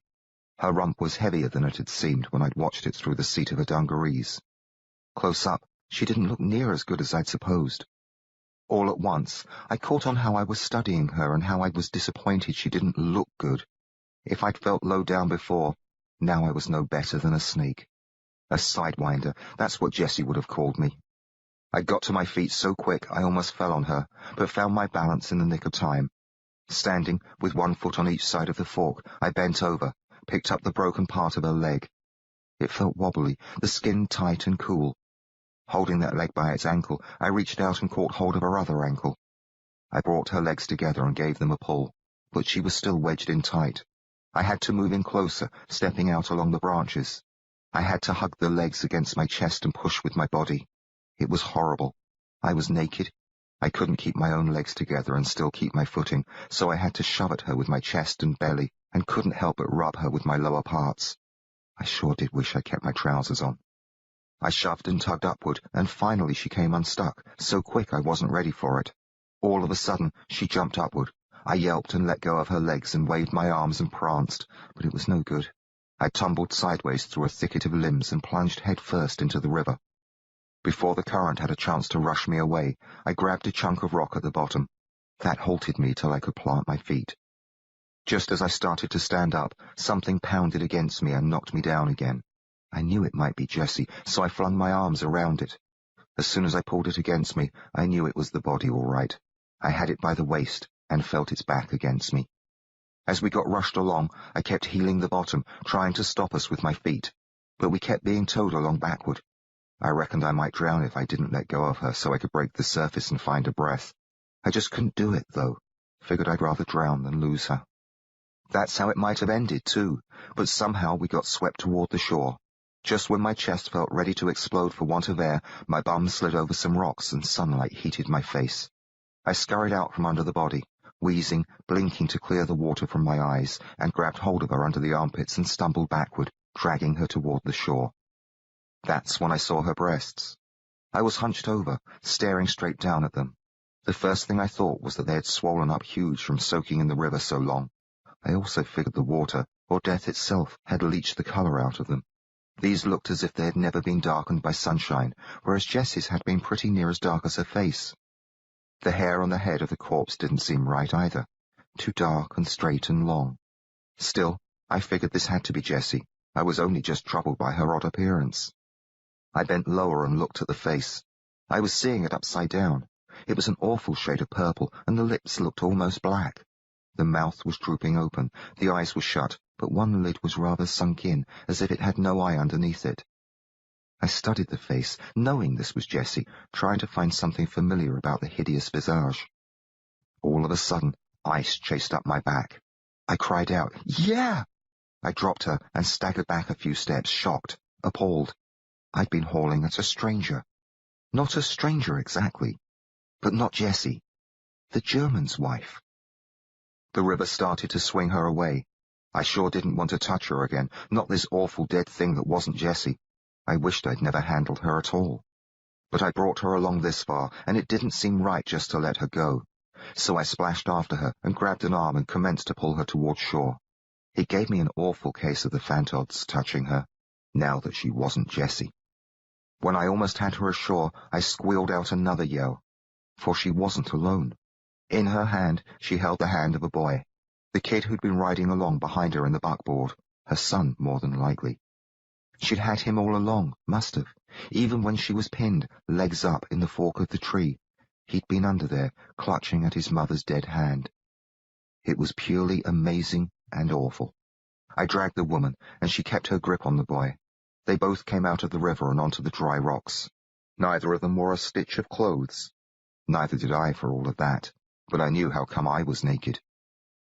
I sat nearby, gazing at them, wondering, trying to figure out what had happened to their clothes, but mostly imagining how their final moments must have been, the mother clinging to the boy's hand as they both got carried to their deaths by the monster wave. I wondered what had happened to her eye. A stick had likely poked it in. I hoped she was already dead when that happened. The boy didn't appear to be banged up or maimed, but I didn't get near enough to study him. I wished I'd never seen him or the woman. I gave some thought to burying them. It seemed the decent thing to do. Pile some rocks atop them, maybe. If I went to do that, though, it'd mean getting close and seeing more of them. I'd already seen more of these two than I could hardly stand. Besides, there was no telling where the man might be. He was probably dead as this pair. I scanned about. There was no sign of him or his wagon or his team. They'd likely been swept far off downriver. But suppose he'd lived through it. He might come wandering along and find me, naked as the day I was born, mucking about with his woman and boy, and me with my guns across the river. Wasn't worth the risk. He'd seemed like a mean sort of bloke, and I didn't hardly know these people anyhow. They'd meant nothing to me, and they weren't likely to notice one way or another whether I covered them over or not. I got to my feet and brushed the grit off my bum. Then I bent over and took a stone in each hand and walked over and set them down on either side of the woman's head. Much as I wanted shut of these two, I just couldn't leave them sprawled out bare and dead for the vultures that were sure to come. I roamed about the shore, gathering more stones and hauling them back and setting them down beside the woman. I figured I would start with her and get to the boy afterward. I hadn't been at it more than a few minutes, though, when I happened upon my own beaver hat.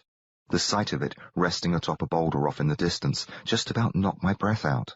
I rushed over and picked it up, then searched around for Jessie and called her name. She didn't answer. Alive or dead, she was nowhere to be seen. I put the hat on my head. It hurt me some where she'd clobbered me with the rock the day before, and suddenly I just had to find her.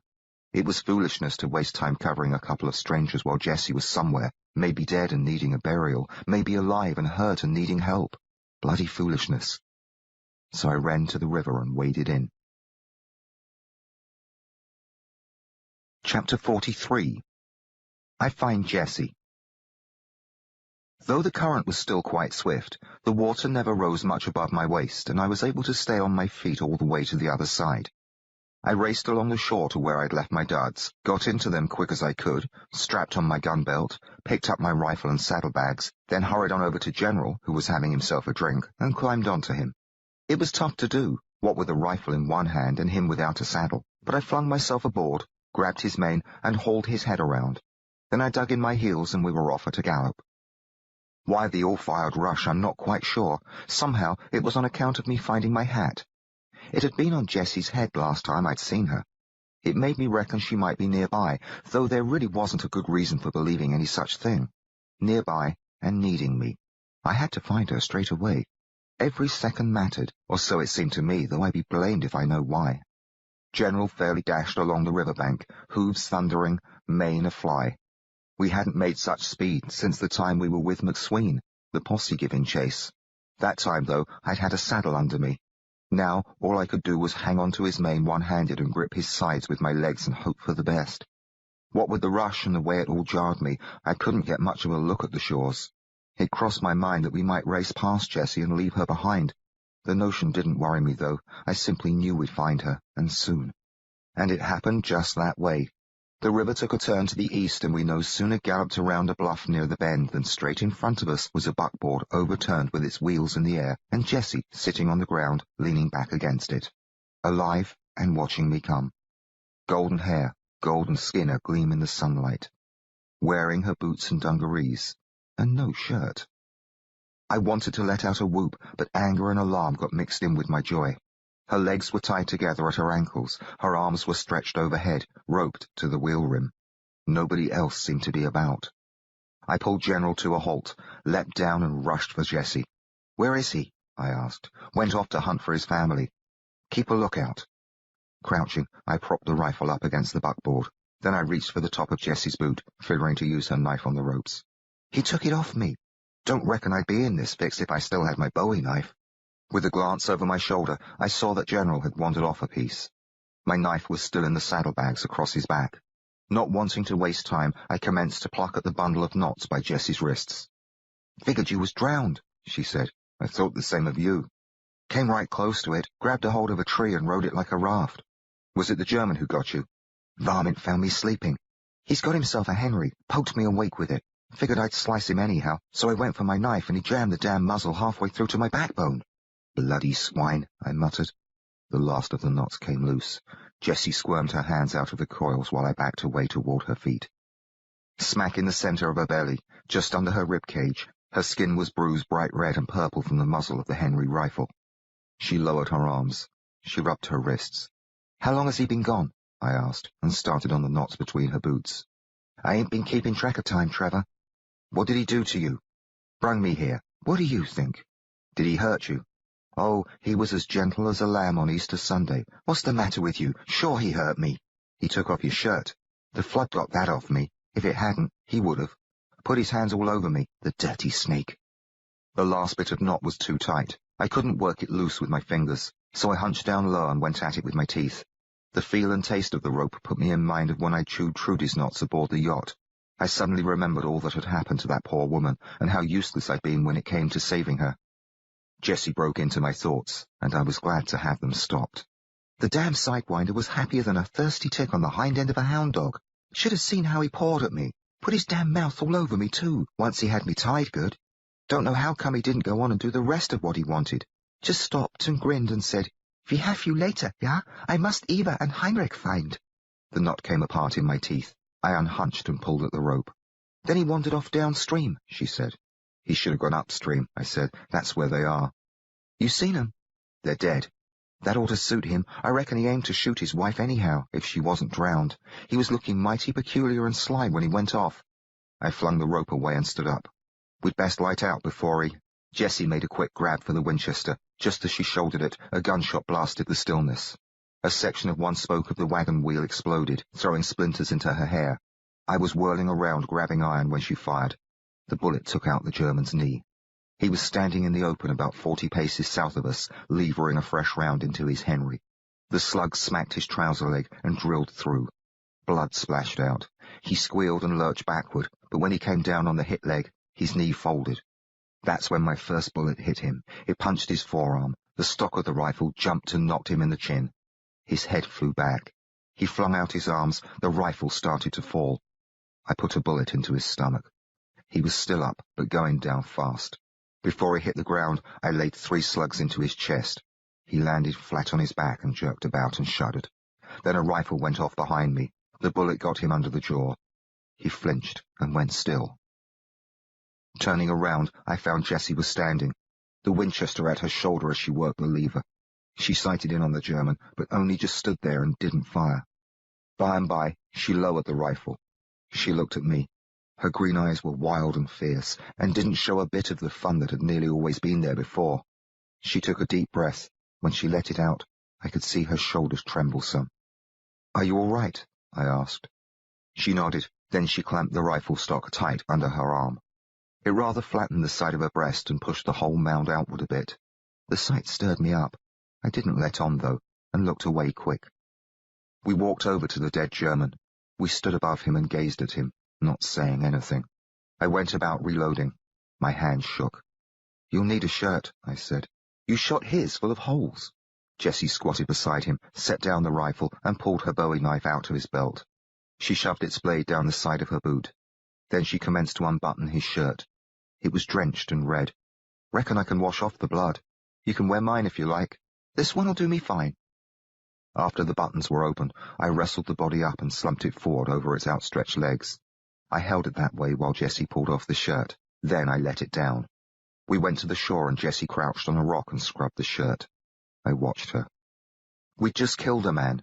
I'd just spent a good part of the morning with the dead woman and her son. I'd spent the night figuring Jessie was dead, but here she was, alive and washing the blood off her shirt. I felt rather dazed and sick, sore with pains all over my body. But standing there, watching Jessie, I felt quite wonderful. Her dungarees hung low on her hips. Her moist back glistened in the sunlight. It was smooth and slick, though scratched and bruised here and there. The bumps of her spine pushed out at her skin. Her shoulder blades slid about. Some damp ringlets of hair curled against the nape of her neck. I could see the side of one breast, and watched how it jiggled just a little as she worked. Sometimes the nipple brushed against her knee. When she finished, she stood up and shook open the shirt and raised it towards the sky. The worst of the blood was gone, only some rusty stains remained. "Good enough," she said.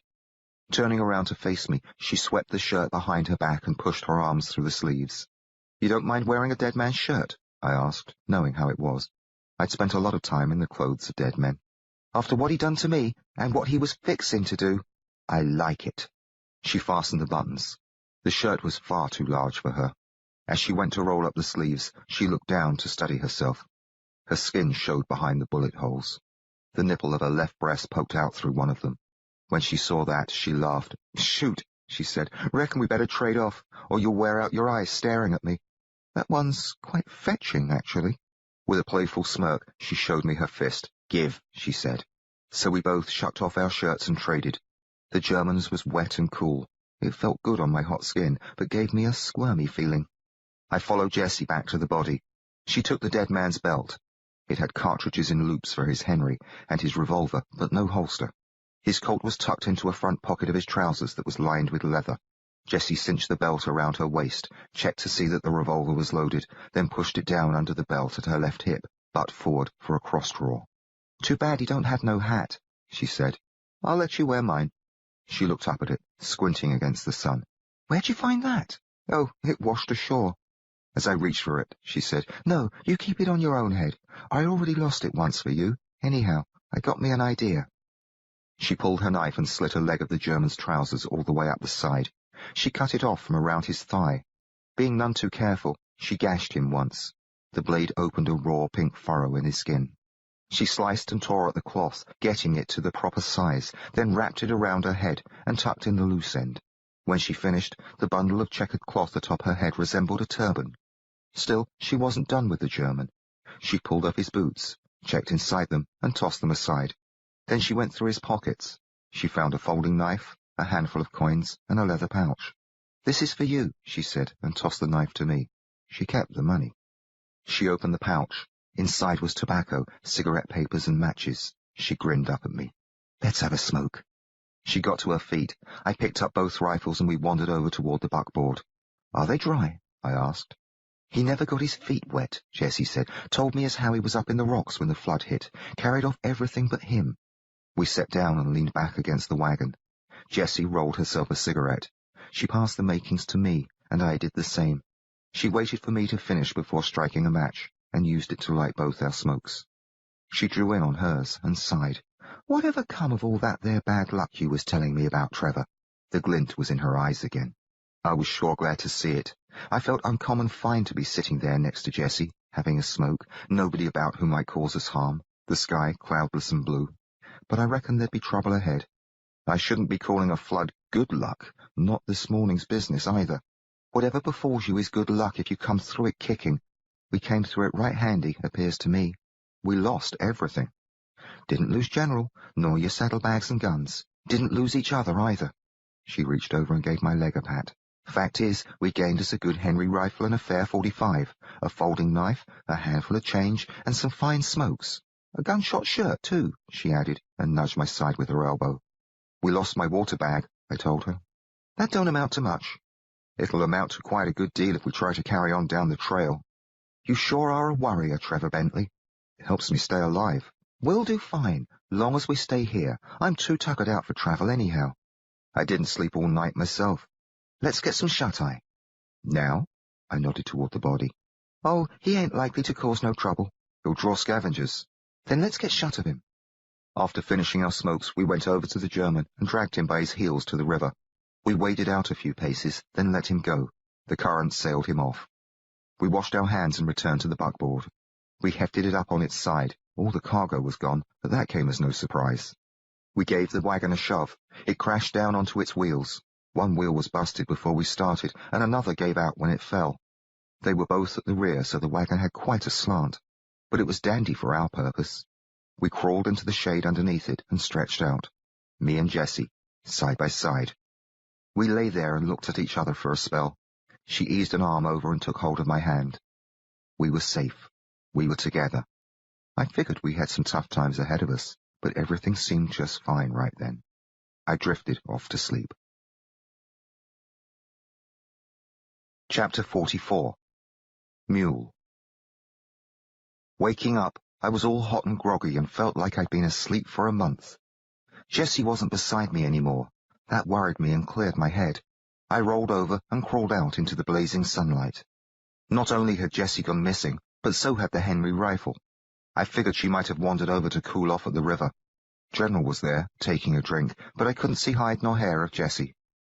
At the shore, I looked up and down the river. No Jessie. Nobody else was in sight either, which came as a relief.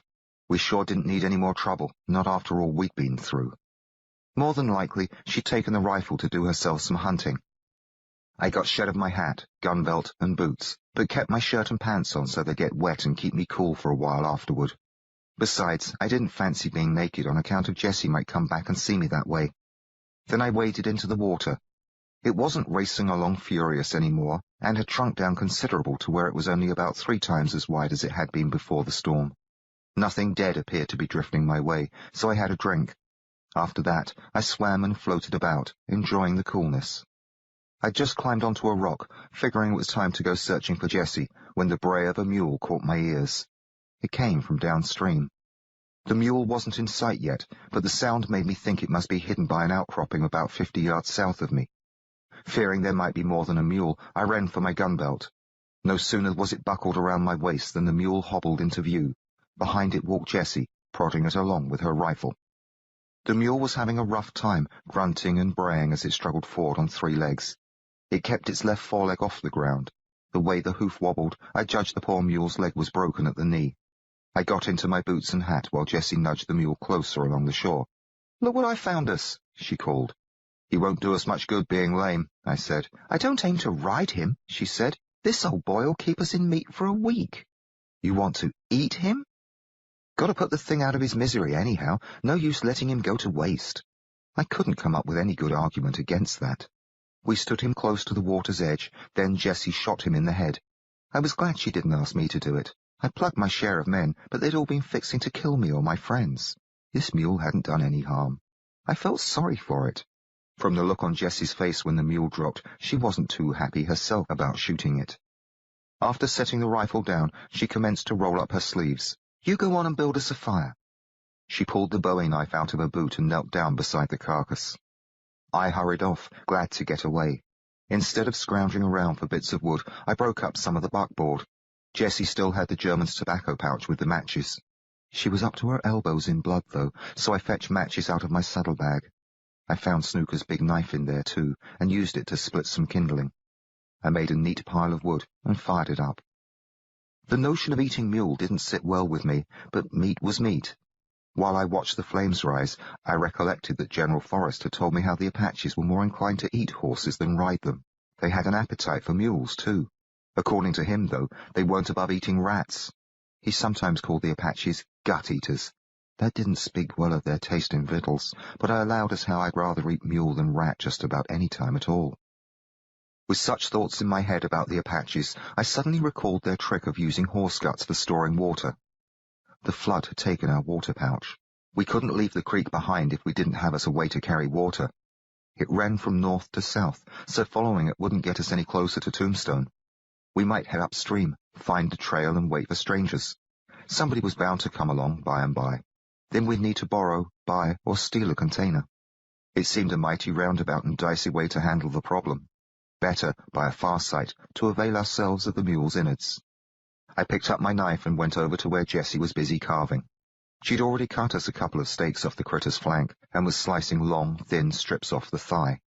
"We'll have us these tonight," she said, prodding one of the steaks with her knife, "and jerk the rest." She nodded, quite pleased with herself. She had a smear of blood across her brow. I reckon she'd rubbed a hand there to deal with an itch. Not being any too eager to commence my task, I helped her cut some more strips. When we had quite a passel of them, we carried all the meat on over to the fire. We ripped a plank from the buckboard, cut it into a few long poles, and fashioned them into a rack. With that in place, we draped the strips rather high over the fire to let them smoke. Back at the creek, we washed up. Jessie didn't seem aware of the blood on her forehead, so I dampened the front of my shirt and wiped it off. Looking me in the eyes, she reached up a wet hand and smoothed some stray hair across my brow. Then she curled the hand behind my neck, eased me closer to her, and kissed me on the cheek. My face heated up. I felt myself go all mushy inside. I had a good notion to take her in my arms and have a go at kissing her mouth, but she stepped away quick and said, "Reckon we ought to float the mule down the stream before it ripens on us." My wits were still rattled. I just gaped at her. She swung out a hip and tipped her head sideways and studied me. She had a frown on her face, but her eyes gave it away that she was amused, not annoyed. "What's the matter with you?" "Not a thing, actually." "You never been kissed before?" "Not by you." "Well, don't let it spoil your day. Come on now, let's send the mule off to join the German. Then we'll cook up them steaks and—" "I prefer to eat first. We've already washed our hands, after all." "Won't take a minute, then we'll be shut of the thing." "I'm afraid there's rather a messy job that needs to be done before we dispose of the mule. It's likely to ruin my appetite." "What are you talking about?" "We can fashion a water bag out of the guts." She only just stared at me, scowling. I know it's rather appalling, but if we clean the intestine properly— Where'd you ever come up with such a notion? The General once told me about it. Your horse? No, certainly not. General Matthew Forrest, an old Indian fighter. It was a trick the Apaches used. Sure wish I'd thought of it. She was full of surprises. You think it's a good idea, then? I asked. It's just bully, that's what I think. You're right, though. We ought to eat before we settle down to meddle with the thing's innards. With that, we headed on back to the fire. The strips hanging in the smoke had already darkened some. Their drippings fell into the flames, popped and sizzled. Mule or not, the aroma set my mouth to watering. I added some wood to the fire. Then we cut a couple of sticks from the side of the buckboard, whittled points on the ends of each one, and poked our stakes onto them. Jessie held both the stakes over the flames while I removed the whiskey bottle from my saddlebag. It was about half full. I held it up for Jessie, sloshed the whiskey around, and watched her smile. This should help the stakes go down a spot better, I said. Then I sat on the ground and took over my share of the cooking. It wasn't long before the slabs of meat were good and crispy on the outside. We swung them away from the flames, waited till they quit smoking, plucked them off their sticks, and commenced to rip into them with our teeth. If I hadn't known my steak was mule, I would have known anyhow that it sure wasn't beef. It was tough and stringy and had an ornery flavour. After a couple of mouthfuls, I was mighty appreciative of the whiskey. I took a swallow and offered the bottle to Jessie. She used one hand to take the steak away from her mouth. With the other, she wiped the grease and soot off her lips and chin. Looking at the bottle, she chewed real hard for a spell. She rolled her eyes upward and kept on chewing. I grinned. How's supper? I've eaten worse, she judged, her voice a bit muffled. After a grimace and a swallow, she took hold of the bottle. This is better than rattlesnake? I asked her. She had herself a sip and gave the bottle back to me. Didn't say that. We both took to laughing. Then we ate more mule and drank more whiskey. The more whiskey I drank, the better the mule tasted. Not that the critter ever did quite reach the stage where it gave me any great pleasure in the eating. I was glad to swallow the last of it and be done. What we should have done, I allowed, was spare the mule and eat the German. Jessie laughed so sudden and hard that it sprayed her last mouthful into the fire. I looked on, mighty pleased with myself till she commenced to choke. Then I pounded on her back. She took turns coughing and laughing for a while. When she finally got herself under control, her eyes were teary, her nose running. I fetched the bandana out of my pocket. It was still moist from my swim in the creek. She used it to clean herself, then stuffed it into a pocket of her dungarees. Didn't want it back, did you? Consider it yours, I told her. You dang near killed me. I'm bound to kill you sooner or later, I said. I gave you fair warning yesterday, didn't I? When I said that, it took some of the fun out of matters. Not just for me, but for Jessie as well. She looked at me sombre. You're a good man, Trevor Bentley. Don't go running yourself down that way. Now let's go and gut ourselves a mule. Let's finish the whiskey first. We passed it back and forth a couple of times. When it was empty, I held it up and said, I don't suppose this will hold enough water to suffice us on the trail. If you've got a few more like that. Only the one, I'm afraid, though I did have an opportunity to purchase 10 bottles of Glory Elixir a couple of days back. Glory Elixir? She asked, getting to her feet. Good for what ails you. Then I told her about my encounter with Dr. Lazarus and Eli while we went over and got to work on the mule. She seemed to enjoy the tale, and telling it helped take my mind off our ghastly task. Not that it was all that ghastly for me. Jessie took it upon herself to slip open the mule's belly and haul out the guts. Mostly, I stood guard. I wasn't exactly worried that intruders might come along, but keeping watch gave me a reason to avert my eyes from the mess. The few times I did look, it put me in mind of poor Mary and her Whitechapel digs, and poor Trudy the way she'd been the last time I saw her on the yacht. What with all my other troubles, it had been some time since I'd given much thought to Whittle. I wondered how many more women he'd butchered since those luckless ladies in Tombstone, and where was he now, and how was I to go about tracking him down? It wouldn't be an easy trick, but I judged there was no advantage to worrying about it. For now, what mattered was to take care of a day at a time and get us safe to Tombstone. How much of this do we want? Jessie asked. I figured it was time to join in. We cut off 2 sections of intestine, each about a yard long, and stretched them out along the ground. They looked like a pair of slimy fire hoses. We mashed them flat to empty them, then laid them across a rock by the creek. After shucking off our boots and socks and rolling up our trouser leg, we picked up the guts and waded in. We held them under the surface so water flowed into one end and out the other. Kept them under for a long time. When we judged they were as washed out as they were likely to get, we tied a knot in one end of each and filled them up till they were swollen and heavy. Then we twisted them shut at the other end and lugged them back to the fire. With short pieces of rope that the German had used to tie Jessie, we bound the twisted ends. We hefted the bloated tubes onto the buckboard, stepped back, and grinned at each other. "Looks like we got us travelling water," Jessie said. "I'm quite surprised it worked, actually." Chapter 45. No rain, storms aplenty. The sun went down while we packed some innards back inside the mule and dragged it into the water. We watched it float off toward the south, then washed ourselves and the knives. We carried our things back to the fire. We added some more wood and sat there, warming our bare feet. "It's a shame we drank up all the whiskey," I said. "We can have ourselves a smoke." So we rolled cigarettes and used brand from the fire to light them up. "Hope it doesn't rain," Jessie said. Rain seemed mighty unlikely, so we had us a small laugh about her quip. Then we just sat quiet for a spell, enjoying our smokes. When our feet were dry, we got into our socks and boots. I broke some more wood off the buckboard to keep the fire going. Jessie took the whiskey bottle over to the creek and came back with it full. We passed it back and forth. I watched as she unwrapped the turban from around her head. She folded it, then rubbed her scalp and fluffed up her hair, which shone all golden in the firelight. "You never got to tell me about that fellow you knifed in the alley," she said. Then she pulled my hat off my head. She stuffed her cloth inside it and set my hat aside. "Let's hear all about it." It seemed like days ago that I commenced the tale of my adventures, only to get stopped by the downpour. It seemed like years ago that I'd been led by Sue into that East End alley. I spent a few moments collecting my memories, then took up the story where I'd left it off last night. This time, we didn't have any storm or flash flood. Nothing interrupted. We sat by the fire, sometimes adding wood to it and sometimes having a sip of water, while I talked and talked. I didn't stop with the fight in the alley, but went on and told about taking refuge in Mary's digs, about Whittle and the ocean voyage and my escape from him at Gravesend Bay. I gave Jessie pretty much the same version of what I told McSween and the boys around the campfire that time I drank myself into a stupor and fell down. I went easy, though, telling about the murders. I only said Whittle had cut the women's throats, and didn't let on about the way he'd butchered them. She asked some questions now and again. Mostly, she just listened. About the time I had me and Sarah on the train heading west. Of course, I didn't tell her that we'd been more than friends. Jessie stretched herself out along the ground and rested her head on my lap. "Shall I quit now?" I asked. "Nope, just getting comfortable." So I plugged on, lying considerable about the trouble with Briggs, but coming back to the truth once he'd pitched me off the train.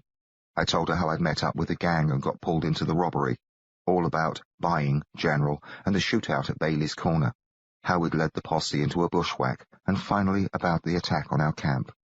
"Nothing much happened after that," I finished, "until you came along and brained me." "I sure am sorry about all your friends," she said. "That was a mighty hard thing. But you ought to not go blaming yourself. McSween's the fellow that took General. Only on account of my needing a horse. If I hadn't chosen to ride with the gang, blame Briggs then. He's the snake that chucked you off the train. Or put the blame on Whittle. You've got no call to be ashamed of anything you've done, Trevor. Why, you'd still be home in England, and wouldn't none of it happened except you took on Whittle to save that gal. The one he was fixing to kill on the street there. That's how I see it, leastwise." "I see it that way myself sometimes," I told her. "It ain't rightly your fault Whittle killed them folks on the boat. Not even that you shot up the posse. Those boys aimed to kill you, plain and simple. Wasn't no better than murder, how they rode in and shot up the gang. The wonders that you lived through such a passel of close shaves. I just wish none of it had happened at all." That was sure the wrong thing to tell Jessie. She opened her mouth, but didn't say anything. She just gazed up at me, her eyes shining with firelight. "What?" I asked, a bit slow in seeing my mistake. She shook her head, then got to her feet and stomped off toward the creek. I went in the other direction and relieved myself, wondering what had put the burr under Jessie's saddle. She turned as chilly as the night air, and it didn't make a lick of sense. Back at the fire, I looked around and spotted General. I recalled how I nearly lost him and Jessie both in the flood on account of hobbling him, so it seemed best to leave him free. He wasn't likely to wander far. By and by, Jessie came along. "We ought to break up some more wood and keep our meat smoking," she said. "Sides, going to be a cold night unless we keep the fire up." So we commenced to rip some more planks off the buckboard and hack them into pieces with our knives. "It's a shame we lost our blankets," I said. Well, you only lost the dang things 'cause you was fool enough to leave home. Should have stayed there with your ma. Oh? Yep. You would have gone and missed out on every last one of the nasty mean things that's come your way. Oh, I said. Now I was commencing to catch on to the nature of the problem. Yep. We carried our loads of wood over to the fire and dropped them into a heap. Jessie wiped her hands on the front of her shirt. I don't regret everything, I said. I'm quite glad I met you. That's so? Well, you ought to keep it in mind when you go to wishing you'd stayed at home. How do you reckon I feel? You say such things, and after I'd gone and kissed you too.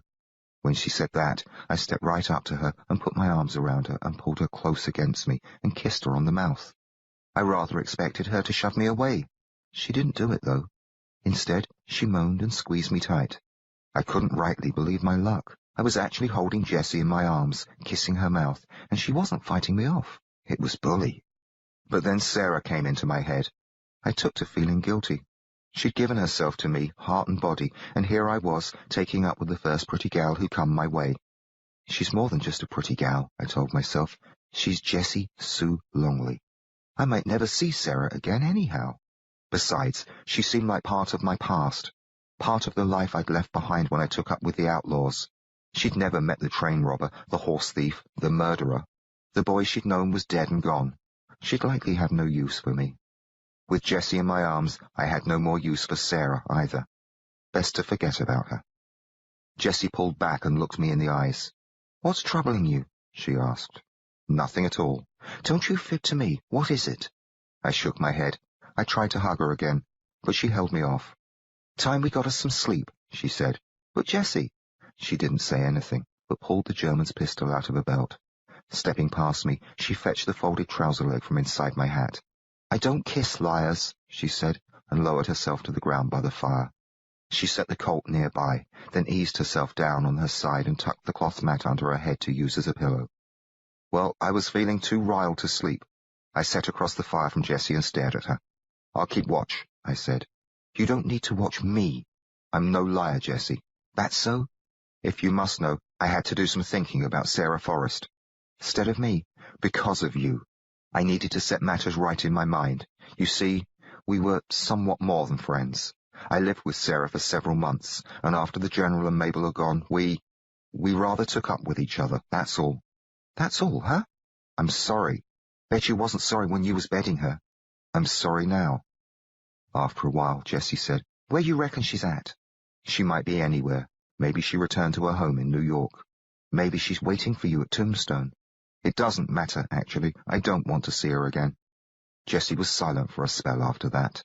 She lay motionless, curled on her side, an arm tucked under the pad beneath her head, her eyes open and staring at me from the other side of the fire.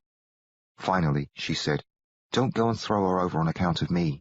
You're not the reason. I made the decision before you ever came along. That's so, she said it calm and snide. Bloody hell. No call to curse. You're enough to drive a person daft. It ain't me that had my way with Sarah. And I suppose you're just as innocent as the day you were born. You told me yourself about all the blokes who've had at you. Didn't a one of them get me? That's so, I tossed back at her.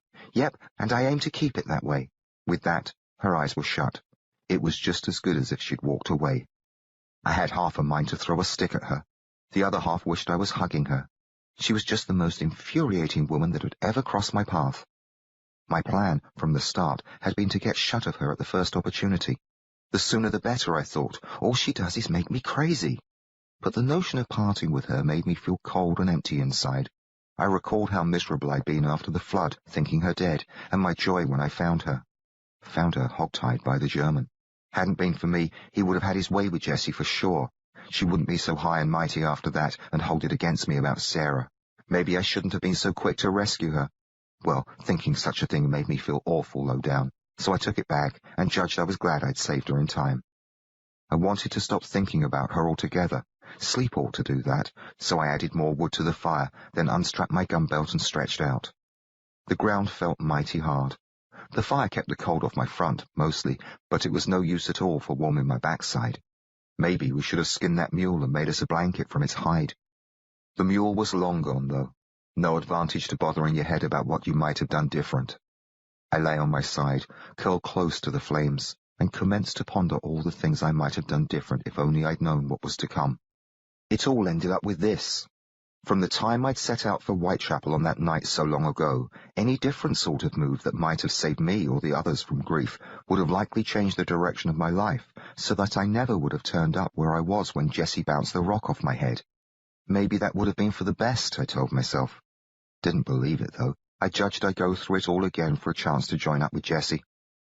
I must have fallen asleep, for I woke up. It was still night, colder than before, so cold I was shivering. What must have stirred me awake was Jessie adding wood to the fire. She was crouched at the other side of it, taking sticks from the pile and feeding them into the flames. She wasn't looking at me. I kept mum and shut my eyes and pretended to be asleep, even when she lay down behind me and snuggled in close and wrapped an arm across my chest. I was purely astonished by her behaviour. It came into my head that this might not be happening at all. Maybe I was having myself another fantasy, like those last night, or maybe it was a dream. Jessie sure felt real, though. Her warmth seeped through my clothes, her breast pushed against my back. I could feel her heartbeat in every breath she took. By and by, she kissed the nape of my neck. "Possum," she whispered. Rolling over, I hugged her and kissed her mouth. She didn't let me kiss her much, though. She said, "Don't get no funny ideas, Trevor. It's just too dang cold over there by my lonesome." "I see," I whispered. "Don't make me use my bowie knife." The warning was no sooner out than her lips covered mine. She was likely joshing about the knife. I didn't want to risk riling her, though. We kissed and squirmed some, but I took care to keep my hands from straying any place that might offend her. Later on, she lay still with her face buried against the side of my neck. She seemed to be asleep. But then she murmured, "This ain't working out. What have I done? It ain't you, this time. It's the ground. I just can't find me a way to—" "Here, then." Holding Jessie against me, I rolled onto my back. "How's this?" She didn't answer at first. She lay still, then shifted about some. She gently pushed my knees apart and eased her legs down between mine. Her hands curled over my shoulders. She lowered her face against my cheek. "Am I squishing you?" she asked. "Not at all. This is real nice." It was, and it wasn't. Her hair made my face tickle, so I had to scratch now and again. Her chin felt like a rock digging into my collarbone. But those were minor bothers. It was wonderful to feel her stretched out atop me, heavy and warm. A spot too wonderful, actually. Before you know it, a certain part of me commenced to push at Jessie. It upset me considerable, but Jessie didn't speak up or slap me, so I judged she must be asleep. I quit stroking her back, squeezed my eyes shut, and tried to make my problem go away. Jessie moaned a couple of times. She squirmed, which didn't help at all. By and by, though, she lay still and commenced to snore. I went through a mighty rough spell, what with the way she was on top of me and knowing she was asleep, and all the temptations that ran through my head. But I kept a tight rein on myself. Somewhere along the way, I fell off to sleep. Chapter 46. We carry on. When morning came, I woke to find Jessie sprawled out beside me. She lay on her back, an arm across her eyes to block the sunlight. I took a quick look about. The fire had died.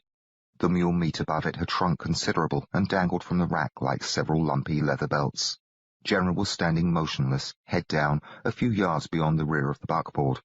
No sign of any intruders.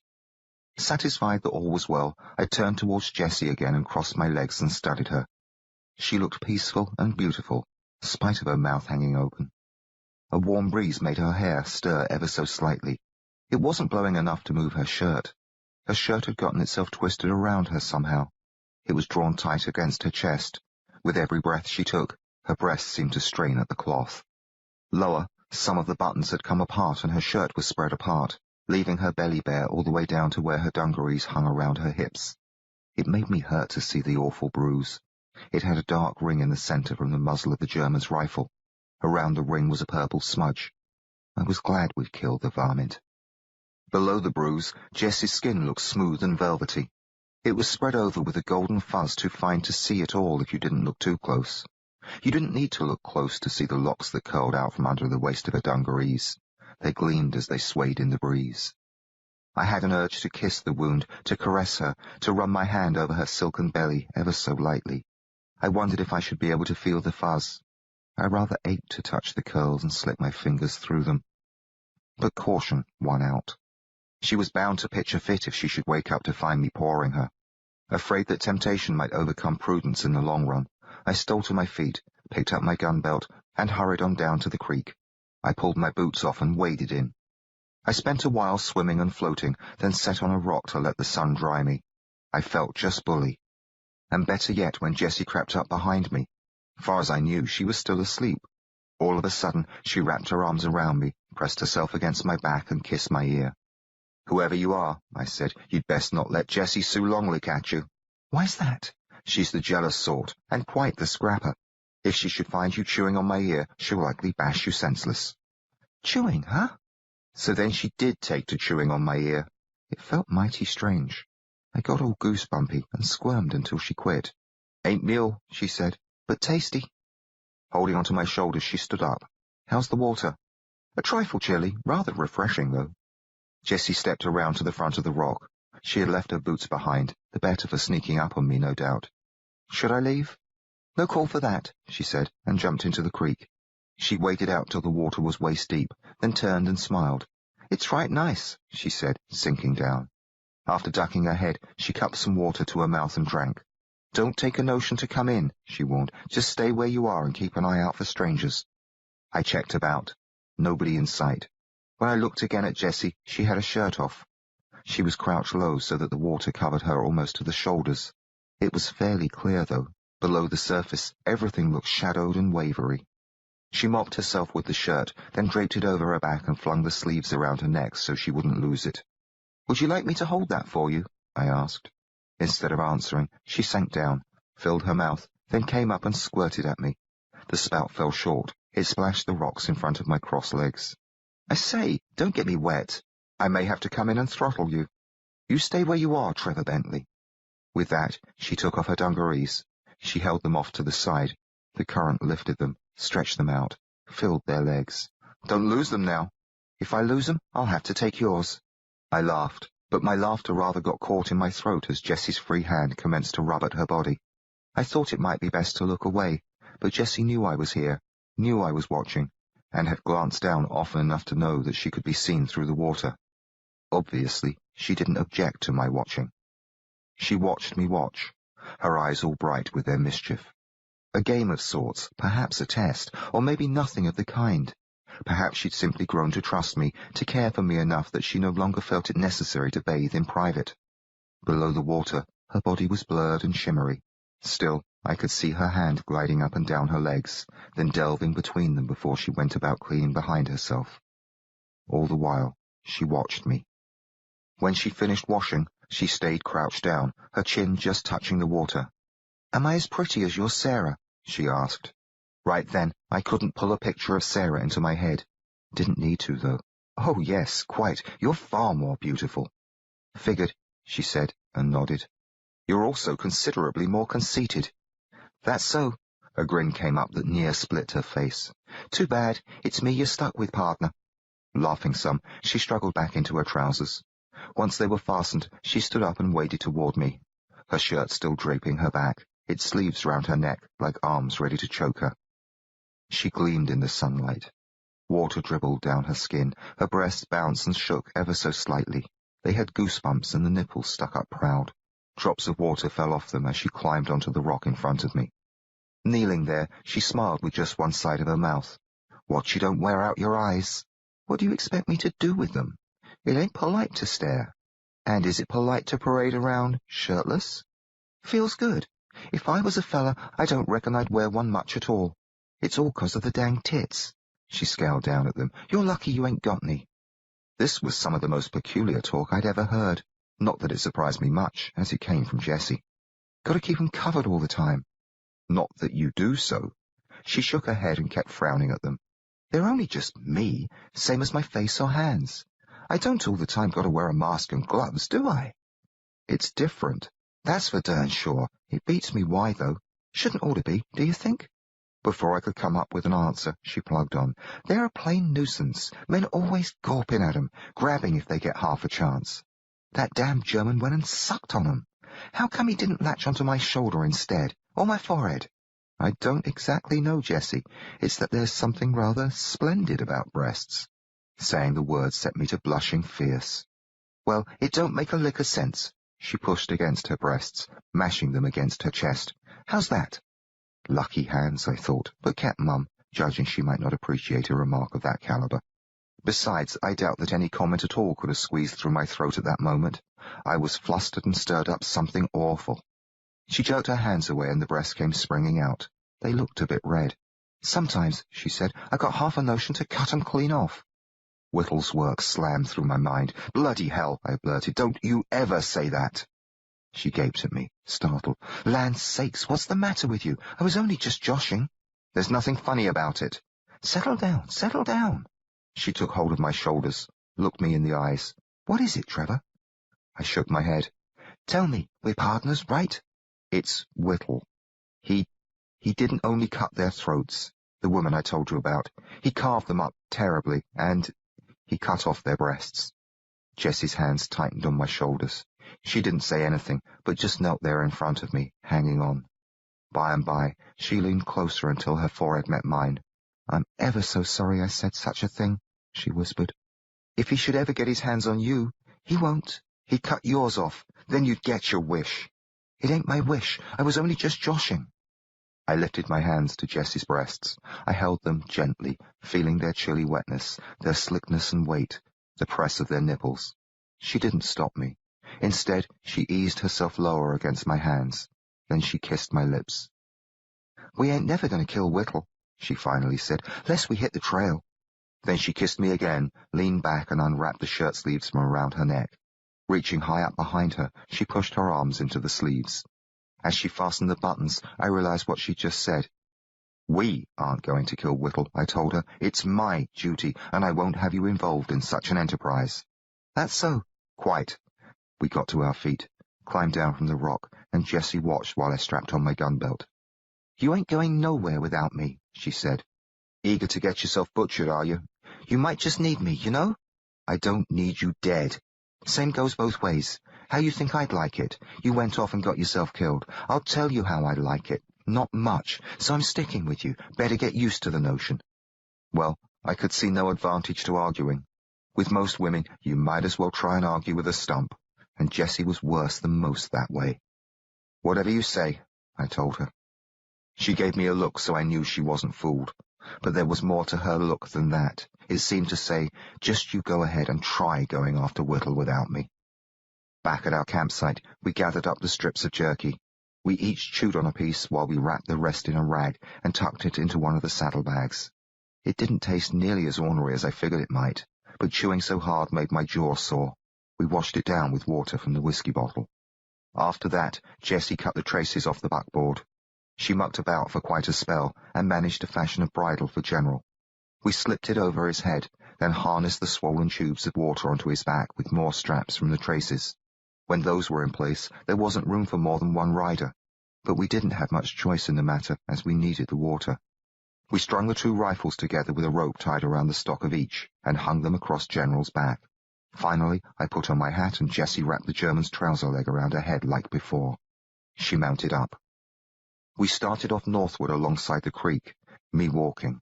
I felt rather sorry to leave our camp behind. Never mind we'd killed the German there. It was the place where I'd found Jessie alive, against all odds, where we'd worked together to solve a passel of problems, where we'd quarrelled and settled differences, where we'd laughed and kissed and held each other, where we'd become somewhat more than partners. It was our place by the creek. Its upside-down buckboard was still in sight when I already took to missing it. But we couldn't stay there forever.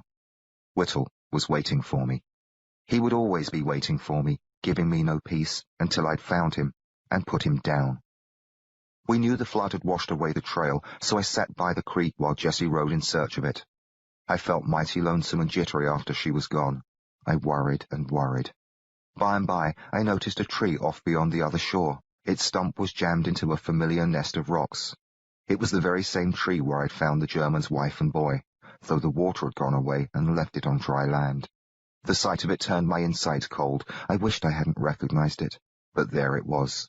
I turned my eyes away quick before they could search out the bodies that I'd left on the bank downstream. I knew they were there somewhere. Sure didn't want to look at them. At last, Jessie came riding back. I was mighty glad to see her. Found it, she called. Still a ways off. We followed the creek for a while longer. By and by, we crossed to the other side and caught up to the trail about 100 yards farther west. That much of it had gotten itself swept out by the flood.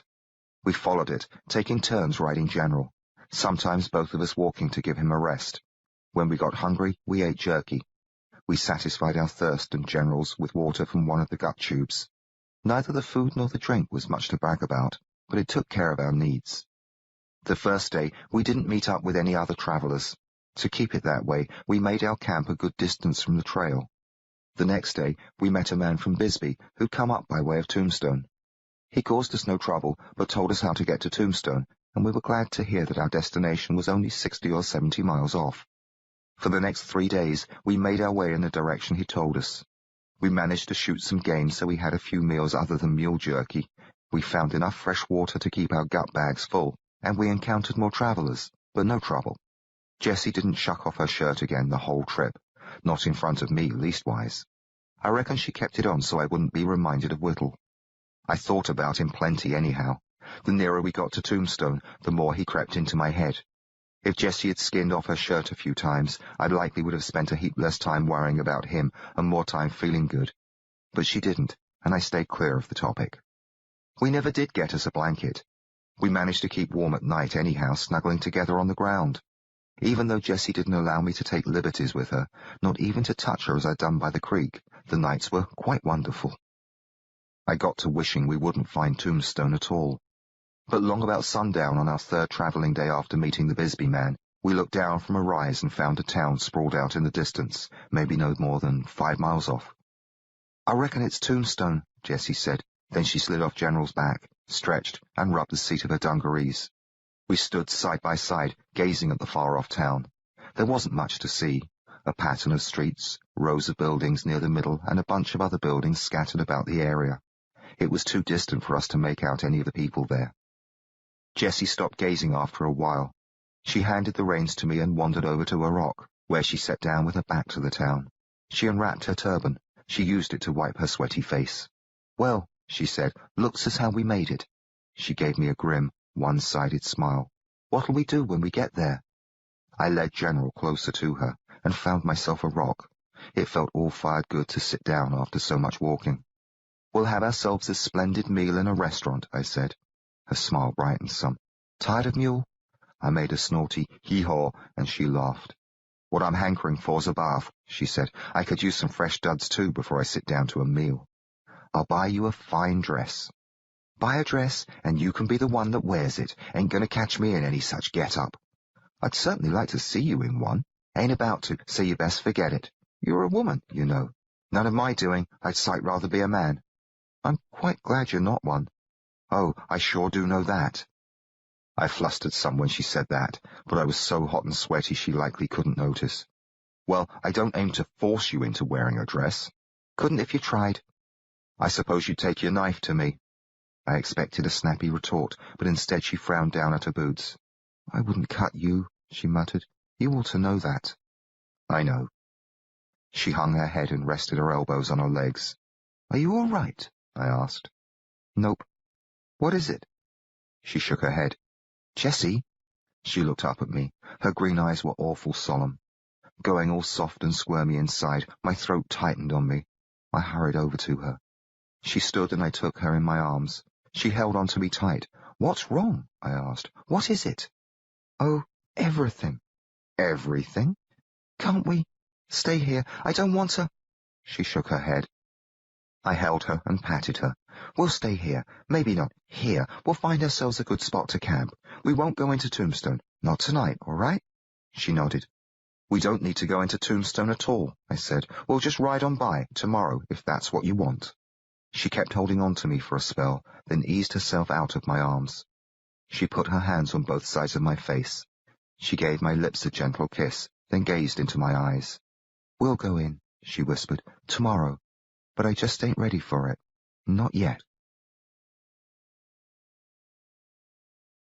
Part 5. The End of the Trail. Chapter 47. Tombstone Shy. We made our camp in a dry wash on the north side of the rise, so we couldn't see Tombstone. Jessie was uncommon quiet. Maybe embarrassed by the way she'd backed out of going into town, or maybe it was just that she had too much on her mind in need of sorting out. Whatever, I didn't press her. We sat by a small campfire and ate our jerky in silence. When we finished, we kept on sitting there. I opened my mouth time and time again, figuring to ask her what the trouble was. Each time, though, I thought better of it. She was on the other side of the fire, and sometimes gave me strange looks through the smoke. Finally, I said, I'm not actually eager myself to ride into Tombstone. You're only saying that. It's the honest truth. What about that there fine meal in a restaurant? Oh, I should like that, and I dare say you should enjoy having a bath and new clothes. But not a dress. Certainly not. So how come you ain't eager? She asked. I don't quite know, really. It would be different, I suppose. I reckon I've just gotten used to travelling with you. I hate for that to end. There'd be other people about. We wouldn't be alone together. It just wouldn't be at all the same. I like things the way they've been. Jessie stared at me for a bit, then got up and came round to my side of the fire. She sat on the ground beside me, leaned against me, and put an arm around my back. You'd have yourself a real bed, she said. In a hotel, where the wind wouldn't freeze us up and make you lie with me to keep warm. Maybe I'd lie with you anyhow. Would you do that? Maybe, long as you behaved. Tombstone might be all right then. Jessie went quiet again, but not for long. Maybe you'd rather have Sarah in the bed with you. Jessie! Well, you ain't thought about it. I sure have. She might just be in town there, waiting for you. What'll you do then? Give me the boot? No, good grief. That's what you've been fretting about, is it? I know you claimed I'm prettier and all, and how you're done with her, but you might just see things different when you're face to face. Maybe you forgot how pretty she is. Maybe you'll remember right quick, and remember a few other things besides, like how it was to be with her. You've been with her, Trevor. You ain't never been with me. I looked at Jessie.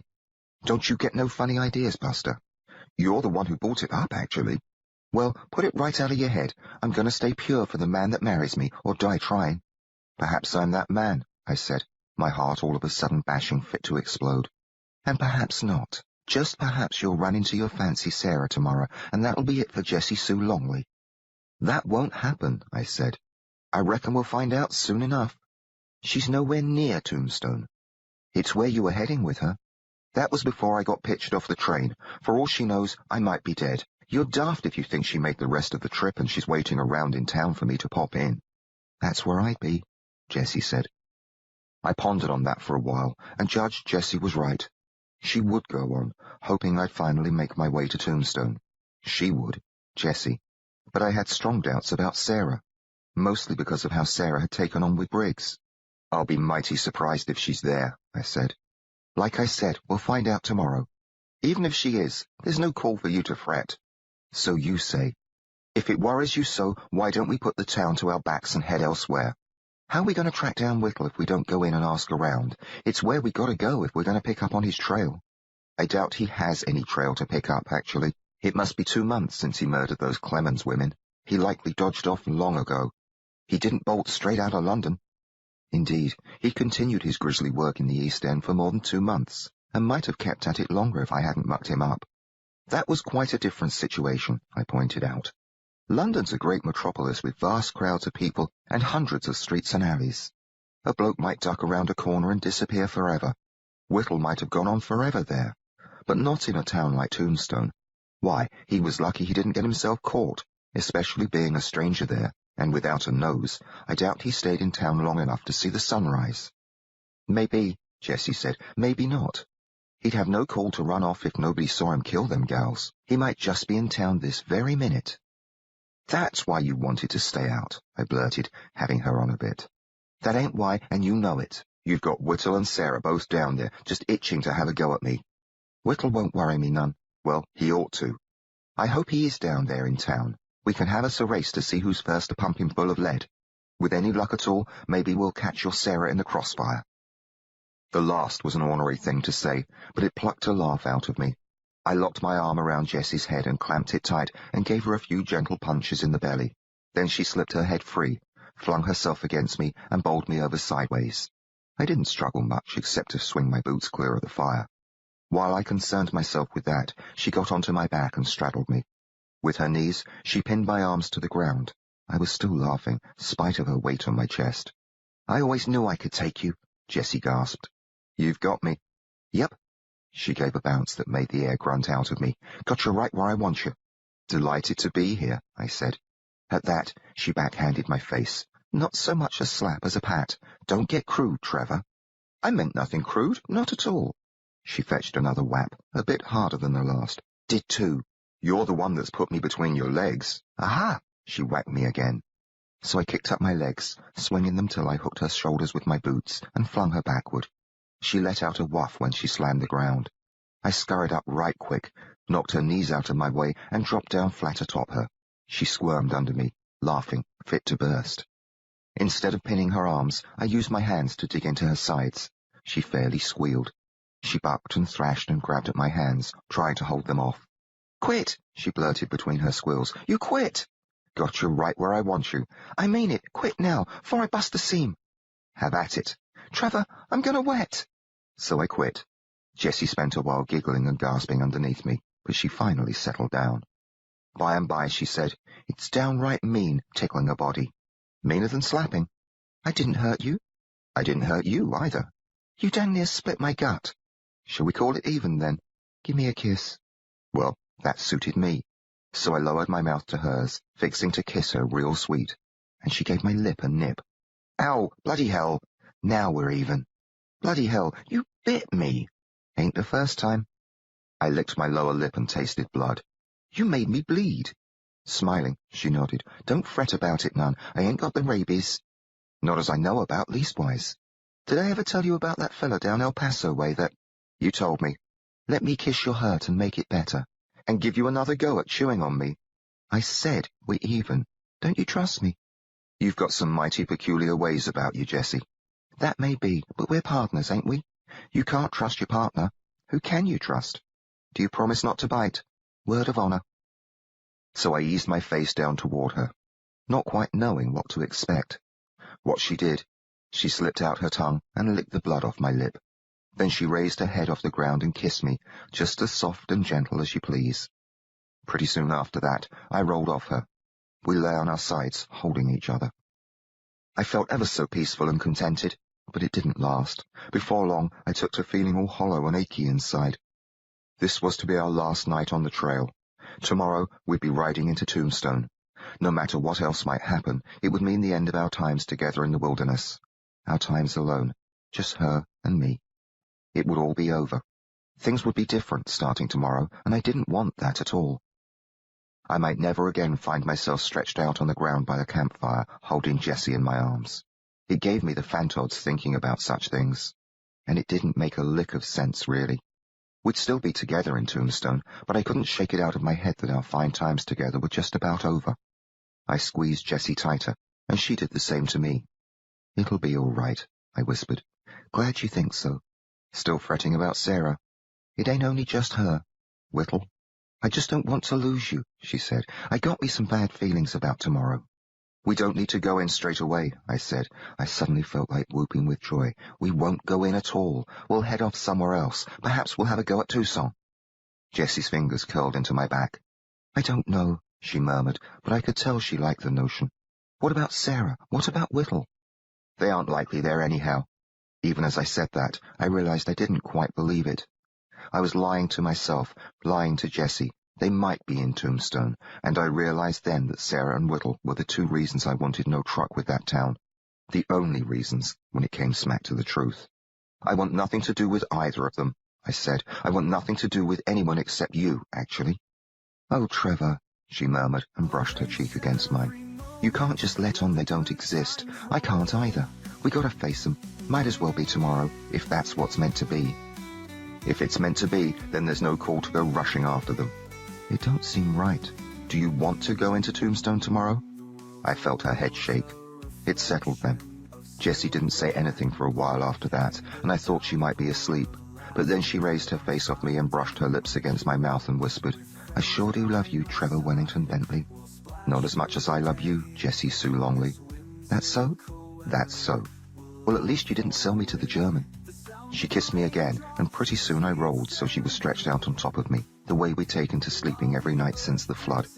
We lay still, not saying anything more. All my bad feelings had gone away, dragged off by my decision to stay shut of Tombstone. I heard the fire crackling and popping, heard a coyote howl off in the distance, heard Jessie's breathing close to my ear. Before you know it, I was asleep. In the morning, we had us one more discussion about Tombstone. Jessie wondered if we ought to go in just long enough to outfit ourselves with another horse, some equipment and supplies.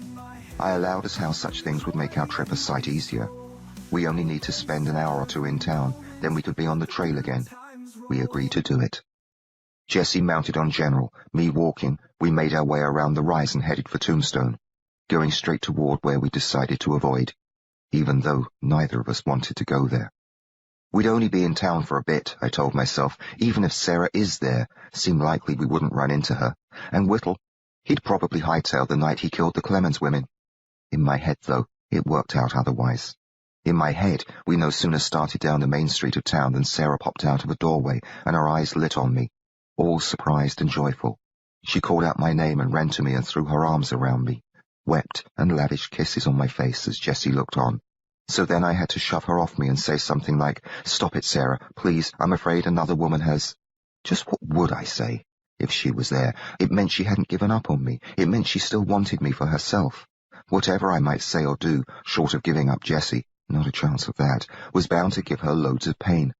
I wanted no part of such a scene. Nor did I want a showdown with Whittle. Not in the streets of Tombstone. Not with Jessie nearby where he might get a hold of her. Much as I told myself he was long gone, I knew there was a chance he might still be there. Maybe he'd found himself a job, or maybe he was living high and mighty off the loot he'd stolen from the True Delight. My common sense told me he wouldn't be there. For that matter, he might not even have been the bloke who murdered the Clemens women. Sarah wouldn't be there either. That's what my common sense said, but my stomach told me different. We were on the trail leading into Tombstone for near a mile when I finally said, "Hold up there, Jessie." She halted General and turned her head toward me. "This isn't at all where I want to go," I said. "I ain't looking forward to it much myself." "So then, why are we doing it?" She shrugged her shoulders. Then her face lit up with a big smile. "How many days to Tucson, you reckon?" "Long as it takes." She turned General around. We put our backs to Tombstone. I quickened my pace to catch up and felt like I was leaving all the grief of the world behind me. I felt so chipper that I actually ran for a while and left Jessie behind until she put her boots into General and trotted up beside me. "Don't go and wear yourself out," she said. "It's a grand morning, smashing. It sure is peculiar how things work out. If we'd gone on into Tombstone that day, we would have missed Barney Dyer. We might have avoided Whittle altogether. Instead, by turning away from town, we started down a path that would lead us straight into Whittle's lair. Chapter 48. Apache Sam. "Hello, the fire," came the voice out of the darkness. I'd shot us a jackrabbit that afternoon, so we hadn't needed to gnaw on mule jerky for our supper. We'd just finished eating it when the man called out. It startled us both considerable. I snatched out my Colt. Jessie put her hand on my knee to settle me down. "Tell him to come on in," she whispered. "Step along into the light where I can see you," I called. "Don't let me see any irons in your hand. If you're fixing to plug me, I'll just go my way and leave you be. I ain't looking for no trouble." Jessie called, "You're welcome to come in and set." "Thank you kindly, miss." With that, Barney Dyer led his horse into the glow of the firelight. He held his reins in one hand. He held the other hand up, open to show it was empty. That one was short 2 fingers, the ring finger and pinky. "I seen your light," he said. "Hope you don't mind me joining you." "Long as you behave," Jessie told him. "I most generally do," he said. "I ain't the violent sort, Lord knows, though I run up against it now and again, much as I hate doing such things." He tied his reins to a tall cactus over near General, then sauntered closer. Though he had a voice that made him sound like quite a large fellow, he was so pint-sized that he appeared half lost inside his duds. Everything he wore looked too big for him. The brim of his hat was as wide as his shoulders. The bandana hanging around his neck looked the size of a tablecloth. His vest hung down so low it draped the butt of his 6-gun. His chaps flagged about his legs like a couple of sails. Even his thick, dark moustache looked like it belonged on the face of a man twice his size. He was all creaking leather and jingling spurs as he stepped to the other side of the fire and sat down. With a sigh, he said, "Much obliged. Name's Dyer, Barney Dyer." He touched the rim of his hat. "I'm Trevor," I said. "This is Jessie." Pleased to make your acquaintance, folks." He had a rather calm, friendly manner about him. His eyes, shiny in the firelight, had a bit of humour or mischief that put me in mind of Jessie. Though it seemed smart to remain cautious, I went on ahead and holstered my Colt. "I'm afraid we haven't any food to offer you," I said. "We just now finished eating all we had." "Less you got a hankering for some mule jerky," Jessie told him.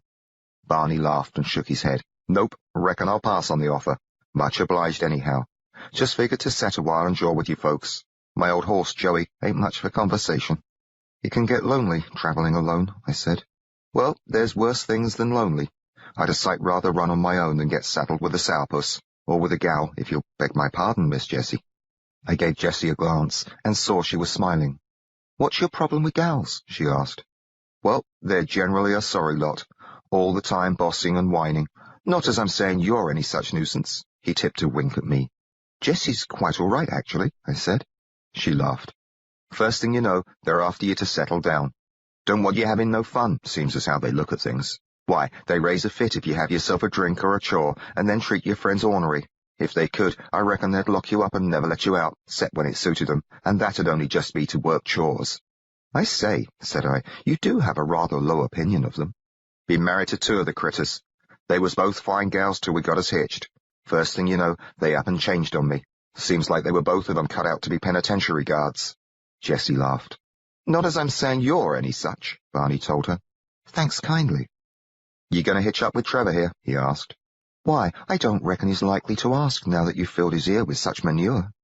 That got Barney to chuckling softly. "Well, you're both mighty young yet, no more than children by much. There ain't no call to rush into such a tricky game as marriage. How'd you two throw in together, if you don't mind me asking?" "Jessie had a go at stealing my horse," she blurted. "Tell the whole world, why don't you?" "Well, you didn't get it, did you?" "Only just because I took it easy on you." "I got the drop on you." "I kept my knife to myself." "Settle down, folks," Barney said. "Lord alive, I didn't aim to start a war between you. We don't want no bloodshed here." "He started it," Jessie said. "I did not. Did too." "This is what comes," Barney broke in, "of poking my nose into matters that don't concern me. I'm right sorry I asked. Somebody ought to cut it off for me, so I'll stop sticking it where it don't belong. Already missing enough parts, though." He held up his hand to show us which parts he meant. "Got 'em clean shot off in Phoenix back in '84. Minding my own business, too, just having myself a beer when a couple of hotheads down the other end of the bar took to throwing lead, and a stray slug found me. Took off both my fingers, clean as a whistle." "I had it figured," Jessie said, "that one of your wives took a knife to you." "Ain't how it happened. Not that you're far off the track, though. My first wife, she took after me with a knife every time I come home with a snootful. Got me some scars to show for it, but she never got a piece of me, not for lack of trying. I'm small, but quick." He held what was left of his hand close to the fire and studied it. "Nope, it wasn't Aggie carried off my fingers, just a dang bullet." "Does it cause you much trouble being without them?" I asked. "Oh, I get by. They don't amount to much. Knew a fellow got his thumb shot off. Caused him a sight of bother, as he was in the midst of gunplay when it happened. Couldn't cock his 6-gun, what with his thumb on the ground. He went to drag back the hammer with his teeth, but never got to finish. The same rascal that shot his thumb off plugged him full of holes while he still had the hammer in his chops." Barney wiggled his own thumb. "You're better off losing just about any old part than your thumb. I'd a sight rather lose a couple of fingers. Comes right down to it, a fellow can get by minus an ear or an eye better than a thumb." "I bit off a fellow's ear once," Jessie said. I looked at her, surprised. "Well, I did. You never told me. There's a heap I've never told you." Leaning forward, elbows on knees, she grinned across at Barney. "It was a sidewinder named of Hank Dappy." The name sounded vaguely familiar. I judged it might be one of those she'd reeled off the time she was telling me about all the rascals who'd had a go at her. "He jumped me, fixing to have some high times on account of me being a girl, you know. Well, I bit his ear clean off. You should have just seen him, how he cried and carried on. Well, he chased after me, went raving as how he'd taken his ear back and stick it up my you-know-what. I didn't know what exactly, but I didn't speak out. I allowed as how that was likely to pain me some, so I didn't aim to let him get his ear back. He was just about to catch me, so I turned around and plonked that stinky old ear of his into my mouth and ate it whole." "Jessie!" I blurted. "Well, I did." Barney gazed across the fire at her. He looked purely astonished. "Ain't you the Spitfire?" he said. "My lord!" "And did you swallow it?" I asked. "Why, sure." Dappy, he was so flummoxed he stopped dead in his tracks. Reckon he figured I was a crazy woman, so he took to his heels, and that was the last I ever seen of his mangy hide. Barney, grinning under his mammoth moustache, shook a finger in my direction. You'd best watch yourself with this one, young fella. She'll be having pieces of you. Not to be outdone, I spoke up and said, I once cut off a bloke's nose myself. Why, you pair of rascals are meant for each other. Did you gobble it up? I shook my head. She's got you beat then, one by her nose. We all spent some time laughing over that. Barney rocked back and forth some, holding his knees. After we'd settled down, he said, Now how come you cut off the nose of this fella? He was trying to kill me, actually, and I him. I was rather hoping to give him a fatal wound, you see, but his nose intercepted my knife. Took it clean off, did you? Indeed, it fell to the street. Should have eaten it, Jessie said, and gave my ribs a knock with her elbow. I was rather too busy trying to save my skin. I once saw an Apache squaw that had lost her nose, Barney said. Sure didn't help her looks none, which is why they done it to her. Any time you see yourself a squaw that's had her nose sliced off, you know she got herself caught fooling with a fella that weren't her husband. Lets everybody see what brand of woman she is. It's plain as the nose off her face. Barney chuckled softly and shook his head. It seems a trifle extreme, I said. That's Apaches for you. They're the downright extremist sons of bitches that ever walk the dirt. And they ain't particular who they butcher. I've seen such things as give me the night sweats. Sure glad we ain't got to worry about 'em, Jessie said. Whoever told you that? Barney asked. Why, they're all either killed or cooped up on reservations. I understand that Geronimo and his band are prisoners in Florida, I put in. That don't mean there ain't renegades skulking about. One's been raiding these parts fairly regular. They figure it's Apache Sam, a Chiricahua that run off from San Carlos Reservation a while back. He's killed a heap of white folks past couple of months, creeps up on 'em in the night, murders whatever fella might be about, and carries off the women. Does such manner of butchery on the women as would curl your hair.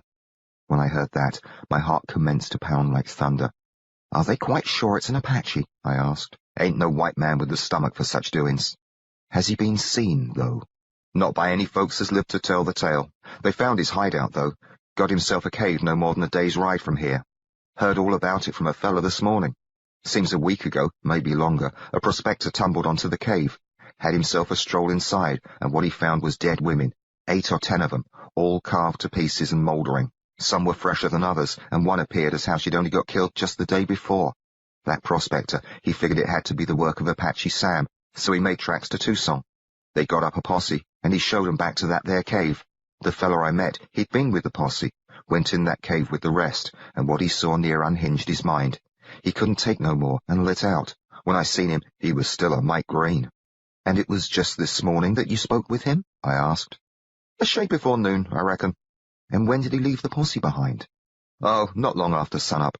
The way he told it, the posse got to the cave after dark last night. Didn't go in, though. Figured to keep an eye on it and wait till morning. See, they had no idea if the redskin was in there. Hoped he might show up so they could take a crack at him and save themselves the bother of searching for him in the cave. Well, he didn't do them the favor, so they went sneaking in at first light. The fella I met, he took one look at them gals and vamoosed. He allowed us how they were the worst sight that ever met his eyes, and the stink would have choked a maggot. And did they find the Indian? I asked. If he was there, he was keeping out of sight. What I hear, though, it's a rip snorter of a cave, the kind of place where a body might lose himself forever, pretty near. Now I just don't know if they aim to have a try at hunting him out. Do you suppose the posse's still there? Wouldn't surprise me none. I was them, I wouldn't go and waste my time. They won't never find him if he's in there. Injuns are that way, you know, slippery boogers. If he's got a mind to, he could likely pick 'em off one at a time they go hunting him in a cave. Best thing'd be to hide around the outside and see if he don't put in an appearance sooner or later. That's how I'd work it. But then, I ain't the reckless sort. You put a bunch of fellas together like in a posse, they can get mighty brave. Start to figuring it's the other guy who'll catch what for, not their own selves. Sides, don't none of them want to look yeller in front of their pals, so they'll do the dangdest things. I reckon they'll hunt all over that cave till they either run short of supplies or get themselves whittled down to nothing. You say the cave's only 1 day's ride from here? It wasn't me who asked that, it was Jessie. I looked at her, she looked me back, and one of her eyebrows gave a little upward jump. Am I close for comfort, huh? Barney said. Sure is, she told him. Whereabouts is it, so we'll know to keep clear? Up on the north slope of Dogtooth Mountain, that's what the fella told me. Where you folks heading off to? Tucson, I said. Well, I'll give you a steer so you stay clear of Dogtooth then. Up yonder about a mile, you hit a fork in the trail. Either way you go at the fork, you'll get to Tucson by and by. You want to take the branch that veers off to your right, though. Stick to that one, and you'll miss Dogtooth by more'n 10 miles. Take the other. That's the one I rode in on. It'll lead you through a pass at the very foot of that there mountain. So we go to the right at the fork, Jessie said, nodding. That'd be the safe way. Not as you can count on a few miles of distance to keep you safe from that Apache. Ain't no saying where he might be. That cave's only just a place he's been at from time to time, and fairly recent. You ask me, though, he don't live there. Don't live nowhere particular. Just stays on the move. He could be 100 miles off right now, or he might be near enough to hear us talk. I sure hope not, Jessie said. Well, I reckon he'd best watch himself. He's creeping up on us. You'd likely bite his ear off. Barney laughed. I've had my fill of ears, Jessie told him, and he laughed harder. After that, we stayed by the fire and talked about this and that for a spell. There was no more talk, though, of such matters as Apache Sam or the posse or cave. By and by, Barney asked if we'd mind him keeping us company till morning. Safer all around, he said. You're welcome to stay, Jessie told him, long as you behave. I had no objections either. He seemed a fine, trustworthy chap. Besides, my mind was too troubled by what we'd heard about Apache Sam to be bothered by Barney's presence. He spread his bedroll on the other side of the fire. Jessie and I stretched out beside each other. What with him right there, neither of us was eager to snuggle up in our usual manner. You ain't got yourself no blankets? He asked. We lost them in a flood some time ago, I explained. Well, you're welcome to make use of my saddle blanket if you can stand the aroma. So he fetched it. We thanked him and spread it over us. Still we didn't snuggle up. Not for a while. When we heard Barney snoring, though, we rolled toward each other and hugged. You reckon it's him? Jessie whispered. Who? Who do you think? Whittle. You reckon he's Apache Sam? It shouldn't surprise me at all, actually. Same here. You want to be in on it, don't you? If he's there, I reckon the posse'll get him. Not if they're looking for a redskin. We gotta go on up to Dogtooth and set 'em right. If we don't, and he gets clear, it'll be our own faults. I suppose that's so, I whispered. Then I yawned and shut my eyes. We'll see about it in the morning, I murmured. Chapter 49. Off to Dogtooth. Much as I wanted to join up with the posse and be in on the kill, if Whittle was holed up in the cave, I sure didn't want Jessie to be anywhere near the place. She would wind up carved and dead. I was just sure of it. Yet no amount of talking was likely to persuade her against heading for Dogtooth Mountain come daybreak. While I laid there beside her under Barney's blanket, feigning sleep and working my head over the matter, I hit upon a plan. What I'd do is keep still for a while, wait for Jessie to be fast asleep, then I'd sneak away, walk General off a distance, mount up, and race off. Jessie wouldn't catch on till morning that I'd lit out, but then I'd already be at the mountain or pretty near it.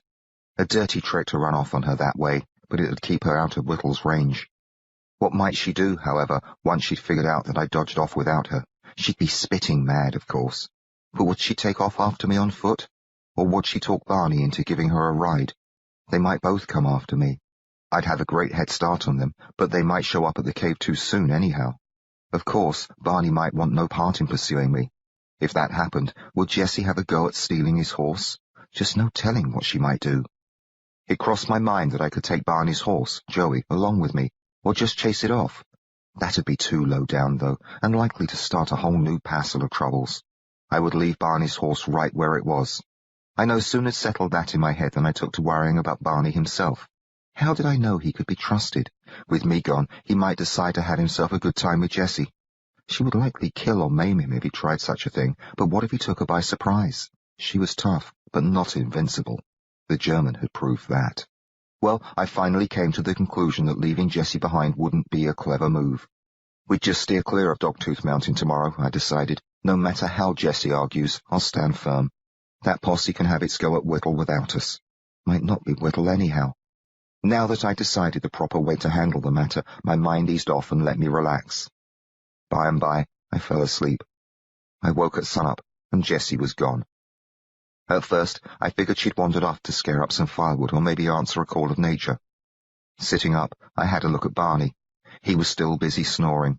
A horse gave a snort, and I swung my eyes over to where we'd left Joey and General tied to some cactus. Joey was still there. Alone. Well, I jumped to my feet, all of a sudden scared. Looking about, I saw my Remington propped against the rock where it belonged. The Henry rifle wasn't there, and one of the water tubes had gone missing too. I scanned off into the distance, all around, but didn't spot Jesse or General. I called out anyhow. My yell startled Barney awake. He bolted up, gun in hand. "What's the tar?" Jesse lit out for the cave, blast her. He scrunched his leathery face, looking as puzzled as if I'd spoken in a foreign tongue. "She took my horse and snuck off in the night. What's that thing you said about the cave?" "It's where she's going. Bloody! Why in the notion she'd want to go there?" "Because she figured I'd keep her away from it." Still scowling, Barney used the muzzle of his Colt to scratch himself above the ear. "What'd she want at the cave?" "It's just her way of making sure I won't go there without her, or not go there at all." "You've gone and left me behind, Trevor." "I need to borrow your horse." "No, you don't." He spoke calmly. He eased the muzzle away from his head and pointed it in my direction. "I'll pay you for him. I've got quite a good deal of money." "Ain't got much use for your money, but I got a heap of use for Joey." "It's your fault, you know. All your talk of Apache Sam. Why, you even told her where to go." Barney still looked perplexed, but he looked wary too, and kept his revolver ready in case I should have a go at him or Joey. "You trying to say she's rode off to join the hunt for that danged Apache?" "Exactly." "What is she, touched?" "We've got to stop her." Barney shook his head. Then he stood up, jammed the huge hat down atop his head, and holstered his six-gun. "This is what comes," he said, "of taking up with women. If it ain't one brand of trouble, it's another." I rode along behind Barney in his bedroll, sitting astride his saddlebags and other gear. I carried my own saddlebags across my thighs. The Winchester was slung across my back by a rope. Barney kept his horse at a trot that bounced me about considerable. "I'm sure obliged to you," I said after a spell. "Don't go and thank me till I've gotten you to Jessie. I'll be most happy to pay you for your troubles. No call to part with your money." "I'd like to do something for you." "Well now, I'm a fella that enjoys a good story. Suppose you tell me why she's so all-fired eager to go chasing after Apache Sam." "It's not Apache Sam she's after. When you told us last night about the bodies being found in the cave, we both realized the culprit was likely not this Apache after all, but Jack the Ripper. I came out west intending to hunt him down and kill him. He's the bloke whose nose I cut off." "Aim to finish the job, huh?" "No woman's safe so long as he's above ground. He murdered at least 5 in London. The last was a sorry wench named Mary. I was there in her digs, hiding beneath her bed the night he butchered her." "Now how come you came to be hiding under some gal's bed?" "It was the fault of Rolf Barnes, actually. Mother teaches violin, you see. She'd been off giving a lesson to one-legged Liz. And so it began." As we were likely to be on the trail all day and Barney appeared to relish the story, I didn't hurry it along. I recounted in great detail the whole course of my misadventures. I ran with the truth all about that had happened in London and brought the true delight. It wasn't till Sarah Forrest entered the tale that I took to fudging some. The omissions there forced me to bend the truth in regard to Briggs. Then I felt disinclined to tell him about running with the outlaw gang, as that would have shown me for a horse thief and a murderer. Instead of meeting up with the gang after I was pitched off the train, I told Barney that I'd walked to the nearest town, found myself a job there washing dishes in a restaurant, and worked at that till I was able to buy a horse and supplies and set off for Tombstone. By and by, I got back to the truth. I told him about Jessie ambushing me and how we'd thrown in together. I told him about the flood, about the German capturing Jessie and how we'd shot him, about the uses we'd made of the mule, and finally I got to where we'd decided against going into Tombstone after all. Jessie feared that Sarah might be there. You know women. That's the plain truth. As for me, I figured that I'd rather give up on my notion to chase after Whittle than to put Jessie at risk. I'd seen what he did to Mary and Trudy, just couldn't allow that to happen to Jessie. Anyway, we allowed us how we might find him in Tombstone, or at least get ourselves an idea as to where we might start looking. But I didn't want Jessie to have a hand in it, and she was mighty determined to stick with me, no matter what. So I judged the best course was to stay clear of Tombstone and forget Whittle. It was a great relief, actually, but then you came into camp last night with your story about Apache Sam. Makes me right sorry I opened my yap.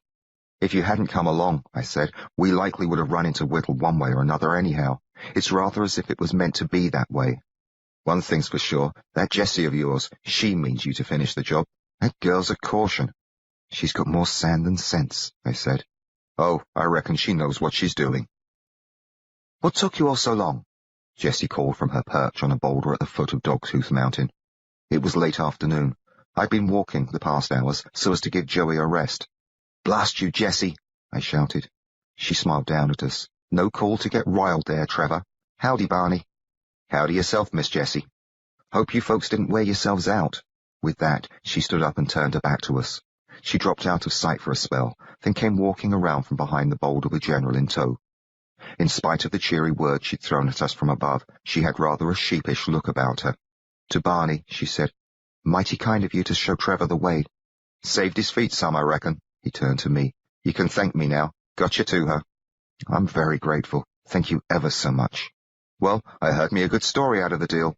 You two take care now." He touched the brim of his hat. "You're not leaving?" I asked. "Yep, done what I aimed to do. Got no room in my plans to hunt after Apache Sam or Whittle or none of the ilk. I always figured it's slightly more healthy to shy away from trouble than to go looking for it. So it's adios, kids. Try and keep alive." He wheeled Joey around and trotted off. "Thank you again," I called after him. He gave his hat a wave in the air. Then the trail curved around behind some rocks, and he was out of sight. I turned to face Jessie. "Now don't you look at me that way," she said. "I only just did what I had to. Surprised you didn't think of it first and take off on me last night." "I thought of it," I admitted, "but I had more sense than to do it. That was mighty low down and ornery." "Well, it worked. You're here, and so am I. How'd you get Barney to come along?" "He was quite willing to help, as soon as I explained what you'd done. He said you must be touched." "I just didn't aim to get left out, that's all."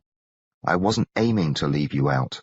"Was too. I know you, Trevor Bentley. Ain't no way you would have struck out after Whittle without you got rid of me first." She jammed her hands onto her hips and shoved her face at me. "Am I wrong, or am I right? You tell me now." "I wouldn't have dodged off and left you alone." "Don't go saying I left you alone. You was with Barney." "I wouldn't have left you with Barney, either. I wouldn't have left you at all. We're partners, remember? Partners stick together." She let her hands drop away from her hips. Her head lowered. Voice soft, she said, "Well, I knew you'd come along. I didn't want you anywhere near this place. I know that. It's only 'cause I care so much about you. I know." Reaching down, I took hold of her hands and gave them a squeeze. She raised her head. She looked awfully solemn. "I don't want Whittle getting you," I said. "Well, that goes both ways. I don't want him getting you either. But you need to face him down. If you back out and call it quits, you won't never feel right about yourself. I don't want that for you, and I don't want to be the cause of it. You turned away from Tombstone on account of me." "That had more to do with Sarah than—" "It had mostly to do with Whittle, and you know it. You figured you'd rather give up on him than take a risk on me getting hurt. Well, I went along with it yesterday, but that was selfish. That was me wanting to keep you from Sarah, even if it meant you had to call it quits on your hunt for Whittle. I was wrong, for both of us. I'm just almighty glad Barney came along so we get a chance to do the right thing." "What if it is Apache Sam up there?" I asked, tipping my head toward the mountain looming above us. "Well, then we help the posse kill Apache Sam. After he's taken care of, we'll start after Whittle. We'll go back to Tombstone, if that's what it takes, but we'll pick up his trail, one way or another, and follow till we've run him down. You and me, together." "I don't know," I murmured. "What's not to know? I don't want you getting killed, Jessie. I shouldn't be able to stand it." She gave my hands a squeeze. A corner of her mouth turned up, and a glimmer of her usual mischief came back into her eyes. "I ain't easily killed," she said, "nor are you either. We'll be fine and dandy." "I do hope so. You worry too much, Trevor Bentley. McSween once told me that very thing. He's dead." Jessie leaned forward a bit and kissed my mouth. "Come on," she said. "We've got us a cave to find." Chapter 50. Troubles in Monster Valley. I tossed the saddlebags across General's back. I filled my hat with water from the mule gut bag and let him drink some. We strung both rifles together and draped them over his back so we wouldn't need to lug them ourselves. We then led him along the trail. By and by, we came upon a trail going up the mountain. It was steep and hitched its way back and forth up the rocky slope. I'd had some experience with such switching trails, and I didn't look forward to it. "Must be the way up," Jessie said. "Are you sure you want to do this?" She didn't say a thing, but threw me a smirk. Then she commenced to slog her way up the trail. I followed, leading General by the reins. Soon, Jessie stopped and pointed down at a pile of manure. "The posse came this way all right," she said. "Was it heading up or down?" I asked. "It's a heap of dung, Trev, not a Western Union telegram." "Then what makes you say it was dropped by the posse?" "It was dropped by a horse. Posses ride horses, don't they?" "So do Bible salesmen, don't they?" "You watch yourself, or I'll sling it at you." As we continued to plug our way up the trail, we came upon several more collections of manure. Obviously, they hadn't all been left by the same horse, so I judged that Jessie was right. The posse had come this way, more than likely anyhow. I sure hoped that the horses had made their deposits on the way down. I hoped that the posse had finished its business at the cave and departed, taking the bodies of the women with them, taking Whittle's body too. Or Apache Sam's if he was the culprit. I hoped that we would find nothing above us but an empty cave. According to books I'd read, caves were supposed to be cool and pleasant, even where the weather outside is boiling hot. I hoped the books were right. Even though the sun was low, it hadn't lost much of its heat. The sweat fairly poured off me. Jessie's shirt was wet and clinging to her back. We both huffed considerable, but we didn't stop.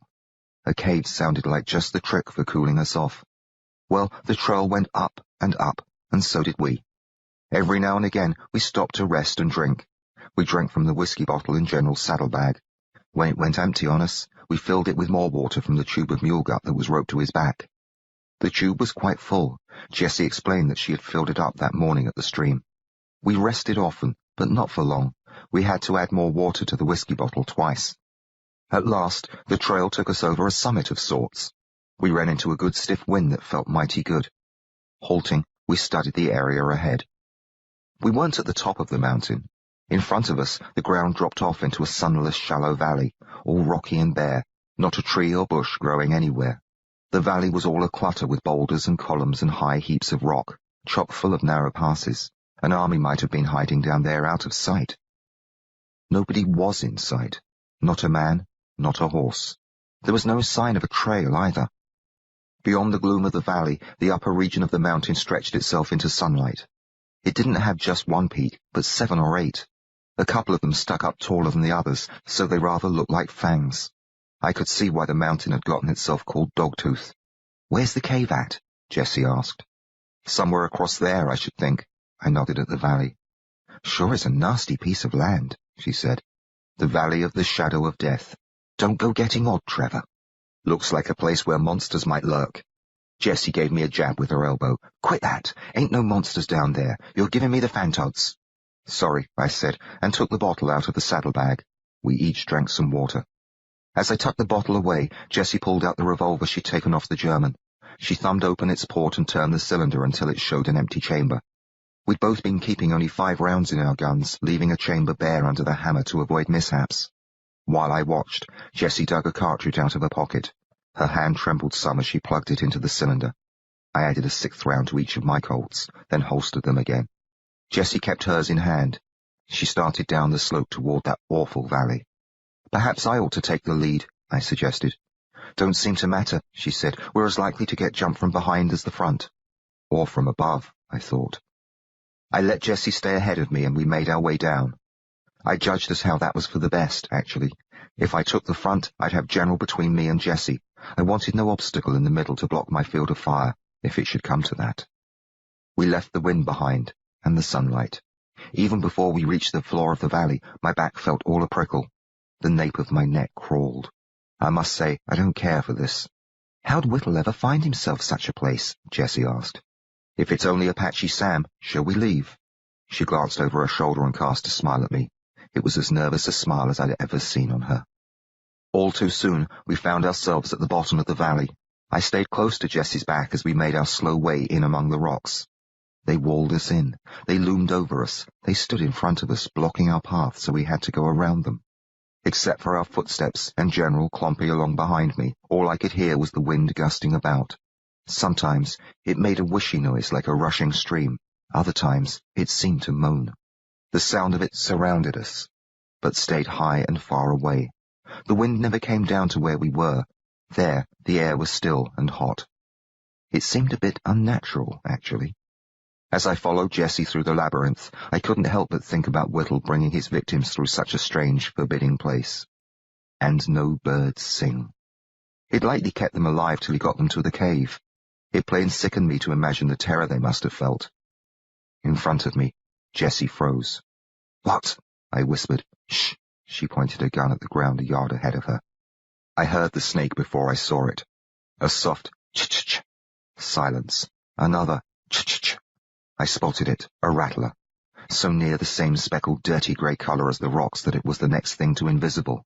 But there it was, as long as my arm, twisting its way across our path. General must have noticed it then. He gave out a startled snort and backed up. I gave the reins a tug. He stopped and groaned in a manner that sounded near human. Jessie thumbed back her hammer. The cocking sound was so loud it seemed almost to echo. "Don't shoot," I whispered. She held fire. A moment later, the snake vanished beneath a lip of rock. We both kept our eyes on where it had gone and hurried past it. I said to Jessie's back, "Let's not shoot unless we're attacked. I don't aim to get snakebite to spare your ears. It's not my own ears that concern me. I don't like the notion of announcing our whereabouts." "Then you best hope we don't meet up with no more rattlers." I watched for more as we continued along, and I couldn't help but listen, too. Now that I knew the sound they made, I heard it here and there, off to one side or the other, behind us, in front of us, sometimes even above. It played on my nerves, particularly the notion of a snake dropping down on us from the rocks as we walked by. It got to be almost more than I could stand. I switched the reins to my left hand and filled my right with iron. Much as I was loath to unsettle the dead quiet with gunfire, the good solid feel of the Colt was comforting. Jessie heard me cock it. She looked over her shoulder at me and smiled. "Don't shoot unless you're attacked," she said. "They're everywhere," I whispered. "Pretty near." Everywhere, but out of sight. I heard them, but couldn't see them. That made it all seem worse, somehow. Next thing you know, our way forward got blocked by a great boulder. The way to the left was shut off tight. Our only course was to make a turn to the right and pass through a gash in the rocks. It looked like a rough walled corridor, twice our height and not much wider than our shoulders. It appeared to stretch on for about 30 feet before it opened up. Jess turned away from it and studied General. "I reckon he'll fit," she said. "I doubt the posse came this way. There's likely a passel of better routes through this dang mess, but nobody gave us a map. Do you want to turn around and go back the way we came?" I recalled all the rattlesnakes we'd left behind and didn't care to give them a second go at us. So I answered Jessie with a shake of my head. "Look sharp now," she said, raising her gun barrel as if she expected to be leapt on from above, by snake, or by madman, or by Lord knows what brand of creature. Jessie entered the narrow gap. I went in after her, leading General and watching him over my shoulder. He seemed mighty reluctant to put himself in such tight quarters. He snorted and tossed his head. "Easy, boy," I said, "easy." He came on, but didn't appear at all happy about the matter. The passage was wide enough for General, but not by much. Our tube of water, draped across his back, rubbed against a wall and tore. Water went splashing out of it. "Damnation," I muttered. "What?" Jessie asked. "There goes our water." She looked around at us and grimaced. The water was still pouring from the ruptured gut, but I had no way to get past General to stop the gusher, short of climbing over his head. All me and Jessie could do was stand there. Pretty soon, the side of the tube that still held water dragged its way down between General and the rocks. It fell with a plop. I ducked and peered under General's legs. I could have crawled beneath him and fetched out the tube, but there wasn't any advantage to that. It was empty and flat. "At least we've got some in the whiskey bottle," Jessie said. "It won't last long. There'll be water at the cave." "Will there be? I don't reckon the posse come here without a pretty good supply." I judged she was right about that. "We'd better keep moving," she said. Turning away, she continued through the gap. "Come along, fella," I urged General, and gave a pull at the reins. He groaned at me. It sounded quite like a dog, as one might sound if you threatened to steal its bone. But he came along. I kept my eyes on him, trusting Jessie to warn me of any trouble from the front. Our rifles still hung from General's sides by a rope across his back, and my saddlebags were up there. They seemed to be clear of the nearby walls, however, and in no great danger. We were about halfway through the gash when General went daft. His eyes bugged out, his ears twitched forward, he squealed and reared. My arm near got wrenched off before I lost hold of the reins. I leaped forward to stay away from his kicking hooves. One knocked my hat off. I stumbled and fell. On his hind legs, General tried to twist himself around. For a while he was stuck, his belly shoved against one rock wall, while his rump was jammed into the other. He thrashed about awful. His front hooves clamoured and threw off sparks. He screamed fierce. The rifles and saddlebags skidded down his back. As I got to my feet, hoping to help him somehow, he managed to tear himself loose. He fell, forelegs giving out, muzzle smacking the rocky ground, but he picked himself up right quick and scampered for freedom. I gave chase, shouting, but General was in no mood to listen. He dashed out the way we'd come. He kept on running. Before you know it, he vanished around a bend. I quit racing after him. When I tried to catch my wind, the noise of the hoofbeats faded out. Bloody nag, I muttered. I felt just about ready to cry. I kept it in, though, and headed on back into the gash. At least General hadn't run off with our saddlebags and rifles. Jessie, crouching, opened one of the saddlebags. She pulled out our water bottle. It was half empty, but unbroken. He's gone, I said. Must have been the snakes, she said. I figured he'd kill himself, sure. She returned the bottle to the saddlebag and draped the leather pouches over one shoulder. We'd best go find him, I said. Jessie shook her head. Ain't much chance of catching him. Gonna be dark soon, and no telling where he's off to. He might not stop till he's off the mountain. I shouldn't like to lose him altogether, I said, my throat tight. I know. She looked rather miserable herself. He's a good old boy. We'll find him. She squatted by the rifles and commenced to pick at a knot. What we'd best do right now, though, is try and hook up with the posse. We ain't got much water. We can go hunting for General come daylight. She got the knot undone, slipped the rope off the stock of my Winchester, and lifted the rifle up to me. I took it. She made a sling out of the rope and hung the Henry down her back. Then she stood up and drew her revolver. I wish we'd never come up here, I said, picking up my hat. We've lost our horse and most of our water. We're surrounded by rattlesnakes. We're lost. Whittle's likely lurking nearby, or Apache Sam. Things have gone all to smash. Jessie hoisted an eyebrow at me. You should have stayed home in London, I reckon. I saw her trap and dodged clear of it. Not at all. I'm quite glad we're together, you know. I only wish we were together elsewhere. Well, Trev, you play the cards you're dealt. This ain't the best hand, but it's what we've got. Now, let's go and find us that posse. Chapter 51. Ghastly Business. Night was near upon us when we came upon the posse. After losing General, we'd gone through the gash in the rocks, found ourselves in a clear area that gave us a view of the mountain peaks, headed that way, circled around some boulders, and climbed a slope and squeezed through another tight gap. We heard some rattlers along the way, but not many. Those we heard stayed out of sight. As we came out the other side of the gap, we ran into the posse. There were 8 or 9 men and about that many horses.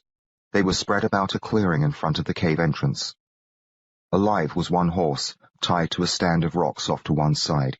Alive were also a fair number of buzzards, but they scattered when we showed up.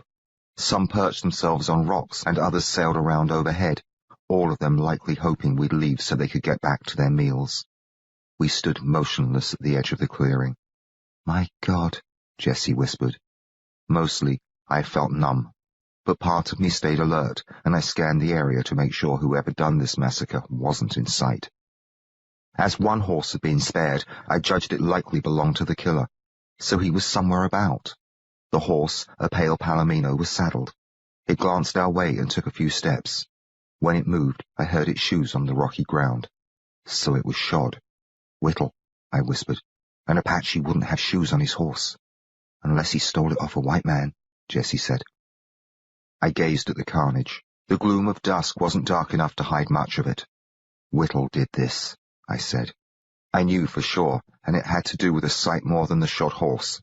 The killer had done more than slay the men and horses. He'd mucked about with them. He'd dismembered a good many of them. The head of a horse had been placed between the legs of a naked man, its mouth on his private parts.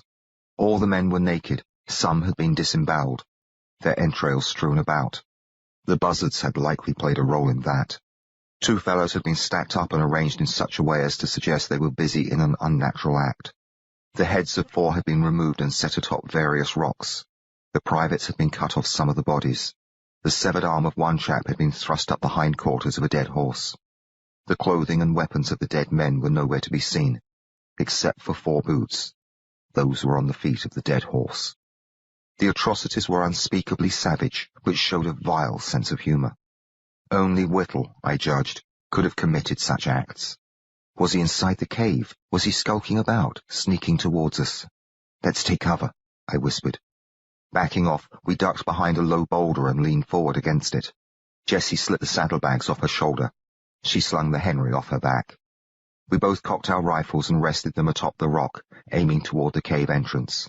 You were right about monsters, Jessie whispered. The man's a fiend, I said. But how'd he manage to kill them all? He's quite clever, really, I told her. And they were here looking for an Indian. He likely tricked them somehow. Maybe he ain't alone. I don't know. I glanced behind us, nothing back there except the maze of rocks. So I turned to Jessie and said, Whittle by himself is enough to worry about. There's only one horse, though. If he don't know we're here, we can bushwhack him when he goes to ride off. I gave Jessie a nod. She bumped me gently with her shoulder. Soon, night was upon us. The dark was kind, actually, as it shrouded the scene of the massacre. We could still see the dim shapes out there, but not all the ghastly particulars. The buzzards were nowhere in sight. Whittle's horse was light enough colour so we could keep our eyes on it. The mouth of the cave looked like a patch of black in the grey wall of the mountain. I couldn't figure any way for Whittle to get from the cave to his horse without us spotting him. The trick was simply to wait him out, then shoot him down. Keep your eyes open, Jessie whispered after a spell. She rested her rifle on the boulder, then crept backward. I glanced at her a couple of times to see what she was about. She pulled our bottle from the saddlebag and shook it. Thirsty? She asked. We haven't much left. She popped the cork and took a few drinks. Holding the bottle out to me, she said, Water's no problem. Did you see all the canteens and water bags on them nags out there? They might be empty, I said, and took the bottle. They ain't empty, Trevor. She sounded a bit annoyed. Land's sakes, but you worry. There may have been quite a lot of water in them, I admitted, but I shouldn't care to venture over and fetch any. I will. No, you won't. You can keep me covered, not as he's out there anyhow. We still have water, I pointed out, and shook the bottle at her. Well, that ain't much. We ought to get more now, before the trouble starts. What trouble? We'll simply ventilate him when he goes for his horse. You never know. Anyhow, it's good and dark right now. Moon ain't even up yet. This'd be the best time to go out there. We needn't go out there at all. You just stay here, Jessie said. Make sure I don't get jumped. Maybe I can find us some good food and smokes while I'm at it. Jessie! She popped up. I reached, grabbed hold of her sleeve and tugged it hard. With a ripping sound, the sleeve tore off at her shoulder. It came sliding down empty, so I snatched her wrist and yanked her to the ground. You're not going out there, I gasped. Look what you've done to my shirt. Stay here. She reached a hand toward me. I shoved the bottle into it, then leapt out of range. I rushed around to the front of the boulder, filled my right hand with a Colt, then halted and looked back. I waited till Jessie showed herself and hefted her Henry. She shook her head at me. I turned away and walked into the massacre. Even though the moon wasn't up yet, there was enough starlight to see by. Not that I knew quite where to look. I wanted to keep my eyes on the cave, but I feared what I might step on. I walked toward the nearest horse. It had no head. 2 of the posse men blocked my way, those that were sprawled one atop the other, feet at both ends, heads between each other's legs. I tried not to look at them and gave them a wide berth. When I crouched over the horse, I found that it had fallen onto the canteen that hung from its saddle horn. But I pulled hard and worked it free. I gave it a shake. Water sloshed about inside. They didn't sound like much, though. Sliding the canteen over my shoulder, I set off for another horse. There was the horse wearing boots. Just behind it, one of the severed heads sat atop a stack of rocks. I couldn't see whether or not the eyes were open, but seemed to recall that all the heads had open eyes. I glanced about at the other 3 heads. Every last one of them seemed to be staring at me. I quit looking at them and circled around to the far side of the horse. This one hadn't fallen onto its water bag. Crouching, I lifted the strap off the saddle horn and heard a low grumble. Shivers raced up my back. I looked around quick. Another grumble. From the head just behind me. Well, it couldn't have made such a noise. It had no body attached, but simply rested atop a waist-high pile of rock. As I gazed at the head, my skin all a-prickle. It suddenly rolled forward. It did an odd bit of a somersault, face first, the ragged stump of its neck swinging towards the sky. I let out a gasp and sprang up as it dropped off the edge. It clomped the ground. It rolled straight at me. I was in such a state that I dang near shot it, but I held fire and danced out of the way. Just as the head was about to bump into the horse's saddle, a coyote dashed out from behind the rocks, snatched it up by the face, and scampered off with it. Well, I'd had enough, and raced for our hiding place. I dropped down behind the boulder, all breathless. Good job, Jessie whispered. Bloody hell. She rubbed the back of my neck. After a while, she took the canteen and water bag from me and shook them. We're all set now. All we got to do is bide our time. She resumed her position, leaning forward against the boulder with her rifle at her shoulder. Once I was able to breathe right, I picked up my Winchester and joined her. Nothing seemed to be moving in among the dead. The coyote must have skedaddled. Now that the sun had been down for a spell, the night was taking on a chill. There were likely a passel of bedrolls and blankets on the horses. I judged I'd rather freeze, though, than go out and fetch any such thing, so I kept still about them. By and by, Jessie whispered, "Maybe he ain't in that cave. He might have rode off before we ever got here." "Why's the horse there, then?" "Could be he just didn't kill it. No telling why." "It might not be his," I admitted. "What we ought to do is take a look in the cave." "Are you daft?" "Beats waiting. If he's inside, that's where he's likely going to stay, at least till morning. If he aimed to ride off tonight, he would have done it by now." "No reason we can't wait till morning," I said. "Whenever he pops out is fine with me. In fact, it would be considerably easier to pick him off come daylight." "It'd be easier if he's asleep." "He might not be asleep," I pointed out. "Well, he might not be in there at all, but if he is, he ain't likely to stay awake all night. We ought to go and sneak in, see if we can catch him snoozing. We can fill him with lead before he gets his eyes open." I gazed off at the cave's black opening. It was a narrow slot, not much wider than my shoulders, too low to walk through upright. We'd need to duck down and go in one at a time, if we went in at all. Spite of Jessie's logic, I wasn't at all eager to embark on such a venture. "What did you say?" she asked. "I say we wait him out. We go walking into that cave, we're likely to get ourselves killed. Whittle might have his eyes on us right now. He might just be hoping we'll try such a thing, and he can get his hands on us. And his knife." Jessie looked at me and shook her head. "Well," she finally said, "all right. I just don't see any call to rush into danger when we might simply wait here and shoot him from ambush." "Okay, if that's how we're going to play it, though, we might as well get some shut-eye. You want to go first? I'll keep watch. And have you dodge off to the cave without me?" Jessie's teeth showed, grey in the darkness. "I don't aim to do that." "It's not at all funny." "I'm scared half witless, Trevor. I want to get this done, and it won't be done till Whittle's dead. But I sure ain't so dim as to go after him on my lonesome. What do you take me for, an addlehead?" I couldn't be sure whether or not she was having me on, but I saw no advantage to arguing. "I'm not at all sleepy anyhow," I told her. "You don't trust me, do you?" "It's not that. How do you expect a person to sleep when—" The words died halfway out as somebody heaved a scream. Chapter 52. Whittle's Lair. Jessie clutched my arm. We gaped at each other through the darkness as the scream shivered through the night and died. "My God," Jessie murmured. "It came from the cave, didn't it?" I asked. "He's got a gal in there." "Where'd he get a gal?" "Who knows? It don't matter." A cave was no place for a rifle, so I left it resting atop the boulder. I shoved myself away and got to my feet. Jessie did the same. "Stay here," I snapped at her. "I mean it. You stay here." She pulled her six-gun. "Let's go." "Jessie! Go! That gal ain't gonna last forever." I took off running for the cave entrance, but Jessie was on my heels, so I made a sudden stop. As she bumped me from behind, I brought my arm forward, all set to drive my elbow into her. That was bound to let her wind out, and I figured to follow up my elbow with a blow to the face and put her out of action. Couldn't do it, though. Much as I wanted to stop Jessie from following me into the cave, the notion of causing hurt to her made me hold off. She gave me a shove. "Hurry!"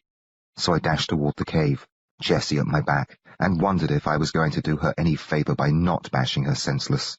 Then I judged that leaving her alone out here might be worse than letting her stick with me. This way, at least she'd be where I could watch over and protect her.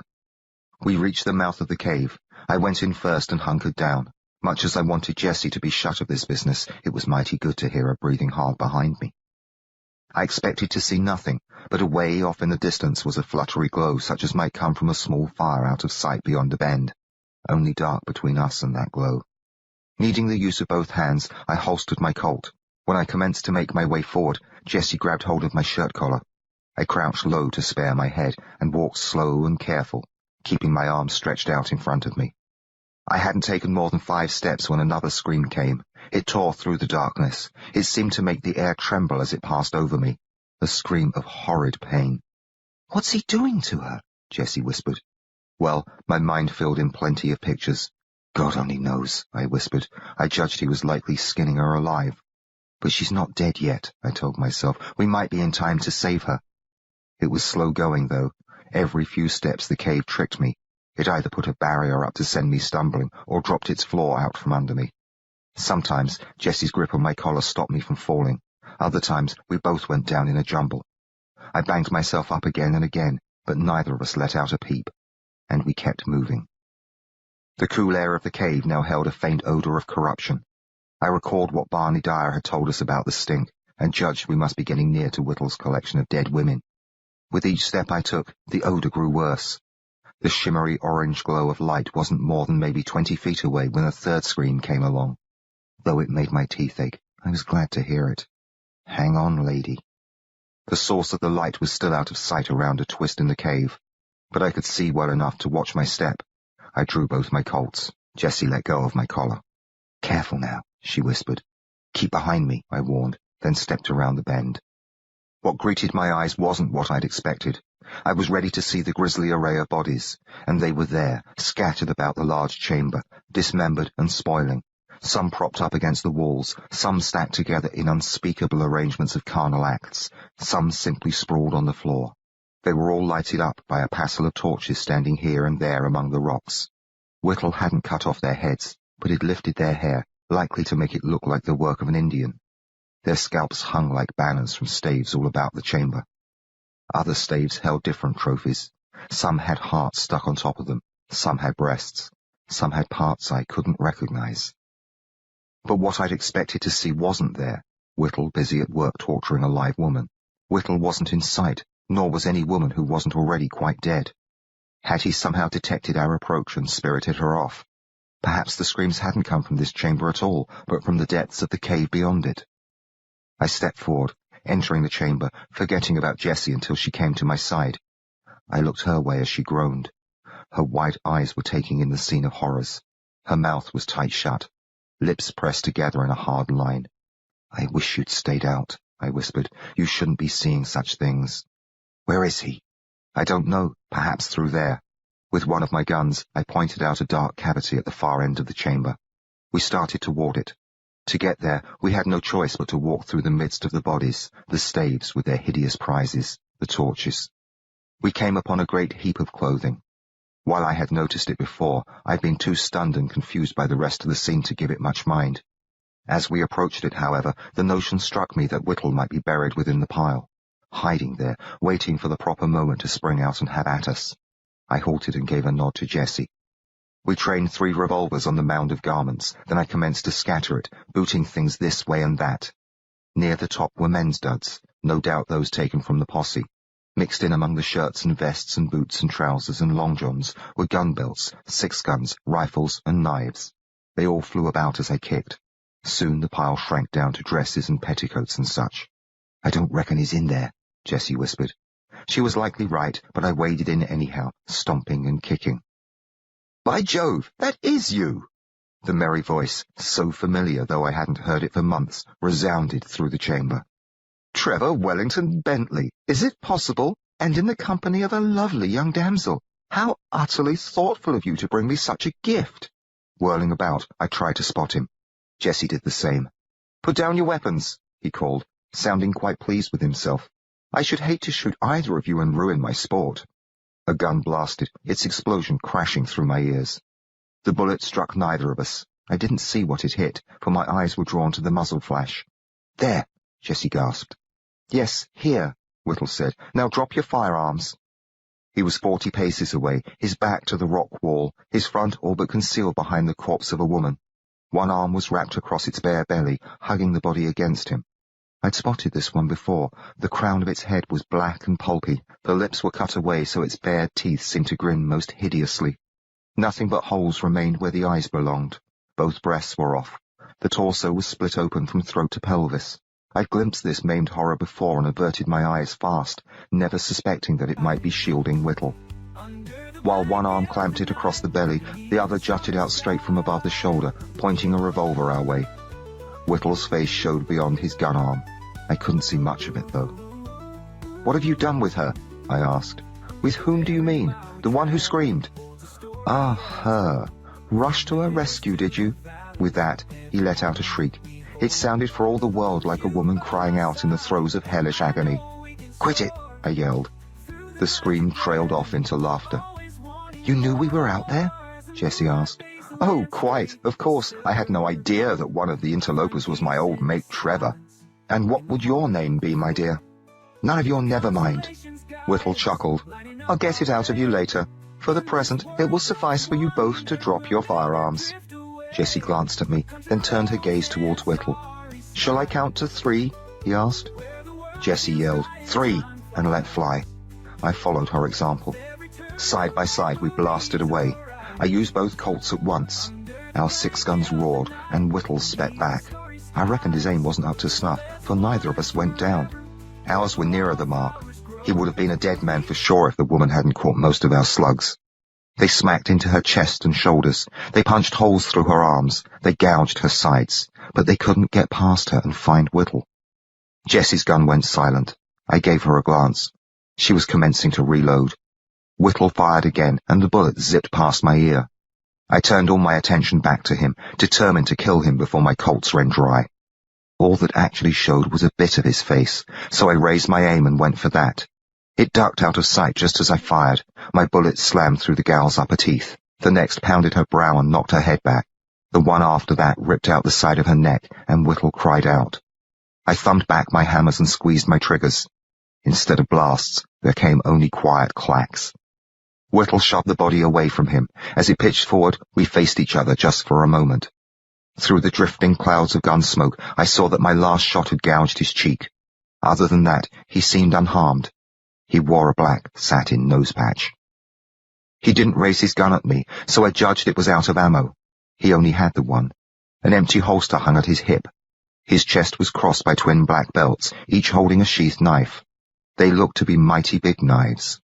Knowing Whittle, the knives came as no surprise, but the shiny star pinned to the front of his frilly white shirt surprised me considerable. A badge?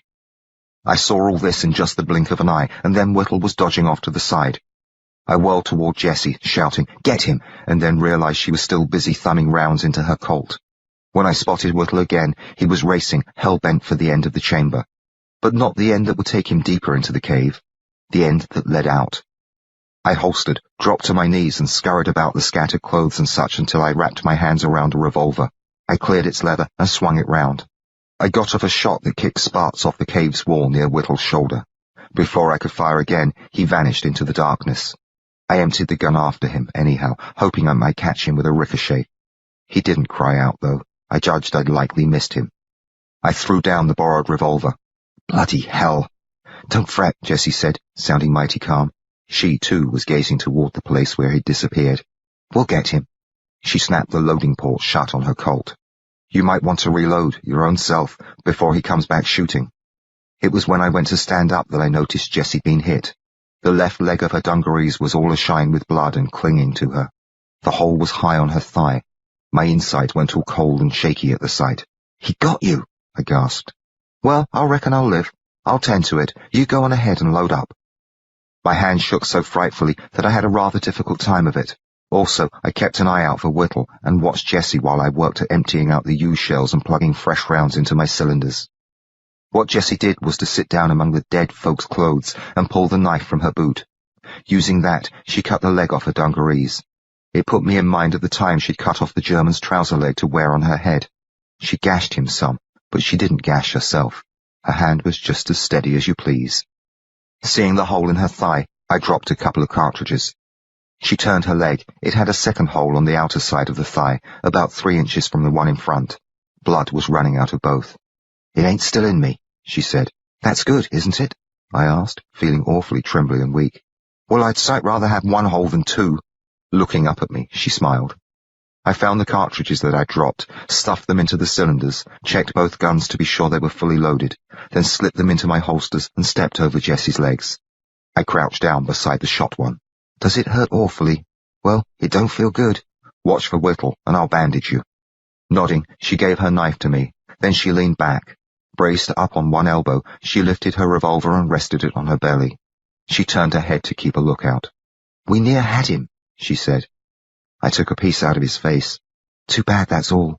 I snagged up a calico dress with faded flowers on it. After some cutting and ripping, I had it in pieces. I folded one into a thick patch and pressed it gently against her wounds.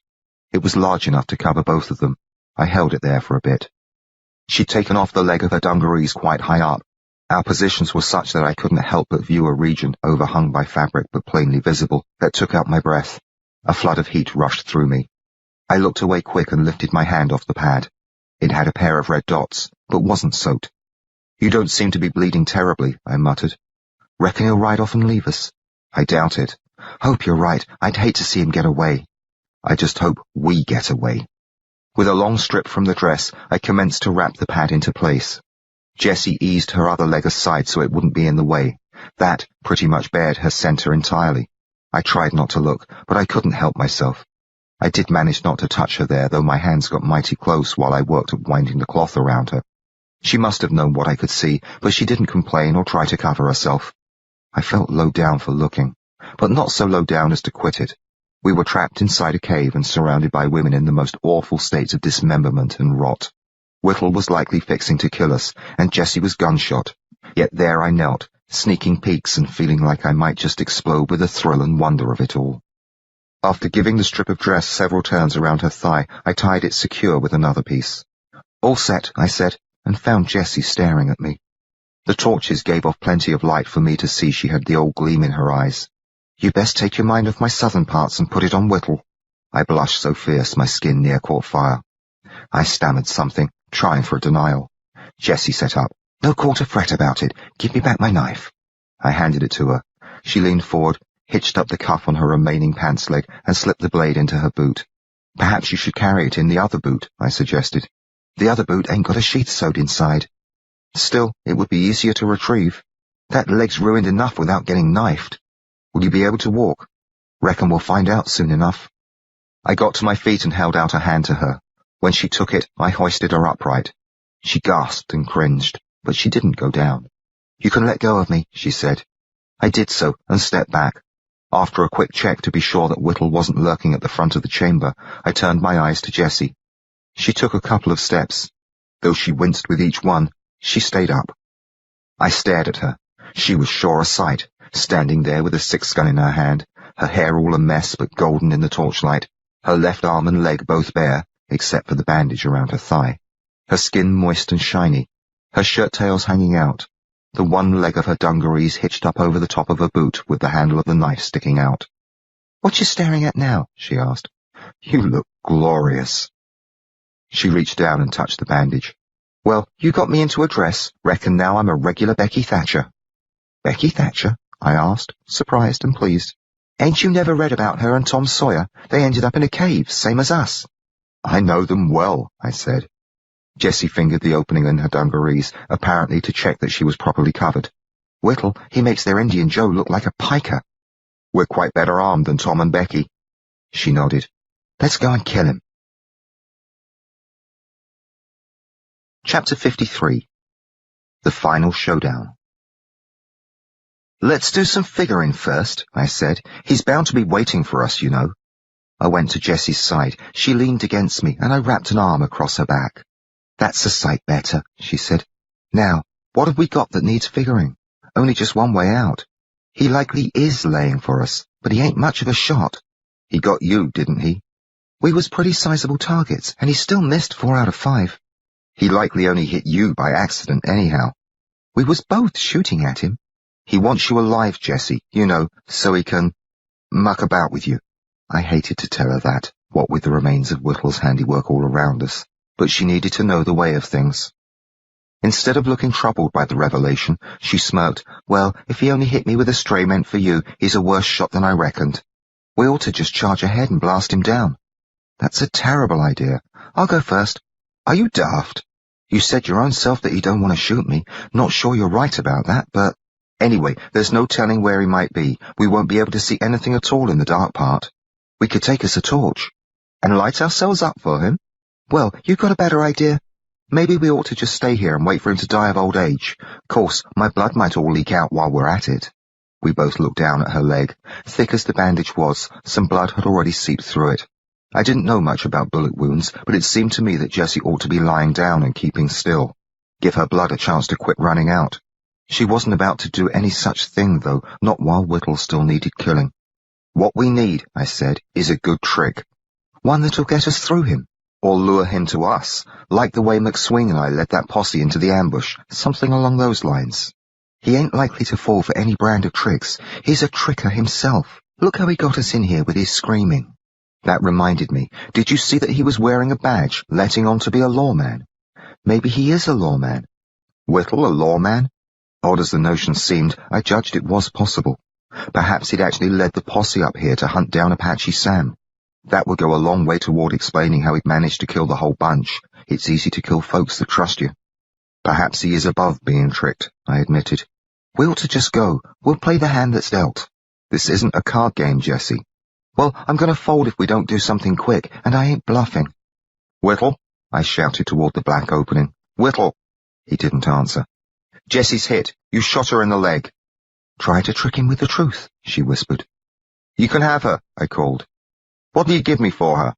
Still no answer came, but I figured he could hear me, figured I caught his interest, not as he was likely to believe a word that came out of me. Give me your gun, I told Jessie.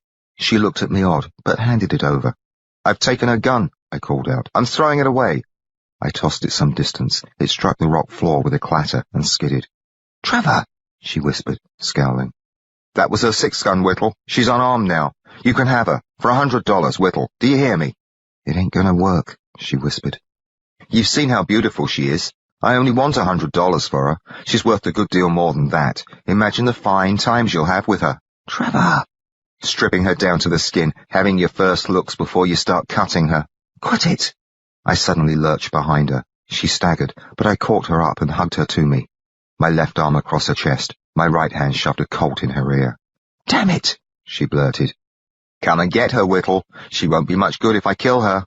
You'll want those honors for yourself, won't you? You'll want to carve her up slow, a little bit at a time. That's why you brought all these gals here, isn't it? So you could work on them at your leisure. So you could savor their torment. So you could enjoy the sight of them thrashing about, bleeding and sweating. So you could hear their screams. To Jessie, I whispered, scream. I don't know how. Do it. You're my hand. You're all the cards I've got. Just stop all this. Scream. She did it. A mighty fine scream it was. Whittle himself couldn't have done any better. Her shriek hurt my ears and made me cringe. Even after she'd stopped it, it echoed on through the cave. Did you like it, Whittle? I called. Did it heat you up? There's more where it came from. With all your talents for torture, you might have her screaming like that for hours. But you won't have the opportunity, not unless you come out and pay me. Dead gals don't scream. Dead gals don't squirm and plead. You're about to miss out on the time of your life, 'cause I'll be putting a bullet through her head if you don't come out and buy her off me. Such an amusing lad, Whittle said from the darkness ahead. At the sound of his voice, my heart gave a jump. I'd intended him to hear. I'd hoped he would answer, but it came as a shock when he actually spoke out. Maybe I'd hoped deep down that he considered himself lucky to escape from us, fled the cave, and hightailed aboard his horse. Are you ready to pay? I asked, or shall I put a bullet through her head? He laughed. Come now, Trevor, I know you far too well. You would sooner die yourself than shoot that sweet morsel. She's little more than a stranger I met on the trail, I told him. I've no use for her. Do you take me for a fool? Shoot her? You, who attacked me for the sake of an East End slut? You, who froze through half a night aboard the yacht to prevent Trudy from hanging? You, who leapt into the sea to save her from drowning, though it was quite apparent that you disliked her from the start? Please, this is so obviously a primitive ruse to lure me into the light. Believe what you will, I called, and thumbed back the hammer of my Colt. Show yourself, or I'll blow her head off. Proceed, he said. Take that out of my ear, Jessie muttered. He ain't falling for it. Listen to her, Whittle said, mimicking Jessie. He added, I ain't falling for it. I kept the gun to her ear. I'll count to 3, I told Whittle. It's your play. Take care you don't shoot her by accident, poor lad. You've already put several bullets into one darling tonight. She wasn't alive to notice, of course, but it was such a shame. She was quite fond of you, really. He made a little sense. Still, my stomach went cold. I rode into Tombstone recently to deliver a prisoner. I've become a deputy U.S. Marshal. Did you know that? Deputy John Carver. John Carver. Jack the Ripper. Clever, what? And fancy me a lawman. He laughed. A marvellous job, actually. It allows me splendid opportunities for travel. I've quite the knack for pursuing felons, you know. However, the job also gives me the liberty to pursue a fairer game. What happened in Tombstone? I didn't ask that. I was too full of shock and dread for words. It was Jessie who put the question to him. Why, a sweet thing recognized my horse. Seems I'd stolen it from her grandfather's stable. Sarah. Quite the spirited wench she was. She had a go at shooting me down in the very streets of Tombstone. Naturally, I prevailed. "You killed her?" Jessie asked. "Oh, not at the time. My bullet merely knocked her senseless. Fortunate that, as it prevented her from speaking out against me." He chuckled. "I simply explained that she was wanted for harboring a fugitive bank robber, and bustled her out of town. Being an officer of the law does have its privileges, you know." As I heard all this, I took to trembling fitfully. Fearing an accidental discharge, I turned my gun away from Jessie's head. You can imagine my surprise, Trevor, when she spoke of you. I was rather certain that you'd drowned in Gravesend Bay. You'd not only survived, but captured the fair creature's heart. It's there on a pike to your left, by the way." Though my mind reeled, I kept my eyes on the dark where Whittle lurked. One of Jessie's hands gently pressed my leg. "Oh, she told me so much about you. She was just full of fascinating news. In fact, I've a bit of news for you. She confessed that she interfered rather heartlessly with your mail. She loved you dearly. Not wisely, as they say, but well. It seems that she chose not to post several of the letters which you intended for your mother, and she intercepted those that your mother sent to you. In the end, she rather regretted that she'd done so. In the end, I dare say she regretted quite a lot. Most particularly that my bullet hadn't killed her outright on Toughnut Street." I struggled not to believe Whittle, but his words gave me no choice. "She was quite the most entertaining of my ladies. Indeed, she also proved the most useful. Ironic that. I do relish life's amusing little ironies. That she who died under my knife should save me from the bullets of the chap she loved most. That hideous thing, that scalped and mutilated carcass, was Sarah? You bloody fiend!" I yelled. He laughed, a merry cackle that echoed through the chamber. "You'll not get your knife on this one," I yelled, and threw Jessie to the floor of the cave. As she fell asprawl on the scattered clothing, I swept my revolver down at her and fired twice. With each shot, she flinched and cried out. Whittle shouted, "No!" through the roar of the blasts. He rushed out of the dark, raising his six-gun. "She's better dead than in your hands." "Damn you!" He took aim at my head. I got off my shot first. It took him in the left shoulder, turning him so his bullet missed me clean. He was staggering sideways when my neck struck his chest. It ripped the leather of a knife scabbard and sang off the blade, but the blow knocked him off his feet. As he fell, I put a round into his stomach. He grunted and landed on his bum. I stepped over Jessie's motionless body, halted and levelled my Colt at his face. At the satin patch covering the remains of his nose, actually. Then I thumbed back the hammer. "This is for all of them," I said. He flung himself sideways as I fired. My slug splashed his right eye. His head was turned at the moment, though, so it didn't drill through to his brain, but only took out a corner of his socket. He hit the ground screaming and firing.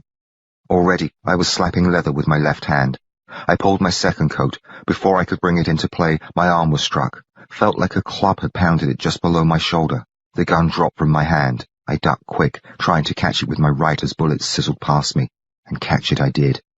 As I swung it up, a bullet smacked my right shoulder. I lurched backward, tripped over Jessie's legs, and fell. My head thumped the rock floor.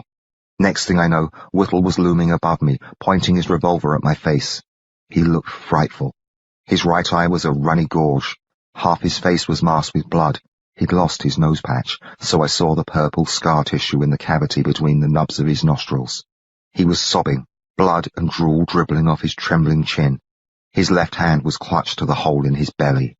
"See what you've done to me?" he whined. "Less than you deserve," I said. "I'm not finished yet, you scabby bastard." He threw his gun away, whimpering and moaning. He hunched down over me, grabbed the front of my shirt, and hoisted me up till I was sitting. "I'm not finished. Not quite yet. Watch the Ripper at work. He loves his games." Stumbling backward, he swept one of the huge knives from its sheath. He stood up straight. A belch came out of him and sent a gout of red flopping out his mouth. With more energy than I gave him credit for, he jammed a boot under Jessie's hip and sent her rolling onto her back. I looked this way and that, hoping to spy either of my revolvers. Any revolver. None was in reach, so I tried to shove myself up to my feet as Whittle dropped across Jessie's hips. Grunting, wheezing, blood flowing down his chin, he glared at me with his single eye. "You've never seen the Ripper at play." "She's dead," I yelled. "Leave her be." He ran the blade beneath her shirt. With an upward jerk, he sent the buttons flying. He used the tip of his knife to fling each side of the shirt away, laying her bare to the waist. I got my feet beneath me. I leaned forward, hoping to stand. "Splendid set," he gasped, spraying blood on her face. Which shall I have off first?" "I'm right partial to them both," Jessie said. She grabbed his wrist, pinning the knife down flat between her breasts. Her other arm swung up and chopped the gleaming blade of a bowie knife across the Ripper's throat.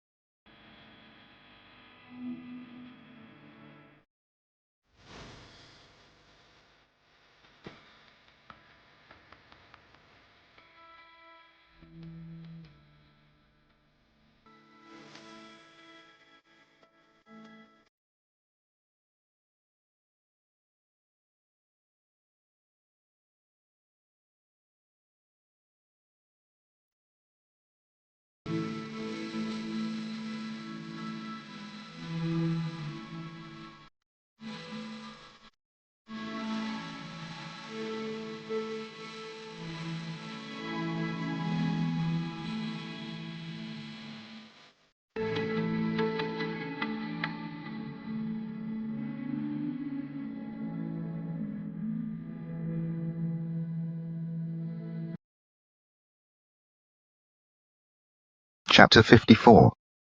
Wounds and Dressings. The blood just leapt out of Whittle, slopping onto Jessie while he sat atop her making gaggy sounds. Then she jabbed his side to tumble him off. I crawled toward her. Whittle's knife still lay on her chest. She tossed it away, then blinked blood out of her eyes and looked at me. I keeled over. I woke up once while Jessie was tending to my wounds. My shirt was off.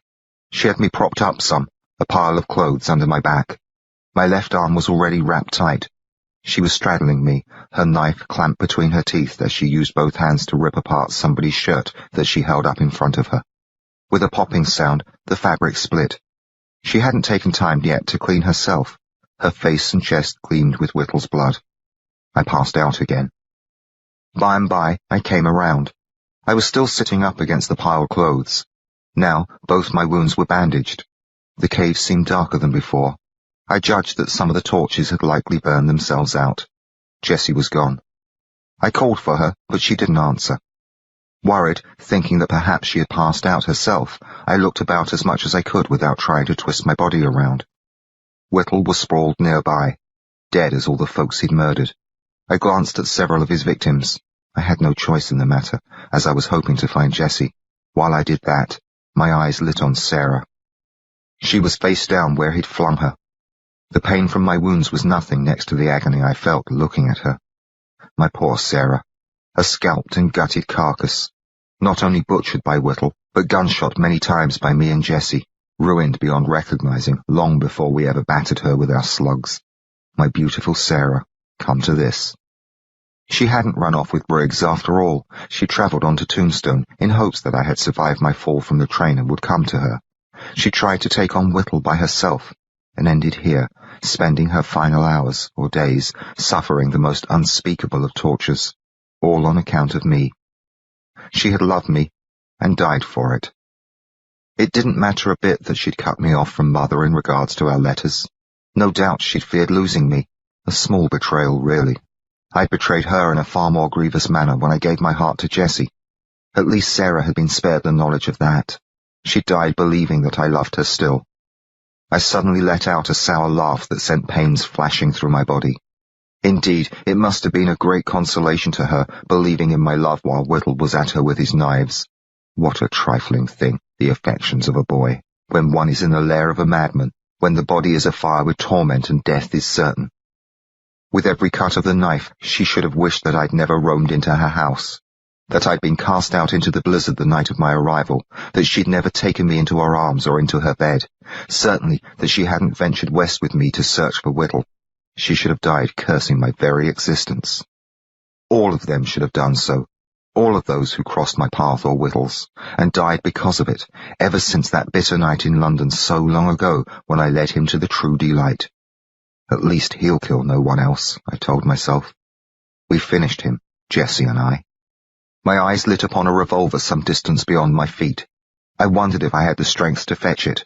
A single bullet through my head, and nobody else would ever die on my account.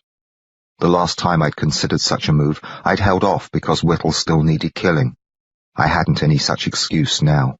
Do it, I thought. Do it now, before you drag Jessie into some brand of trouble and get her killed. You near got her killed already. She'll never be safe till she's shut of you for good. I stared at the Colt, but didn't go for it. Shooting myself seemed the proper thing to do, and I felt rather low down and selfish for wanting to stay alive. Folks were likely to die because of it, and Jessie might be one of them. The thing was, spite of everything, I found that I had a keen desire to keep breathing, no matter what may lie ahead. There were bound to be rough patches and narrow calls. There were bound to be tragedies, heartaches and such. But I judged all that was just part of the game. It was the game that counted. Playing the hand that's dealt, as Jessie would say. But dealing a few yourself, too, and savouring the surprises and joy that come along the way.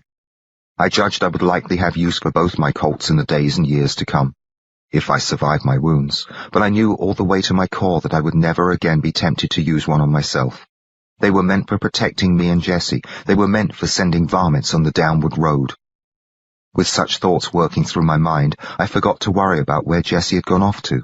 But by and by, along came a sound of bootfalls on the rocky floor. I looked toward the opening at the front of the chamber. A yellowish glow shimmered in the darkness. Then Jessie limped her way into sight. She held a torch in one hand. Her golden hair sparkled in its light. Her face gleamed. She was huffing considerable. Saddlebags hung over one shoulder, and a canteen swung by her side. She was all decked out in a yellow calico dress. It was buttoned to her throat, had a frilly lace collar, long sleeves, and a skirt that draped to her ankles.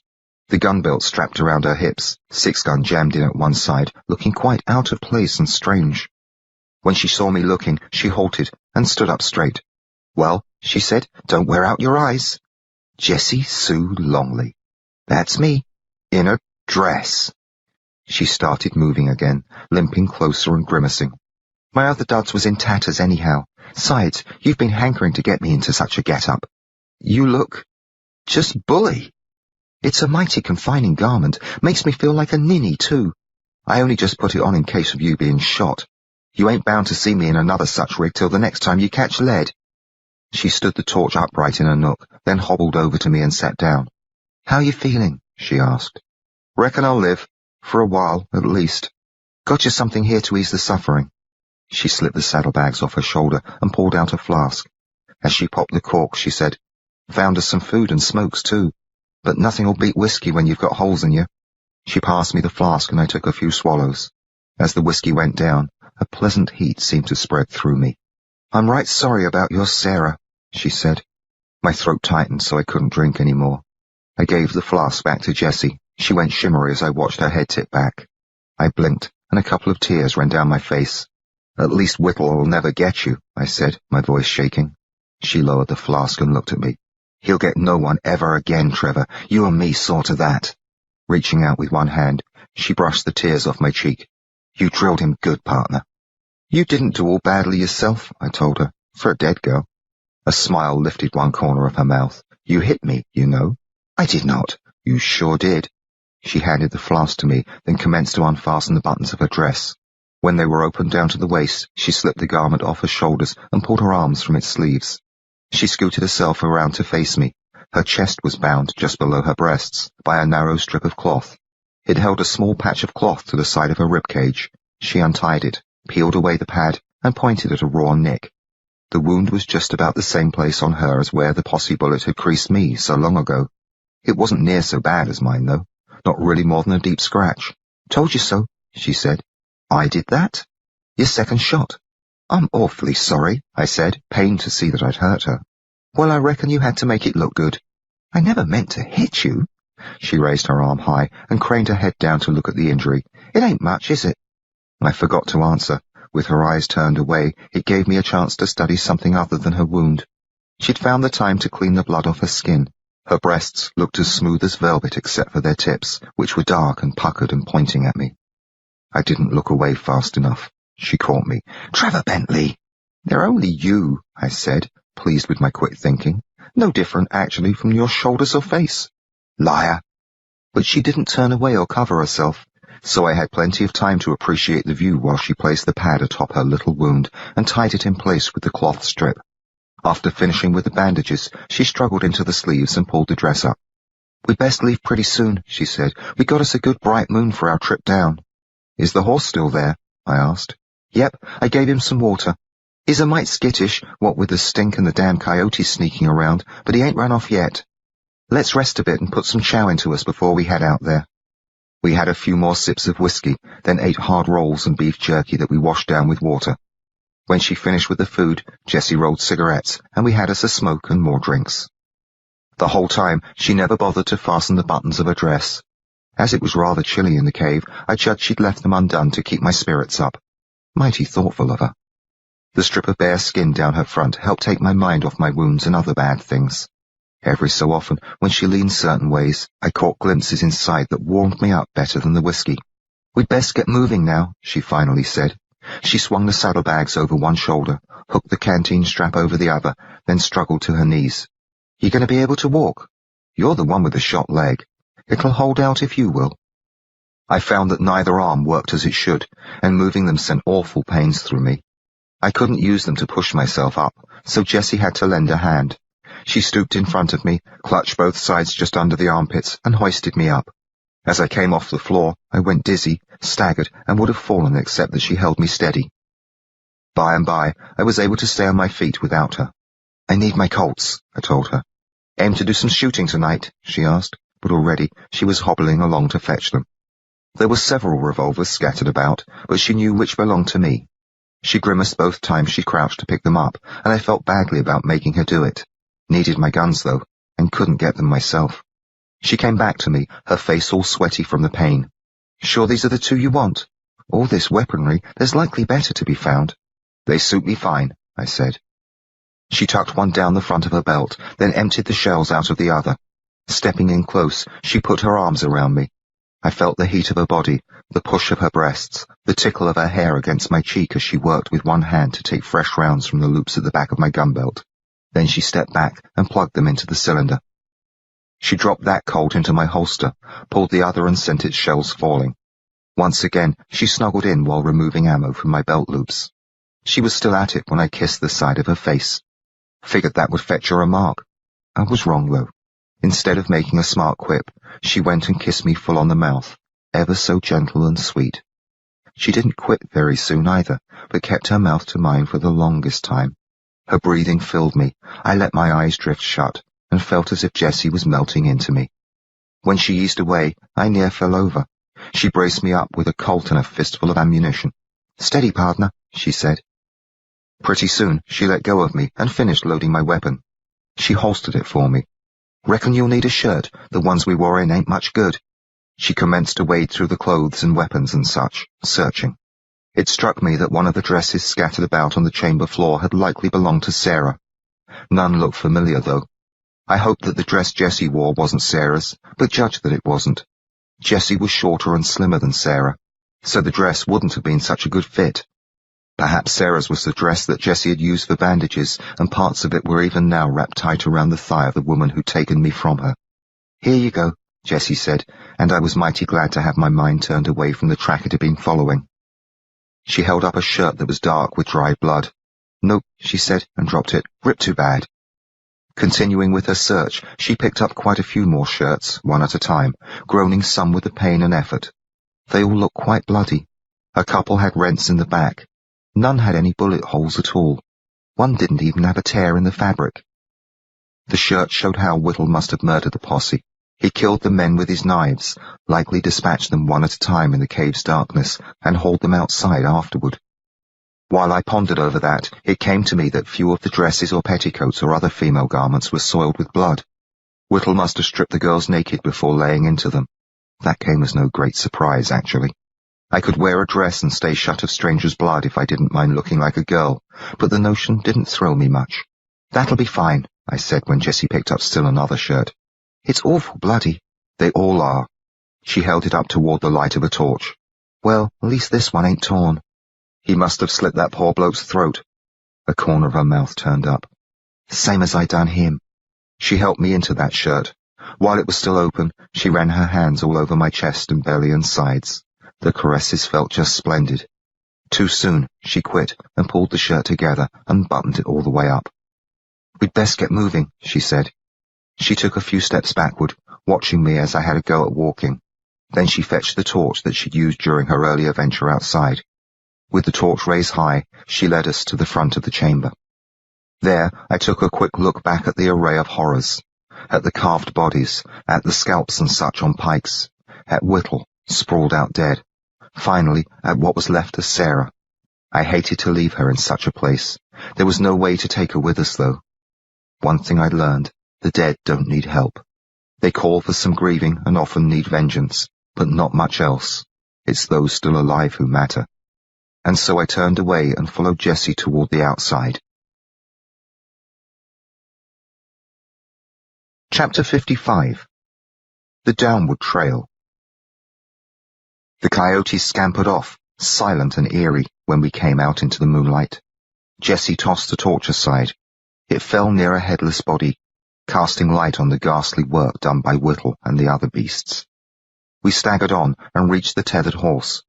Jessie patted his neck and spoke gently to him. Was this Matthew Forrest's horse, Sabre? Quite likely.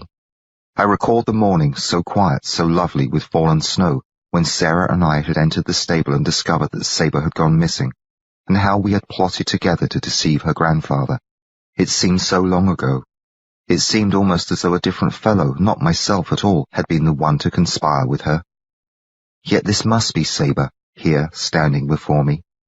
Quite suddenly, the many miles and months between that morning near Coney Island and this night somewhere in the Arizona Territory shrank down to nothing. It had been me. Not a different fellow at all. It might have been yesterday when Sarah and I gazed into the empty stable stall.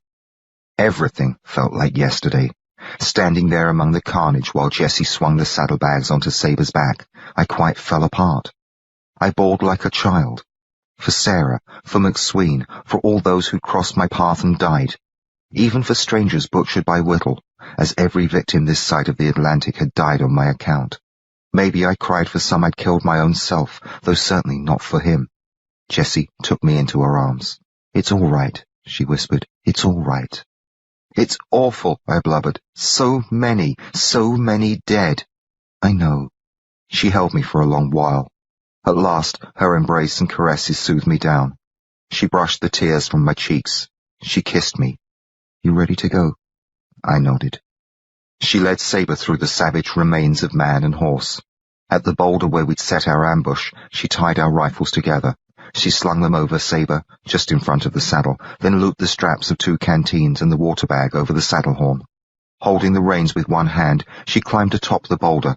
She lifted her long skirt, bunched it up so high I glimpsed the bandage around her thigh, then stepped into the stirrup and swung her wounded leg over the saddle. I climbed the boulder, and Jessie snuggled the horse in close.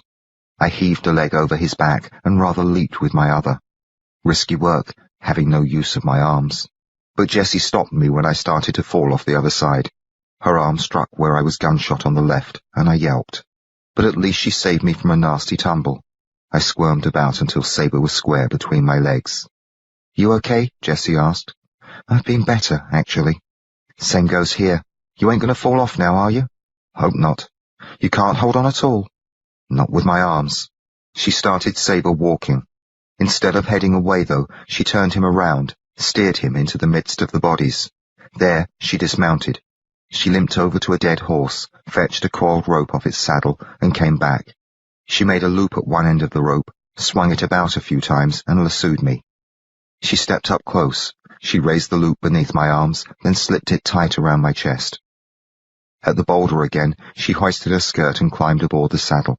She wrapped the rope around herself. When she finished, we were bound together, only enough slack between us so I wasn't quite mashed against her back. "That ought to hold you," she said. "It'll be a spot awkward if we need to climb down." "I don't aim to take us nowhere the horse can't carry us," Jessie said. "We just got to find where that posse came in." She set Sabre to moving at a slow walk. By and by, we found a gap that was wide enough for us. In we went, leaving behind the cave, the ghastly clearing, Sarah and Whittle and all the other dead. It was mighty good to be going away from such things. I figured we were lucky to get out alive. And lucky to have a horse. Not that bouncing about felt good. It shook me up considerable and never gave me a rest from the pain. But this sure beat walking. No telling how we might have fared afoot. Not well, likely. But if we rode on steady and didn't get ourselves lost in the maze, we ought to be down off the mountain before sunup. From the trail at the base of Dogtooth, we'd be less than 2 days from Tombstone. We'd likely get there sometime tomorrow night. I judged we could both last that long. Then we'd find ourselves a doctor and get patched up proper, and have no more business but to rest and recover. The trick was to stay aboard Sabre. On a level trail, that wouldn't have been much of a problem, but our course through the rocks was rough.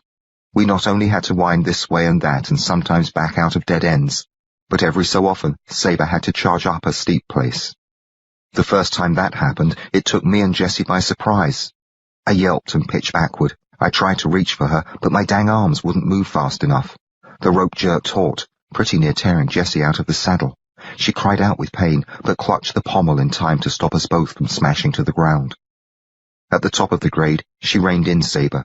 Then she hunched over. I put my face against her back and felt how she was twitching. "This won't do," I told her. She didn't answer. "You'd best let me down. I'm fit enough to walk." She sniffed. "You stay where you're at," she said, her voice tight and shaky. "We'll get by." "That must have hurt you terribly." "I ain't going to have you walking." Slowly, she unhunched herself and sat up straight.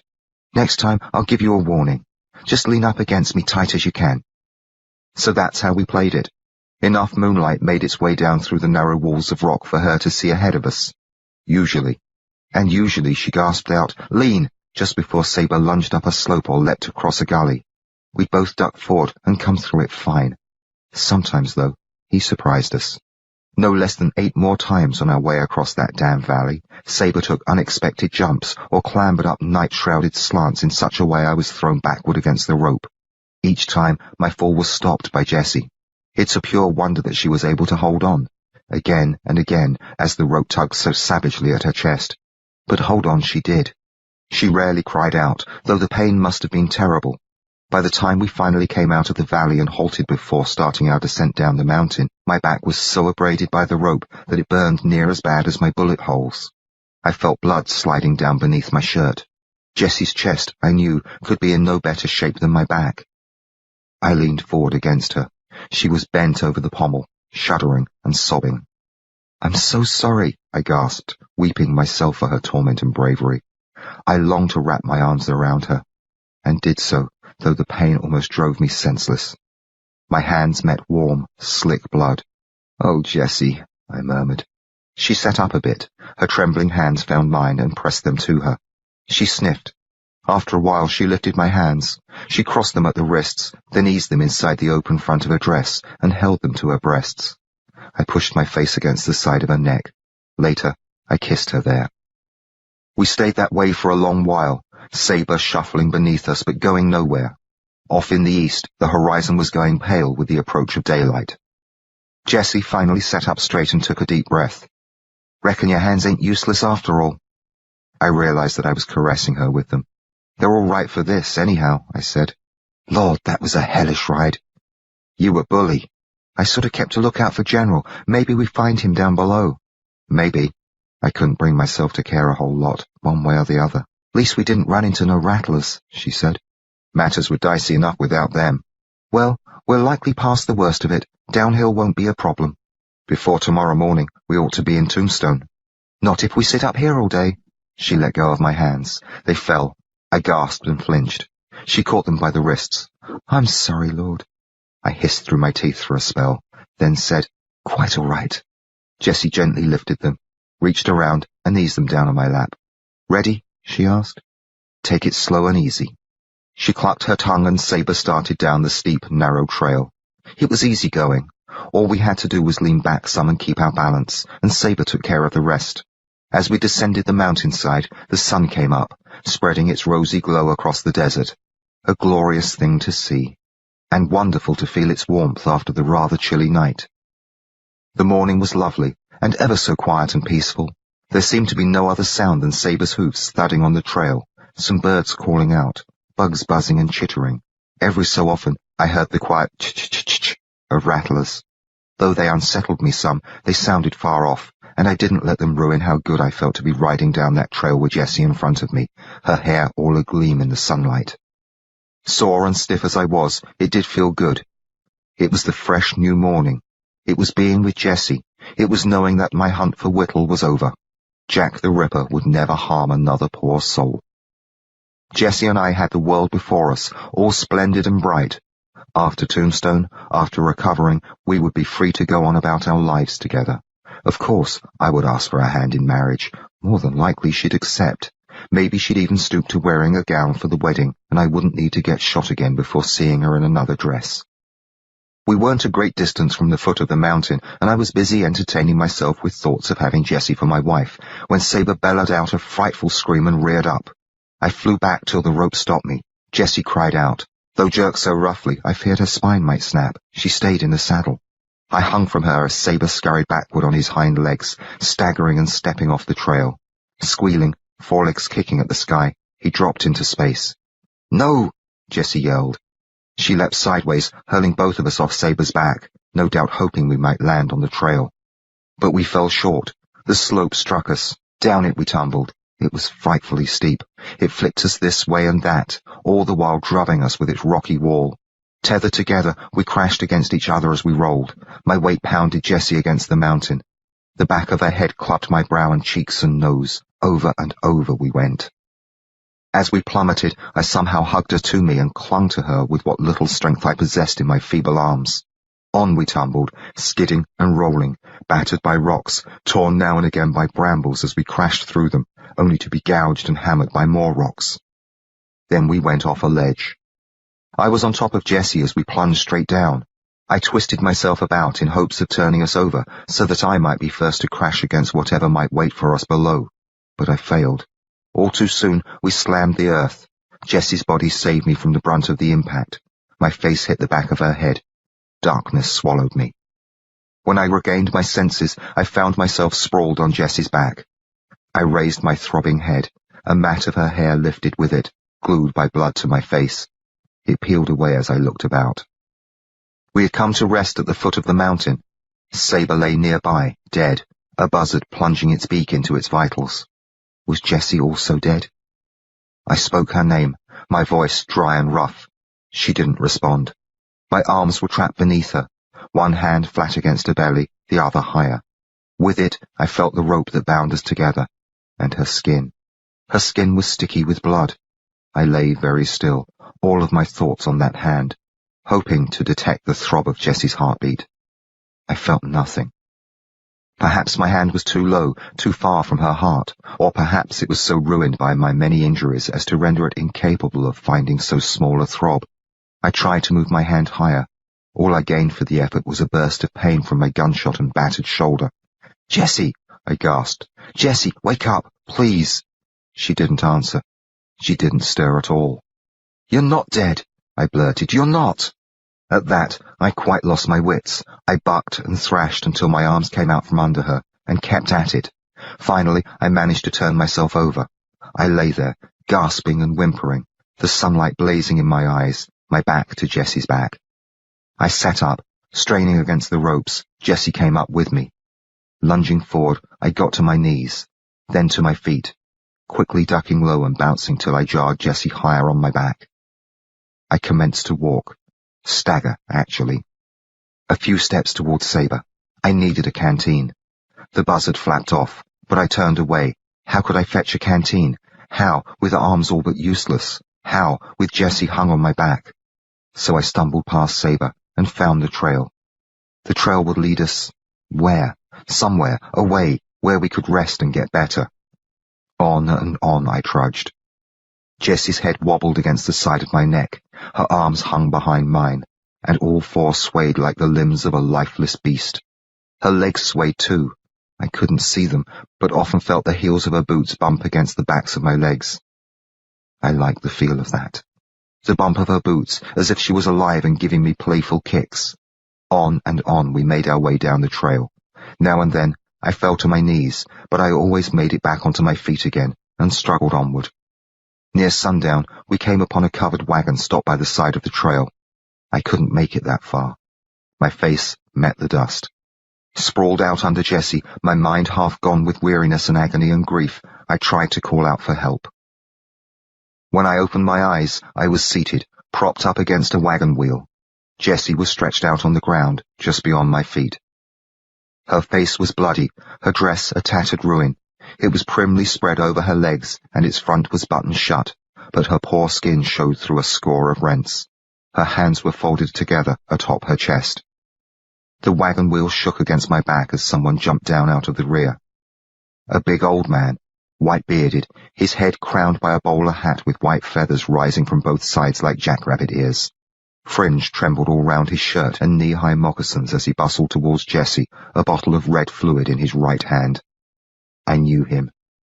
"Dr. Jethro Lazarus, at your service. We meet again, Trevor, my lad."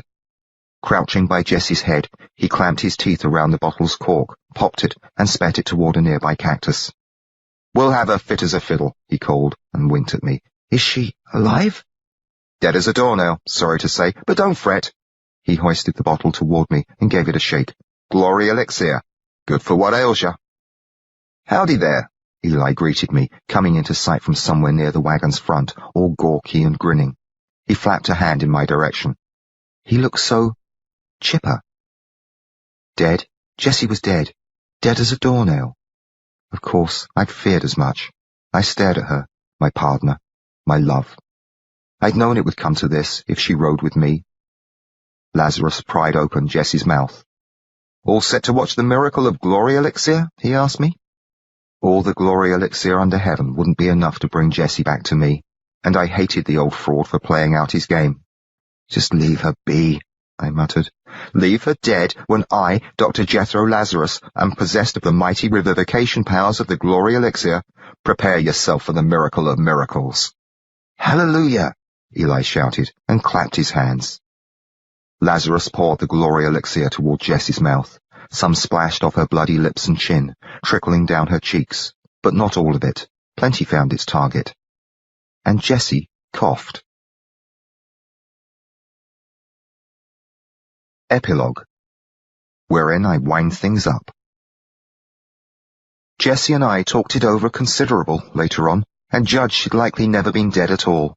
That's our opinion, and even Lazarus confessed he hadn't been sure, one way or the other, when he gave her that dose of his Glory Elixir. Though a flim-flam artist down to the soles of his moccasins, Lazarus claimed to be an actual doctor. He had surgeon's tools to prove it, and did a fine job with them when he went into me for the bullets. He and Eli spent most of the evening patching us up. Eli stank considerable, but we didn't complain. Jessie was in awfully poor shape. Among her many injuries, she had a split on her forehead, and underneath it, a lump the size of an egg. It had likely come from the last part of the fall, when she crashed to the ground face down. She stayed out cold after choking on the elixir, and didn't wake up till late the next day. Then she was too dizzy and weak to move under her own power. Lazarus and Eli seemed in no great rush to press on. For a week we all stayed put at their wagon by the trail. They took the casket out of the wagon, and we slept in there at night. They tended to us like a pair of nervous mothers. They cleaned us, fed us, saw to all our other needs, and poured glory elixir into us every chance they got. By the end of the week, Jessie and I were both on our feet. We were still banged up and hadn't a lick of strength between us, but we were eager to move on. We moved on with Lazarus and Eli, riding in their wagon, and got to Tombstone. Jessie entered the town inside the casket. I didn't like the notion, but she insisted. She'd also insisted that she lay in the casket by herself, saying to Eli, "You just keep that dang stinky varmint out of here, pal." After a crowd gathered, Lazarus and Eli dragged the casket out and set it on the ground. Lazarus was in fine form, expounding on the miraculous healing powers of the glory elixir. Soon he threw the lid off. Jessie, stretched out in the pine box, her face still cut and scabbed and bruised and swollen, with some fake blood added to improve her appearance. Her dress, soiled and torn, looked so ruined and dead that the sight of her made my heart sore. Then Lazarus dumped some elixir into her mouth. She slurped it down, groaned, and came to life so spry it was purely astonishing. I was dumbfounded watching her. She cried out, "Glory, hallelujah," as she sprang from the casket, then acted like a nitwit and hobbled out and hugged just about everyone. She hugged me too. I was the only chap she kissed. She had a grand, merry sparkle in her eye. Afterward, Lazarus allowed how he'd never sold so much glory elixir at one show. Well, Jessie had put Eli out of his job. He didn't seem to mind, though. We joined up with that pair of flim-flam artists and travelled south with them. Down in Bisbee, we got married. It was Lazarus's idea to make it part of the show. Jessie figured it was a bully notion. She no sooner got herself revivified than her eyes lit on me and she limped over and threw her arms around me. "Marry me," she cried out. "But we don't actually know each other," I claimed. "Don't matter. I've been dead and now I'm alive. Thanks be to the glory elixir. You're a handsome fellow. I gotta have you." The crowd went plumb wild and likely would have carted me out of town on a rail if I denied her wish. So I agreed to have her. So they sent someone off to fetch a preacher. Jessie climbed inside our wagon. A while later, out she came. The fake blood was gone from her face, and the nasty old tattered dress was gone too. In its place, she wore a splendid white wedding gown that she'd bought after our Tombstone show. The crowd just oohed and ahed like they'd never seen anything so glorious. I'd never seen anything so glorious myself. She was still banged up some, but looked ever so beautiful. Pretty soon, along came the preacher, and marry us he did. The whole situation was a sight peculiar, but we had us a grand time, and Lazarus sold enough elixir to keep the Bisbee folks fit as fiddles for at least a century. We all of us partied and whooped it up till late in the night. Then Lazarus and Eli showed us to a hotel room and left us there by ourselves. We had a passel of aches and scars and the like, but didn't let them hold us back. On the bed with Jessie, kissing her, feeling her skin against mine, and finally, at last, joining up with her. It was all so much finer than I'd ever imagined. We spent the rest of the night in the room, and all the next day, and all the next night. Food and drink were brought to us. We slept part of the time. Mostly, we didn't. But it came time to move on. We found Lazarus and Eli in a saloon, surrounded by other folks who'd been present at the revivification and the wedding. Another party ensued.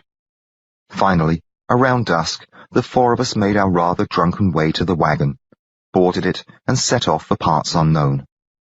We figured to make the wedding a regular part of the show, but that's getting past the rightful end of our story. Adios, folks. Carry on.